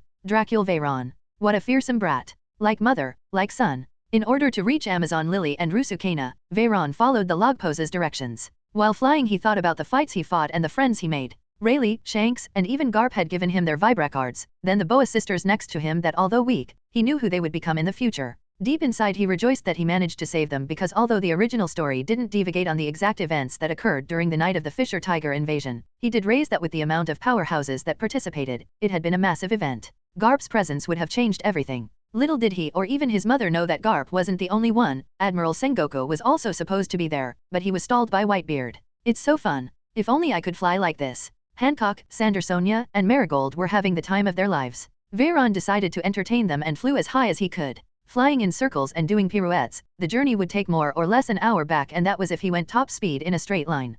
Since he was playing around, it was bound to take a bit more. He avoided the Florian triangle that presented itself like a humongous cloud that covered a wide expanse of the sea, like a wall between the light and the darkness. There is no way I'm going in there. Instead, he flew south towards the calm belt and inspected the vibracard that belonged to this supposed Empress of Amazon Lily. Beneath in the distance, he saw the 3 islands. G1, Eni's Lobby and Impel Down. There were marine ships all over the area. He assumed way more than usual since the wasp nest had been stirred with the invasion of Marigiosa. His gaze settled on Eni's Lobby. That island hovering above a gigantic hole was emitting an ominous energy that made him want to flee the area. He even felt a subtle magnetic pull. What could that be? Not willing to research it now, he flew high above while the girls laughed and had fun through the whole ordeal. Inside his crystal-shaped force field, gravity was zero due to the free fall effect. They spun and played like never before, aware that not everyone had the opportunity to experience something wondrous like this. The journey took a tad bit more than 2 hours. He even took them underwater once they hit the calm belt, and the girls watched the countless sea kings and creatures under it. They knew there were sea kings below, but they never knew there were so many and of all kinds.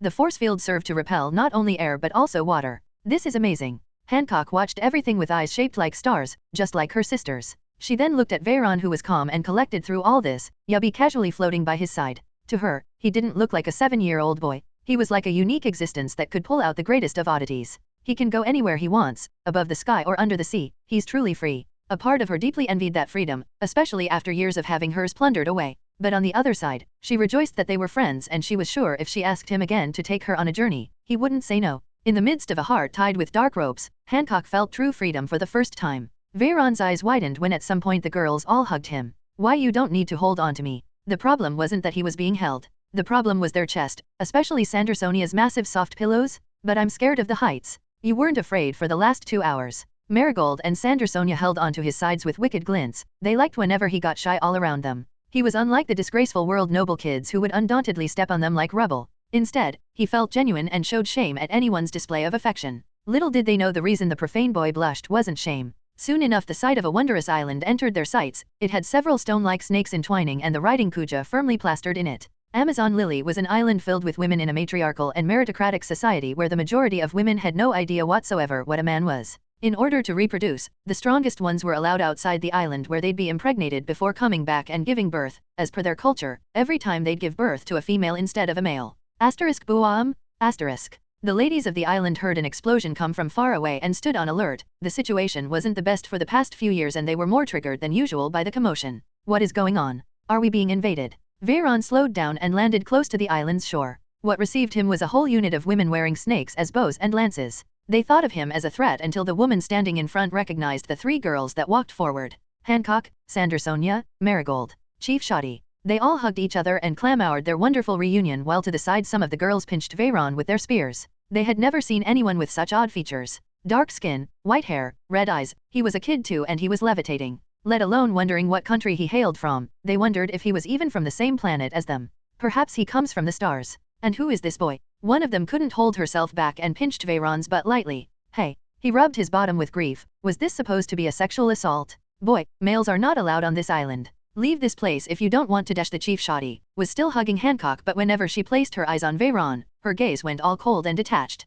Please stop, he's our savior. The 3 sisters stood in front of him protectively and only then had the Kuja guards lowered their weapons. A long conversation took place in which Hancock and her sisters explained everything. Turns out they were members of the Kuja pirates and in order to join the crew, they had to be stronger than the rest. It was a meritocratic society after all. But that didn't mean that they'd allow Veyron in just because he was their friend. The 3 of you come. Boy, wait here for a moment. I'll call Elder Gloriosa and the current Habai the Snake Empress, Boa Primrose. We will stay here waiting with him. The sisters refused to leave Veyron's side. They thought the members of the Kuja tribe were being extremely discourteous with him after all he did for them. They knew the rules of the island and that there were no exceptions under normal circumstances, but it was still insulting. Veyron smiled and ruffled all of the 3 girls' hairs. They pouted, aggrieved, not liking that he once again was acting like an elder brother even if they already saw him like that succinctly. I think it is better if I leave. He knew how this island worked and that right now Hancock and her sisters weren't strong enough for an exception to be given. No, please stay a bit longer. Hancock begged. She took his wrist hard to stop him from departing. Aware that if he wanted to leave it was just as easy as levitating and flying away, nobody would be able to stop him. She gave the chief some eyesight and the latter nodded. Then the 4 of you can wait here. We won't take long. The guards retreated and left only a set of pretty girls that belonged to the current Kuja pirates to guard Veyron in case he wanted to do some mischief. I'm sorry, we couldn't receive you any better. Sandersonia apologized in the name of both her sisters. Initially they thought that a banquet would be made for him for helping them, but it seemed with the years she had forgotten that the Kuja tribe was not a simple society. It is okay, you don't need to apologize, I understand. Isn't your mother going to be coming though? Of course, she's coming. Veyron was admittedly curious. He knew Shuki was at some point an empress of Amazon Lily, that this Gloriosa that was mentioned was the empress way before her and that Hancock would eventually become the empress. But who exactly was the current one? I'll definitely become the Hebai Hame, and when that time comes you can come and live with us here, right? Yeah. It was an unexpected proposal that caught him totally off guard. Sandersonia and Marigold's eyes brightened up as if they hadn't thought about it themselves. That's right. You live by yourself in Rusukana, don't you? Wouldn't it be better if you stayed here with us? We can take care of you better. Sandersonia didn't wait to lean on his back and put those soft marshmallows on top of his head. They weighed like mountains. It didn't matter how powerful he was, she imagined he was still just a kid that didn't know how to cook or even fend off his own. When she thought about it, she realized that the woman she had come to idolize, Dracula Mihawk, was actually quite the irresponsible mother. How could she leave her son abandoned on an island like that? She desperately needed an excuse for him to stay, and she found it, but the three girls knew it was impossible due to the island's rules for him to remain. That's a wonderful proposition, but my mother and I just moved there. I have to make a home for us and some stuff. I can't just move here without telling her either. He scratched his head, making up excuses. His objectives were already in mind, and living here as the only man on an island filled with women wasn't one of them, as good as it sounded. Sandersonia realized that all he was doing was bluffing and hugged him even tighter, her tongue elongated and slithered around his ear, tickling. The Kuja guards nearby frowned. They couldn't believe 3 of their members were so close with a male. In the end, they had no idea what the trio had gone through or how emotionally dependent they had become on this boy. You can't be mommy's boy forever, Veyron. Eventually, you will have to leave the nest and marry, right girls? Yes. He didn't know if he was overthinking things regarding their behavior, but there was something he knew for sure. I don't think mom will ever let me go and marry someone else. She had already threatened to slaughter into existence the girl who took his first time away from her. He didn't even want to imagine what would happen if he suddenly got engaged to someone else. About 10 to 20 minutes later, in which they spent their time playing in the sand, an entourage of ladies finally arrived, consisting of the whole crew of the Kuja pirates, an older woman whose staff was a blue snake. Veyron recognized the old woman walking at the back, Gloriosa. The one he didn't recognize was the tall black-haired woman dressed in dark robes. Her gaze was cold and her presence emitted an aura that he recognized right away, Conqueror Haki. Nevertheless, the problem lay on her chest. He had to struggle to take his gaze away from that opened cleavage that instantly made him know what the identity of this lady was. She's their mother. Hancock was technically this woman's younger version. There were some disparities here and there comparing the adult version of Hancock he knew from the show and this lady, but it was impossible to not make the parallelism. The gods. His gaze was technically glued to that chest that was bigger than even Hancock's adult version, and that was a lot to say.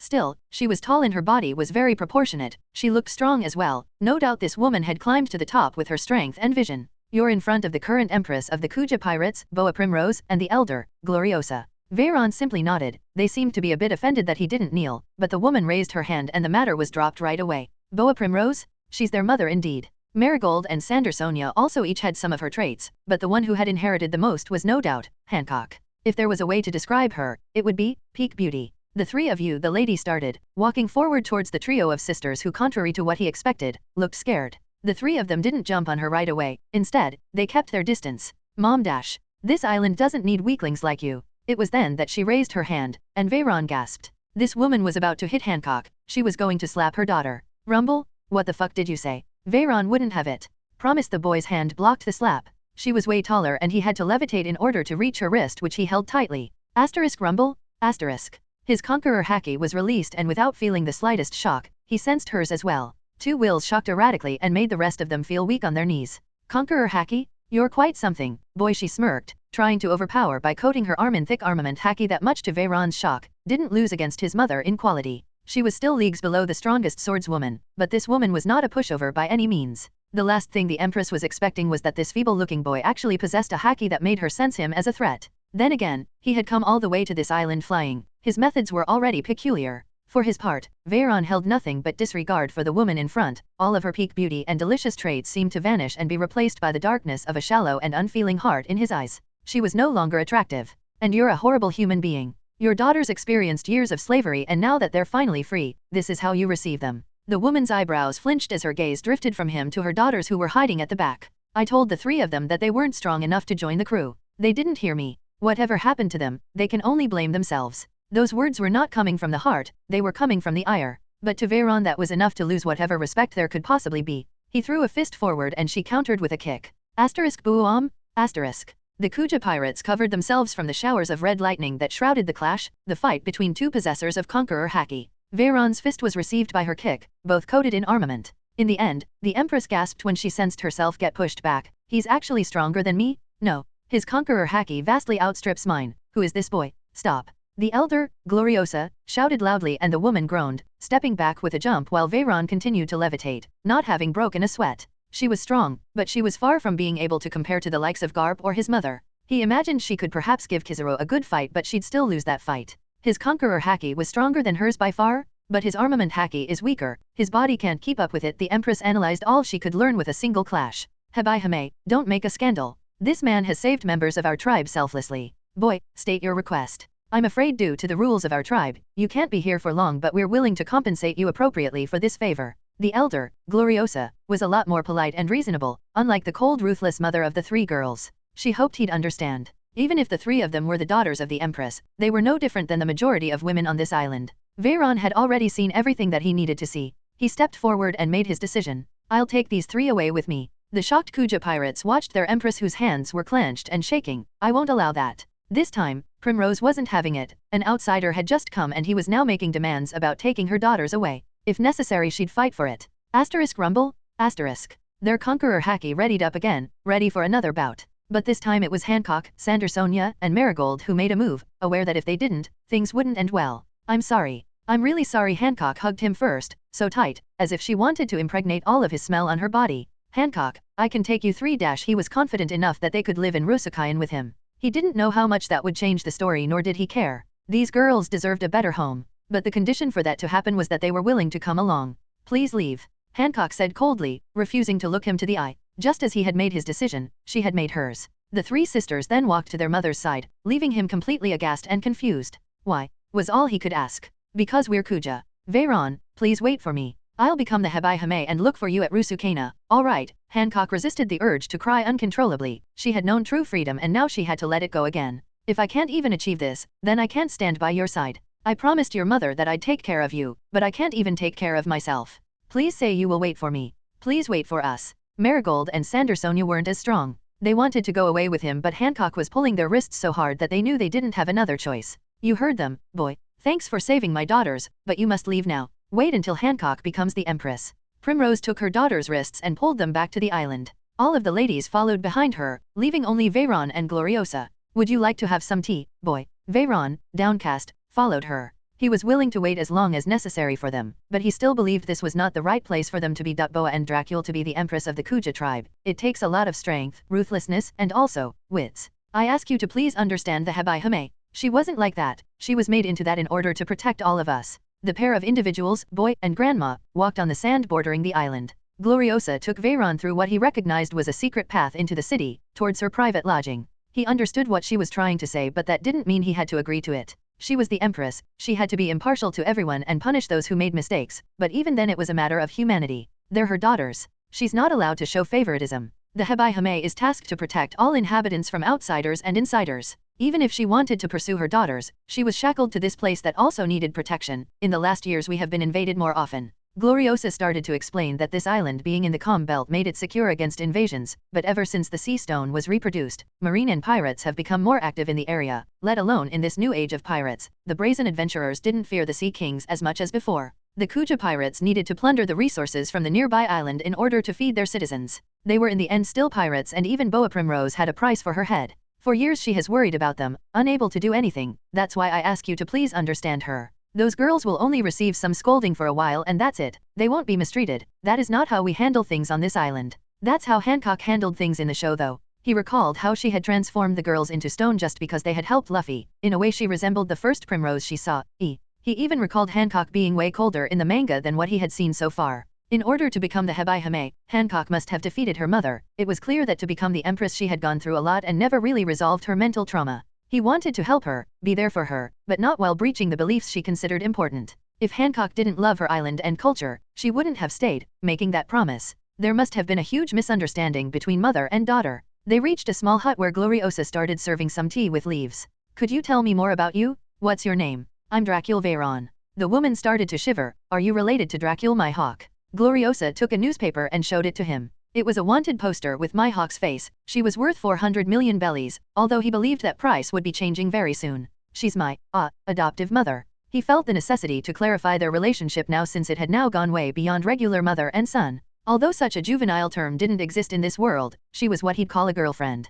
It just so happened that this girlfriend was also his mother. Little details, not a big deal. Glorissa had her doubts at first, but looking at Yubby the sword that was even bigger than the boy himself, she had to believe since those swords looked technically the same. No wonder you're so strong, boy, she must have put you through a hellish training. He reserved the right to comment. Yes, it had been a hellish training, but the reward was well worth it. Their conversation continued, mostly about Gloriosa explaining to him what would happen to Hancock and her sisters. They made a mistake during a trip to Sabayati and that ended up getting them taken by a celestial dragon, hence they needed to be punished for the aforementioned mistake. Those were the rules. But at the same time, they wouldn't be too ruthless with them. A door opened in the midst of it all and a woman entered with slow strides, swaying her hips and holding her head in a sign of headache. Hebai. Gloria gulped and looked towards Veyron, whose glare was piercing cold. He needed to do that, or otherwise, his gaze would go somewhere else. She ended up sitting next to him with an expression that portrayed anxiety and stress. Prepare me one as well, Gloriosa. The elder nodded, and after releasing a sigh the lady turned around towards Veyron, leaning her head on her palm lazily and regarding him up and down. Where are they? Confined to their room until their punishment is finished. How can you punish them? Have you got no heart at all? He grabbed her by the collar, fed up with her nonsense. If what Gloriosa said was true, then this woman was hurting, but he just couldn't understand why when it was only the three of them, she still had to pretend.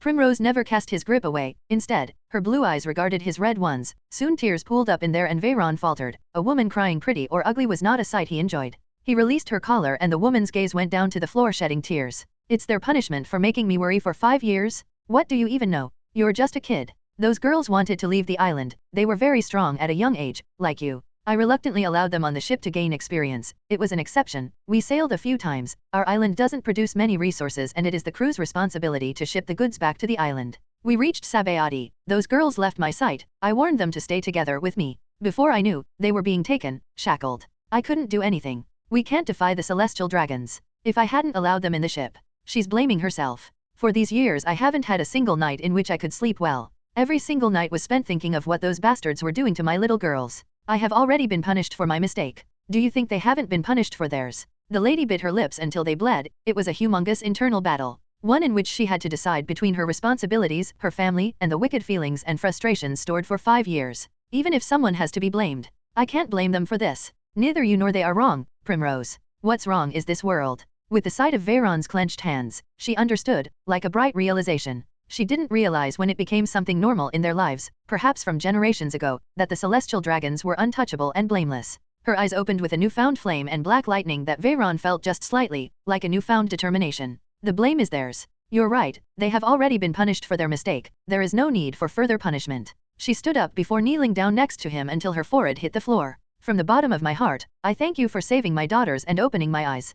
Stand up, I get it. Her body started levitating against her will, shocking her, and before she knew she was sitting back on the chair next to him. I wasn't the only person that saved your daughters, there were many involved. But I'll accept your gratitude for now. Just make sure those 3 feel loved, they need it. Primrose didn't speak any further about the topic, he only saw her smile with thousands of emotions. The last few years had been the hardest of her life, even more than her job as an empress. Just like her daughters, this was the day she was finally set free. What is your name, boy? He is Dracul Veyron, that Mihawk's son. The Empress took her tea from Gloriosa and gasped, taking her seat back next to the boy who also took his tea. Veyron then recalled something that he had in his power and took it out from one of his pockets while the Empress analyzed him up and down. No wonder you're a little monster. We're both rookies from the same generation, but I can't begin to scratch her toes. By the way, this is something that Rayleigh gave me in order to reach the island. It is your Vibracard. Oh, you can keep it. Are you sure? Yes. She leaned closer and crossed her legs tantalizingly. In fact, why don't you give me yours? Equal exchange. The boy gulped audibly. She extended her hand forward.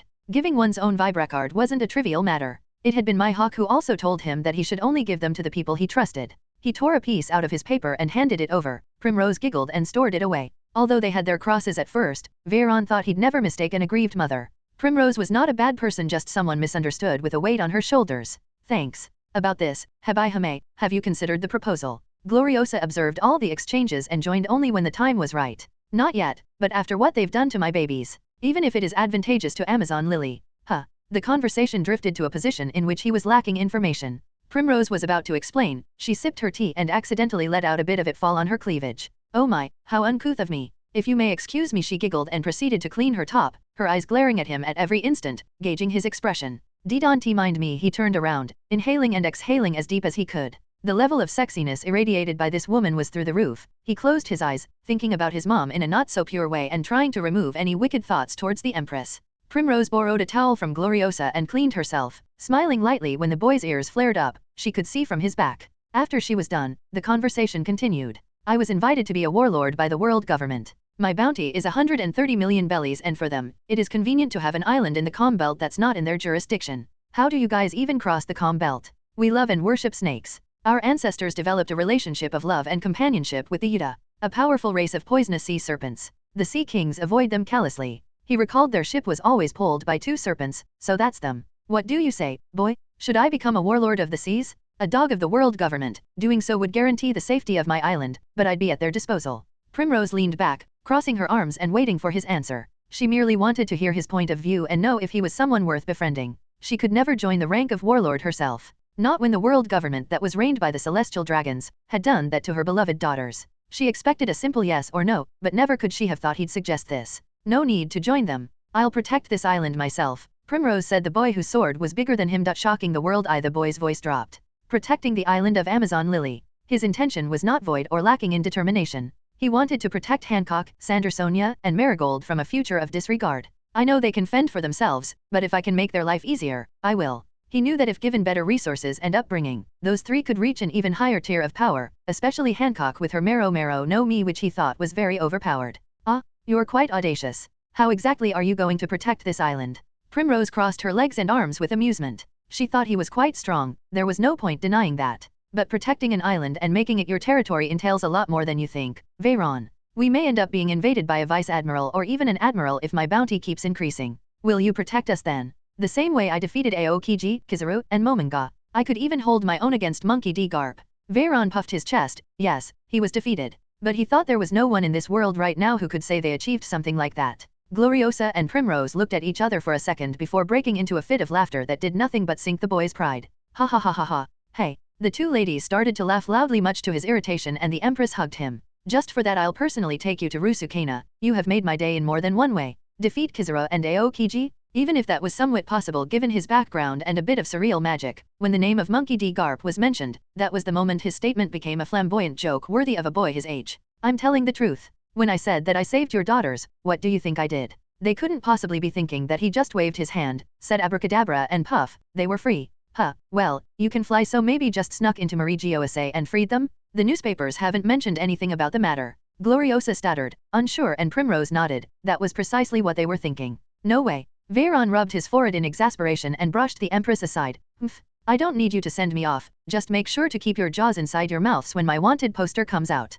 With the devastation he had caused, the wanted poster was bound to be quite high. He even expected it to be around 200 million or 300. He gauged it based on Luffy's first bounty, which was 30 million, but at that time he was but a small pirate. Ha ha ha. Yeah sure, we will be waiting for that. Cutie Primrose cleaned a tear out of her eye and they all walked outside after having the tea. You don't need to worry about those girls. You have opened my eyes, I'll make sure they're spoiled properly. Though I don't think Hancock is going to accept that. Why? She told you she will become the Habai-Hime, didn't she? Once that girl has set something in her mind, she will never let go. It will be difficult though, there are plenty of powerful girls who wish to take the title away. It was clear Primrose was rooting for one of her daughters, but as she couldn't show favoritism, it was possible that the Boa dynasty would end soon, or so she thought, as the 3 of them had been missing for so long and in that time new promising candidates had arisen. What are the terms for any of you to become the Empress of Amazon Lily? If the spot is vacant, according to the traditions, the winner of a battle royale between the members of the Kuja pirate crew shall take the spot. If the spot is not vacant, anyone who belongs to the crew can challenge me for the spot.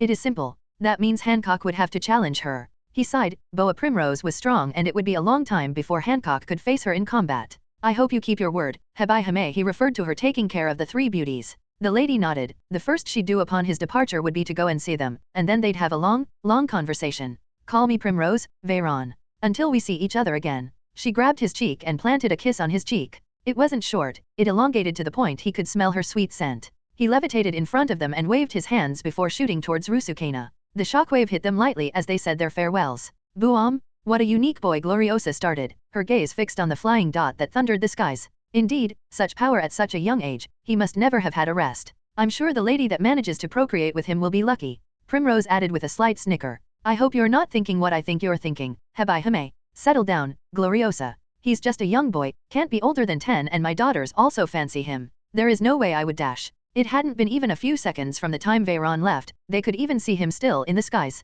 A news coup arrived, and with it today's newspapers. They hoped there would be news regarding the matter of Marie Gioise, and they weren't disappointed. Many faces covered the frontal page with astronomically ridiculous bounties. Her eyes opened as saucers and her hands shivered. They were wanted posters as usual. Every day there would be either new ones or updated ones with increased or decreased prices. Sometimes the Kuja would hunt these pirates and hand them over to the black market, who would take a slice and serve as a bounty hunter. Pirates weren't allowed to hand over other pirates. This time though, the numbers beneath those names just didn't make sense. More so the names. Dragon the Revolutionary. Monkey D. Dragon. Dead. 8.000.000.000 bellies. Leader of the Revolutionary Army who committed a heinous crime in Marie Gioise. His corpse is to be delivered to the G1 to claim this prize. Yonko Whitebeard. Edward Newgate. Dead or alive. 5.046.000.000 bellies. Hawkeye. Dracule Mihawk. Dead or alive. 2.300.000.000 bellies. The strongest swordswoman who viciously murdered a high-ranked member of the world government. Avoid at all costs. Redhead Shanks. Dead or alive. 1.040.000.000 bellies. Dark Mantle. Dracule Veyron. Dead. 1.000.000.000 bellies. Extremely dangerous individual who conceals his real appearance under the disguise of either a young boy or a hideous ghost. Has severe mental health issues and must be avoided at all costs. Bounty hunters are asked to bring his corpse to the G1 to claim the prize of this bounty. Shocking the world. I Sabayadi Archipelago. Shucky's ripoff bar. It is worse than I thought. They want him dead. They even went as far as to say that he has mental issues. Shucky brushed past the pages of the newspapers, exhaling a big cloud of smoke, sick and tired of the world government and their lies. That's not a lie though, Rayleigh coughed, but the point remained. The world government spread lies and even gave such a young boy a bounty that left the rest of the pirate world looking like a joke. Even he didn't expect his first bounty to be this marginal. Tell me the truth, Rayleigh, is he a Lunarian? He must be. There is no way a common boy could be born with that power. He also said he has the capacity to control the energy of all things, which is also something he has in common with Lunarians. But there is no fire on his back and he doesn't have wings. I know, this could be attributed to his fourth haki, psycholunacy. Psycholunacy. Yes, something like that he called it. Rayleigh brushed past the pages while Shucky remained there for a moment, thinking about why would Veyron decide on such a name for his ability. The old man didn't know how much he dug the boy into the ground. They didn't even mention what happened in Marie Gioise. It is obvious the world government doesn't want to shame themselves and the world nobles any further. Do you think Veichan can protect himself? Protect himself? That boy is already stronger than me. If they want to hunt that brat, it is going to cost them plentifully. They better put their wives away from him or else dash. Huh? What did you say at the end? Nothing. Somewhere in the Fishman Island, close to the Ryago Palace. The strongest swordswoman's eyes fluttered in irritation while brushing past the pages. She had already read the bounties and had nodded in pride, yet the red-headed bastard next to her wouldn't shut up. My bounty is just 40 million higher than that brat? What an insult. Such a young little mama boy, he's literally sucking mommy's tits and you tell me he can defeat an admiral. Cough? Cough? Mihawk almost spat the wine she was drinking. She frowned and slapped the redhead with the newspaper, making him quiet at once. Pa? Ouch. Damned Hawkeye, dash. You fought a faux battle against that man while my son stalled 3 vice-admirals and garped the fist just by himself. You should be grateful that your bounty is higher. Clearly, the one assigning them is blind. You heartless woman. It actually pissed her off. Not only wasn't his bounty higher than it should be, his achievement were all thrown under the rug. They even dared question his mental sanity just to further tarnish his image. Mihawk thought about cashing in a favor to sort that out for her son's sake but decided not to. Eventually he'd make more achievements and the lies would be covered in truth. Is that okay with you, Mihawk? They don't want him alive, Ben Beckman pointed out. The poster said dead, which was something so rare he hadn't even seen one before. Not even Gold Rogers' poster back in the days said dead. Mihawk understood that the reasons were 3. He looked like a Lunarian, he was strong enough to stall Monkey D. Garp, and he was very young. That made him a potential enemy that the world government needed to dispose of no matter what. She knew because she worked for the world government. I know that man is going to contact me soon about this. They know I'm Veyron's adoptive mother. The question was what position she'd take in the matter. As a celestial dragon, she had responsibilities, but as a mother, she also didn't dare fail him. And as a lover, I just have to support him. She closed her eyes, reaching her verdict. He is not going to lose again. Oh, good luck to them if they want to catch him. Once he has reached his full potential, I hope there is a hole deep enough for them to hide. Momwaro Island, the Kamabaka Kingdom. A group of individuals covered in cloaks stood at the shore of the island. They certainly weren't the only odd ones on this island. A woman with a massive purple afro was standing with a concerned gaze as she looked at the newspapers. It seems Dragon was successful, but to put this by much money on his head. Dark Mantle Veyron? And also Hawkeye, those two are family members. Somehow somebody next to him, a woman with half orange half white hair, was also giving an overlook to the wanted posters. We're not going to have it any easier from now on, they're going to hunt us down with everything they have. Can there be a safe spot for us in the world now? Ivankov. Haha, I know exactly what the safest spot would be. A place where none of them could ever imagine. We will see when the time comes. Eva-chan, dragon has arrived. So quickly. A strong gust of wind ravaged the land and ended up transforming into the body of a person in front of a group of cloaked individuals. Leader, dragon. His body fell, and Ivankov opened his cloak to see how there were dozens of piercing wounds all over his body. She extended her arm and 5 syringes plucked out of her fingers. With a quick movement, she injected something into the man's body and he came back to his senses a few seconds later. What's happening to your face? She saw how in what used to be a clean face, there was now a gnashing mark of burning symbols on his skin. The mere sight caused one pain and terror. Ivankov. Marie Giose is hiding a vicious secret way worse than we could have imagined. Our cause, the revolutionaries, and even the world, we must stay strong.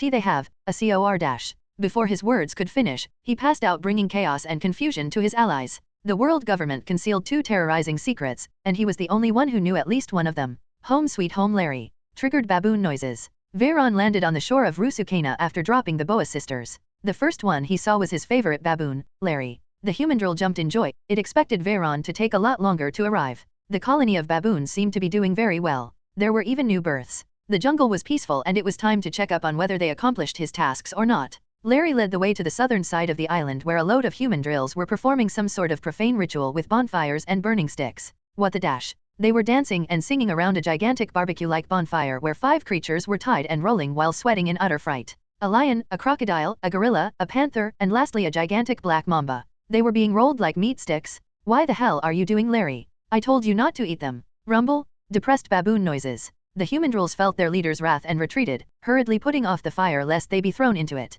Before leaving, Veyron stated that he had 3 wishes. First, it was for the human drills to conquer the island, which the way it seemed, they had accomplished in a short time. It wasn't a surprise considering how much more intelligent they were compared to other tribes. Another one of his wishes for them was for the inhabitants of the island to not eat each other. Instead, they were to hunt in the seas. He intended to at least establish a normal society where the members within it didn't need to hunt each other to survive. Rusukana was a massive island and from the beginning, there wasn't any need for wars regarding resources, food, or space. Lastly, he wanted the 5 strongest creatures on the island to be taken to him upon arrival. The 5 animals that he requested were released under his command. Their first instinct was to flee the farthest possible from this tribe of lunatics. Alas, they were fated to join this tribe. Rumble, Graviton. Their bodies were pressed down, utterly dominated. Veyron noticed that from the 5 of them, the strongest wills were the lion and the black mamba. He nodded in appreciation and adjusted his haki just so they didn't pass out there and then. All the baboons knelt behind him and awaited his orders. If any onlookers were to pass by, they'd believe the small boy was the leader of a cult of beasts. Utter lunacy. From now onwards you're all my pets. You follow my orders, you do what I say. If I tell you to go, you go. If I tell you to die, you die. If I want to mount you, you let me mount you. Are we clear? All creatures growled, understanding that they were being requested to submit or die. The crocodile, the panther, and the gorilla put their heads down in submission, but as he expected, the lion and the black mamba weren't so keen. Veyron brandished Yubby and placed it against the neck of the black mamba. The snake hissed in displeasure when the sword touched its neck. The slightest touch of his sword imbued in armament haki produced a cut from which blood dripped. I won't say it again. With no other choice, the black mamba submitted. As for the lion, Veyron and it looked at one another for a while. It recalled back then a few weeks ago when it and Larry were fighting. It was Veyron who allowed it to live. Growl? A slightly reluctant growl later, the lion put its head down and succumbed to the pressure. Just like that, he had successfully conquered the strongest creatures on this island. Very well. I'm not a bad master. In exchange for serving me, you all get the food you want. You also get to reproduce with whomever you want. Doesn't sound like a bad deal, does it? He figured that those animals couldn't hold any deeper desires than those.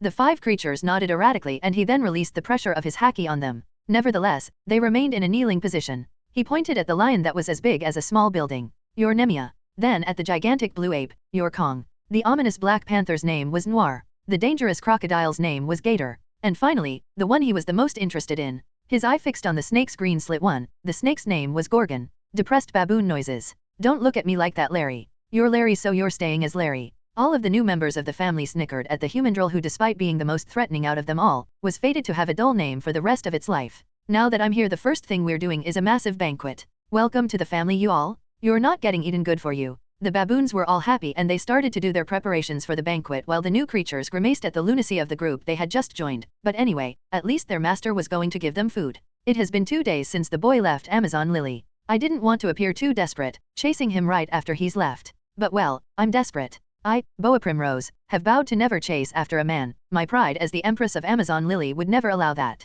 But this is a boy, so it doesn't count. I know pretty well how treacherous and unbelievably disgusting the world government can be. They could go as far as to put a bounty of 1 billion berries on a boy that's barely 10 years old from what I can tell. I thought they had already gone very far with the bounty they had put on the demon child Nico Robin a few years ago, but this was something else. If not for this, I had no choice but to believe the boy when he said he did cause a ruckus in Marigioase. And right now someone like him is exactly what I need. After he left I went to my daughter's chambers and apologized to them. He opened my eyes. Initially I just felt wrath and years of bottled up frustration. When I saw my daughters I felt immense relief, but I also felt that the object of this frustration had finally arrived.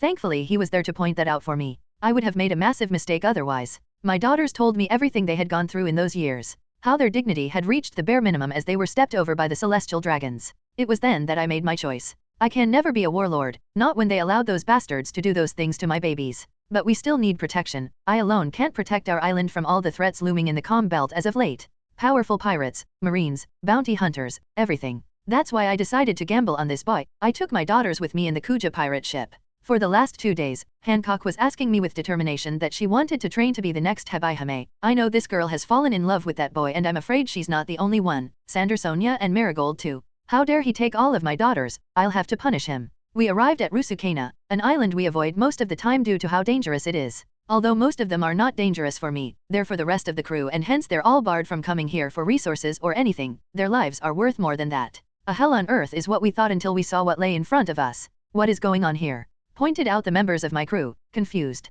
I don't blame them, for I also have no idea what the hell is going on here. Is this some sort of monster party? Veyron was in the middle of it all, dancing. Around him were at least 100 creatures, the majority of them baboons, dancing as well. It's the poisonous mother. Oh my, it's impossible. My eyes widened like saucers when I saw a gigantic black snake dancing alongside the compass of the fire. That mythical snake was one my people had worshipped for dozens of generations. Its appearance is supposed to be taboo on this island. It was even said that its showing up was a sign of fortune for the ruler of Amazon Lily at that time. How come that snake is just dancing now? Our cries of surprise and awe were caught by the creatures in the party, and everything suddenly stopped as hundreds of eyes looked at us in a not-so-kind way. I had seemingly forgotten a particular detail. This is an island filled with predatory monsters. Beautiful guests. All of the Kuja pirates got on guard while growls and hisses revered around them. Their shivery snakes served as bows as they loaded their arrows in armament haki. They never felt more like prey in their lives. They knew the island was dangerous but never expected every single one of the strongest creatures in this land to set their eyes on them the moment they arrived.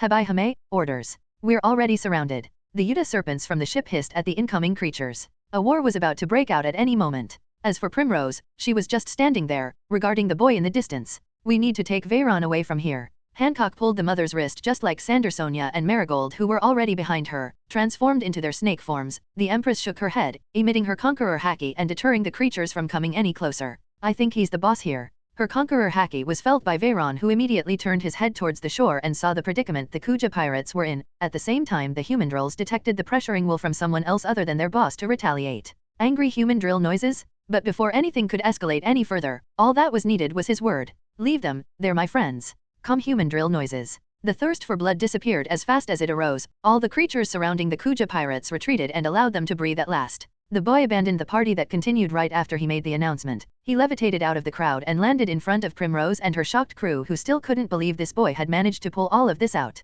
They couldn't see a young boy, all they could see was the king of the jungle. You came here faster than I expected. Did you miss me? His first phrase was directed to the Empress, but the latter part was directed to Hancock and her sisters with a smile. We did. The three of them jumped on him. Marigold and Sander, Sonia went back to their human forms and tackled him to the ground. Naturally, Veyron hugged the cluster of big soft marshmallows that he had also missed. He didn't know if it was because they were from Amazon Lily, but while his mom's body was plump and toned, these girls' bodies were extra soft. Primrose brushed her hair aside. She liked to see her daughters getting along with someone. After apologizing to them and trying to take them out of their confinement, it was her shock to realize that neither of the three was really willing to leave their room. She knelt down in front of Hancock, who was hugging her legs in a heart-wrenching sight at the corner of the room. Primrose thought it was her fault until Hancock voiced out a request. Veyron. Usually, as the Habaihame, she wouldn't sail and leave Amazon Lily without purpose, but this was an important journey for her daughters and for her empire. My daughters were a little anxious, so I decided to take them here to see you. See, I followed my promise to you. Has she been treating you well, girls? All three of them nodded. Please don't misunderstand, mother. She has it difficult with her position as the Habihime. We knew from the beginning she was not a bad person. You were just angry that day, right? She was questioned by Marigold. Primrose merely nodded and evaded their gaze. It was a little more than just anger that she felt that day. It was a mixture of emotions, with relief being the biggest of them but resentment following right after. Cough. Leaving that aside, I see you have gotten yourself quite the pirate crew. Oh. Primrose pointed behind Veyron, where 6 creatures taller than small hills were all looking at him. They were the only ones that weren't enjoying themselves back there around the bonfire, devouring a sea king. I'm not a pirate and they're not my crewmates, they're my pets. Peepets, he says. Gossiping started among the members of the Kuja pirates. It was when the Black Mamba made an act of apparition that they all gasped and shivered like bamboos in a storm. Even Primrose gulped a good mouthful of saliva. The poisonous mother. What? So that's how it is. In our culture, there are 3 special snakes that we venerate from generations. They're worshipped because their apparition represented a period of calm and peace in Amazon Lily. Our ancestors called them the mothers in our ancient books. Primrose caressed the mouth of the Black Mamba that was now lying down for the Kuja pirates to touch and worship after Veyron ordered her to. He didn't even know this Black Mamba was a female. The poisonous mother is recalled from 300 years ago here in the Calm Belt after she saved Amazon Lily from a gigantic tyrannical sea king called Abulea. There is also the ferocious mother, who was the first Yuta to be tamed by the first empress of Amazon Lily. The flying mother was a beautiful flying snake that we recall in our books that cleaned the sea after a poisonous and toxic infection revered around the Calm Belt 200 years ago. As I said, each time any of them showed up, they were good times for us. Primrose's gaze drifted between the boy who was levitating, listening attentively, and the slumbering snake. It seems good times are coming, and you must be the source this time, Veyron. I see, but she's my pet though, I can't let you take her. It was not my intention. I only ask you that you love her and treat her with respect, for our nation owes her too much and we're unable to repay. One of the Kuja pirates brought an ancient tome that looked old yet kept and secured. On one of the pages, he saw the gigantic black snake with green slitted eyes and a breath that resembled green fire. The poisonous mother, huh? No wonder she didn't want to submit easily.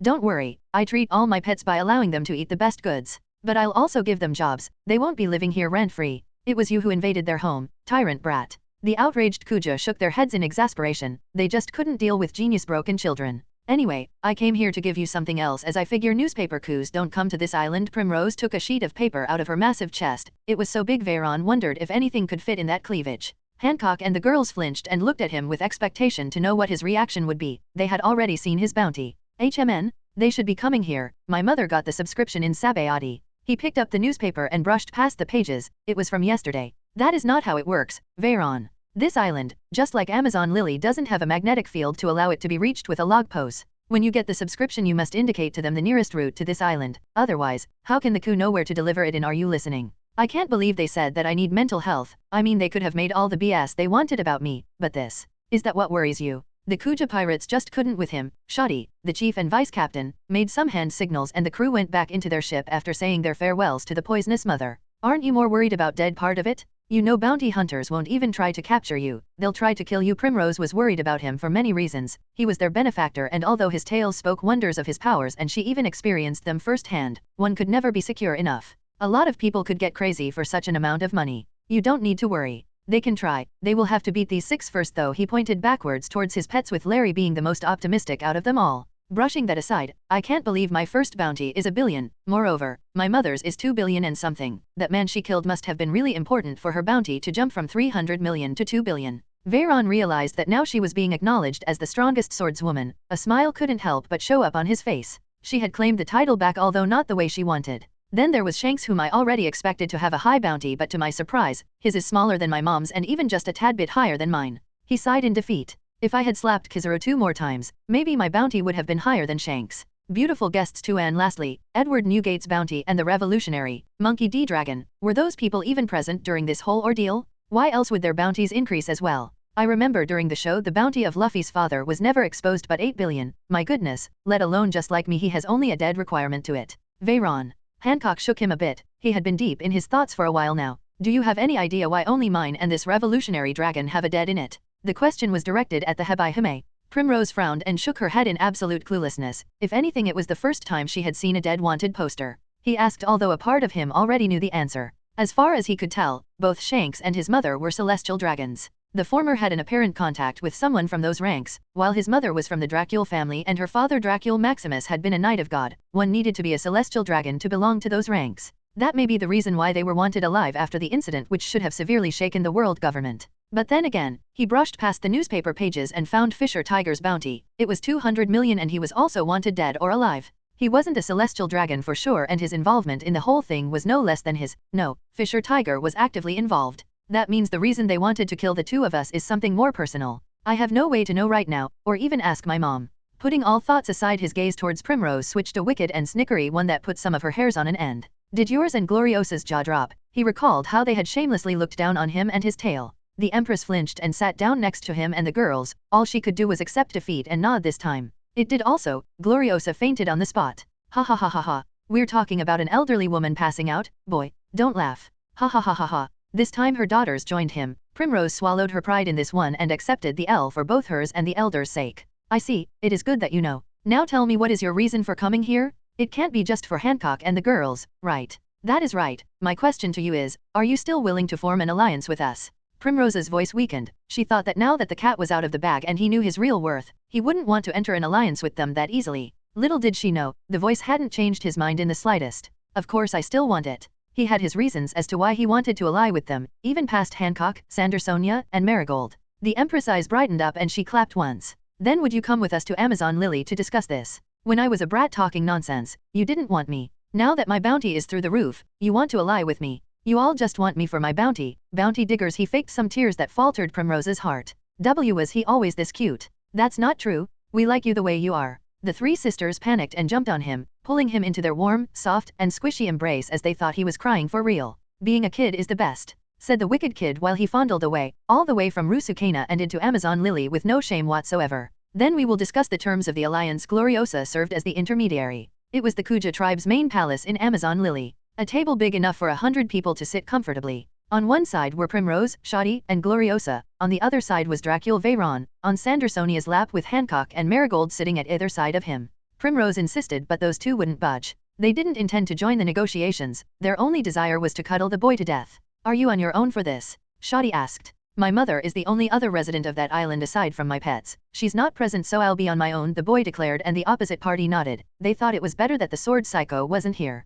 Gloriosa walked to either side of the table and placed a small cup of booze. Once we have reached an agreement, we may both drink from the cup and therefore enter an alliance. With how strong you are and the responsibilities you carry on your shoulders, I won't deem you as a kid, sweetie. Primrose giggled. Even though he was young, he was being served alcohol, but it was a common tradition to drink with those once considered family. Veyron smiled and nodded in appreciation. Then Veyron, since you haven't ever gone through something like this, I shall take the lead. What does my Amazon Lily have that interests you? What do you have that interests us? We shall offer our stakes right now. Alliance with the Kuja. It was time to raise the stakes. Veyron, who wasn't particularly good at negotiating, let go of all the ships without even asking for advice. All he needed from them was one thing. I can offer protection. No one will step 10 kilometers within the sea border of Amazon Lily. Your Kuja pirates no longer need to worry about the marine pirates, or whoever it may be. I'll have my pets take care of both our islands. See, can you accomplish that? Shoddy had her doubts. The sea border of Amazon Lily and Rusukana together was a marginally big trench to cover, but in Veyron's eyes, it was something that could be done easily. Yes. He thought to accomplish it he only needed to tame a few sea kings, and for that, Gorgon was the best option. Shoddy, Primrose and Gloriosa started to gossip between them until they reached an agreement. Then what would you want for us in exchange for this? I don't have time to handle politics and nonsense. I have to become stronger. That's why I'll need your help with something. You're just 7 years old and you've already left me in the dust. How much stronger do you want to get? So basically, you want me to handle your paperwork.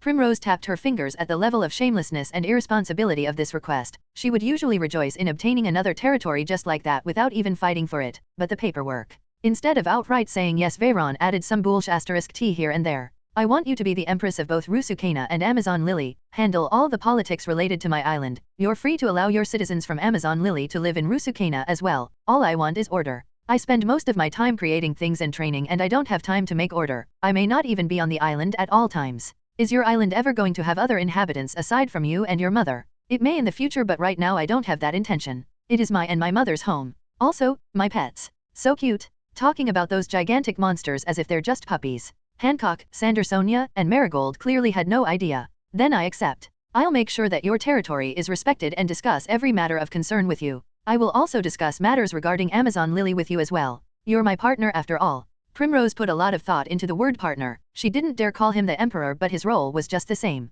Veyron nodded and blushed a bit when Hancock, for some reason, moved him away from Sandersonia's lap to sit on hers. Primrose giggled when she detected her daughter's glare and pout. Fufu, don't worry, I'm not going to steal him from you, I think. Then next, we can dash. It was their time to make a demand, but Veyron broke her momentum. He had something to request. I can have my pets cover all of Amazon Lily's food demands. All of the resources Amazon Lily needs, I can get them. About that? They were simple words, but the three ladies already felt overwhelmed. An alliance was an equivalent exchange. He was technically going to become their provider at this stage. Shoddy, Primrose and Gloriosa once again started to gossip once again between them. The curious Veyron left his spot on Sandersonia's lap to levitate towards them to hear what important matters they were discussing, even if it was not his business. You see how cute he looks sitting there, asking to protect all of us in one go. That boy, he's asking for those cheeks to get squished. Hebai hame. You two get a hold of yourselves, we dash. What are the three of you gossiping about? Just say it out loud. Go back to your seat, boy. After being scolded by a flustered trio and set back to his spot, Sandersonia was instructed to claw onto him lest he heard their important deliberations again.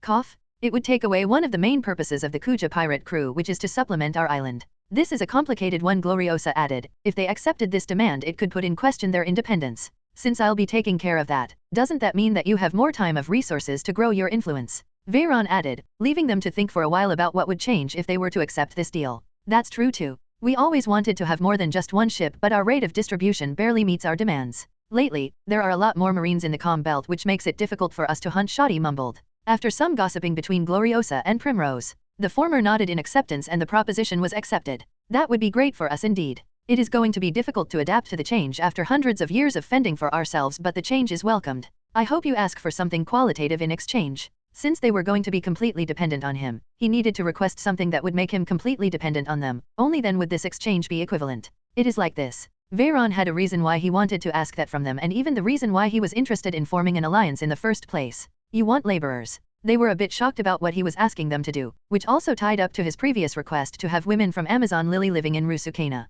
Veyron's train of thought was simple. There were a lot of things he needed to build in Rusukana, and it was a lot of work just for himself. A massive laboratory, a docking, a training facility, a mansion for his mother, houses for his pets, etc., etc. There was too much work to do, and it wasn't only that, he didn't even have the materials he needed. Yes, I need a lot of wood cut precisely, mastic, concrete, building materials. I can use my powers to speed up the process, but I will need help anyway. Amazon Lily can also benefit from this, as I have new construction techniques that could severely improve your tribe's lifestyle. We don't know what these are, but the Kuja tribe used a waterproof compound to build our structures. The main ingredient is Yuda's venom. Primrose rubbed her lips. She didn't know much about the matter, but she knew somebody who did. Yeah, Yuda serpent's venom as a compound for building. Question marks appeared all over his head. This was One Piece indeed. They used the most unconventional and ridiculous methods for everything. Alliance with the Kuja II. The negotiations continued, with Primrose having a bit more understanding of what his intentions were. Although she hadn't yet seen any of his creations, the boy claimed himself as an engineer and he needed laborers, something she was more than willing to comply with.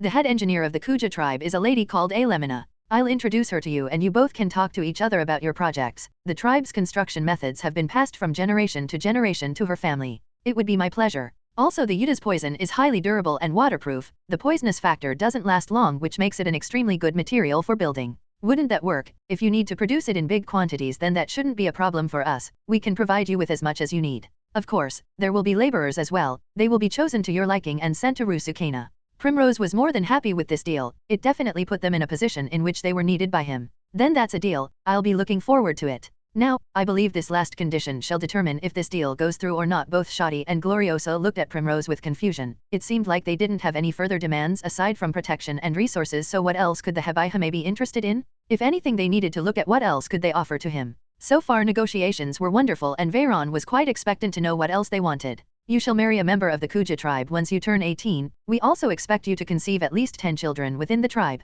Hancock, Sandersonia, and Marigold tightened their hug around him, seemingly intending to suffocate him, while Veyron tried to process the outrageous request she put on the table. T10. Leaving aside the marriage, which he thought wouldn't be an issue, 10 kids? Hebaihame. Gloriosa rubbed her forehead in exasperation. I should have expected this. She's trying to secure him. It was obvious who the one to marry him would be. It would be any of those three beauties sitting with him. Captain, isn't that a little? Shoddy blushed and gave the boy a sidelong glance. Sure, he's charming, strong, cute, but he is still just a little boy. As you know, our island is an island filled with women. Men are not allowed in our land under any circumstances. If there is to be an exception, it would probably be only you throughout history, Veyron. It is common for the strongest members of our tribe, the Kuja pirates, to be allowed to reproduce outside and come back to give birth. Hence, reproduction with strong men is a very important topic for us. She licked her lips, sending shivers down Veyron's spine. That, you know I am a kid so I can't dash at points like this. It was useful to conceal beneath the kid facade, but Primrose wasn't about to buy any of that. Yet. In his head, he desired to go on with this, but there was also the silhouette of that gorgeous lady to whom his heart already belonged. If she had heard Primrose's request, everyone's head here would already be rolling. He knew Mihawk would never allow this if she was here. In exchange for this, you will be allowed to enter Amazon Lily to your heart's content. You will have your own private quarters in the palace as well, next to my daughters. You're free to do as you please until you turn 18. By then I'll personally ask you who is the lady from the tribe you wish to marry. I'm afraid if this condition is not met, we can't seal the deal. Sweetie. Primrose shrugged her shoulders, evading his gaze. She sent the boy a sidelong glance, just in time for her glance to be met by Hancock, whose eyes were like stars. She could already see herself as the chosen one. You're being a little unreasonable, he remarked, having no choice but to accept this deal, which was not a problem in itself. The problem was how to break this up with his mother without getting beheaded in the process. That's why I said when you become an adult. For now you can go ahead and get spoiled by everyone on the island. Primrose crossed her arms, and the three ladies waited for her decision. Gloriosa's exasperation reached the roof. She was aware that this was the Hebihame's selfish wish. Whether it was for her daughter's sake, or her own sake, she didn't know. But in the end, Amazon Lily would benefit from having the children of such a powerful boy. If he was already this powerful at such an age, she didn't even want to imagine what he would become in the future once he turned 18. Amazon Lily's prosperity was more than assured. No wonder the poisonous mother appeared at this junction. Good times are coming for us indeed. Veyron had to think about this deeply before accepting. There were feelings in play. He loved Mihawk with madness, and if she was here, she wouldn't accept it. Then he thought about the three beauties next to him. He had grown attached to them, especially Hancock, who was without a doubt his favorite female character in the series. But then there was the other clause which troubled him the most: 10 children. Even in his previous life he never had children. The closest he ever did was hold one in his hands after some of his colleagues in Boeing gave birth and invited him over, but that was it. I have never even contemplated being a father, and she's asking me that I must have at least 10 kids. With any women of my choosing, this sort of fantasy wouldn't be possible on Earth. It is all right, Veyron. When the time comes, just choose me, Hancock whispered in his ears with that sweet yet shy voice of hers. This was a confession. That's not fair, big sis. You can't push him to decide now. Marigold complained that Hancock was taking things too far. Sandersonia too thought they needed to spend more time with him in order for him to choose who he really loved more. Although the three sisters could guess who was his favorite, it was difficult to tell since he treated the three of them the same way all the time. There was not even a shred of doubt in their heads that the one chosen would be one of the three. In their own arrogance, they failed to see their mother's giggle. The black-haired snake beauty smiled broadly and hugged him like her bear. It didn't matter what he said. The message was delivered, and Veyron gulped, aware of her feelings. Sorry, Luffy, but I'm taking her, he sighed. This would no doubt change the story again more than it had already been changed. I accept, but this is just between you and me. Please don't tell my mother ahead of time. I'll tell her myself, and also I hope you give me more time with the children issue. Even 18 years is not enough for me, so I promise I'll do it. Just give me the freedom to decide when the time is right. Oh, very well, that is fair. Primrose wondered why he wouldn't want her to know such an important detail. Maybe his mother is overprotective. He knew Primrose and Mihawk would meet eventually. The dilemma lay in how would those two behave with each other, as long as they're friendly. But the world friendly and my mom don't go together. Ugh. Primrose grabbed her cup and walked all the way to the other side of the table where he was, sitting next to him and her daughters. Their cups touched and they donned the whole content of booze, effectively becoming family. After the formalities were done, Primrose took Veyron by his wrist and led him to the balcony of the palace. Downstairs a crowd of ladies were reunited and expectant on what was decided in this important meeting. Primrose spread her arms widely in happiness. This has to be celebrated. We should make a big banquet here in the palace to welcome our daughters and also the new Mkoff, powerful ally of Amazon Lily, Dracule Veyron. Yes. Everyone clamored, arrows shot to the skies, and the hissing of snakes became the rule while Veyron glanced at the waving Primrose with shivering eyebrows. You were about to say Emperor. I don't know what you're talking about.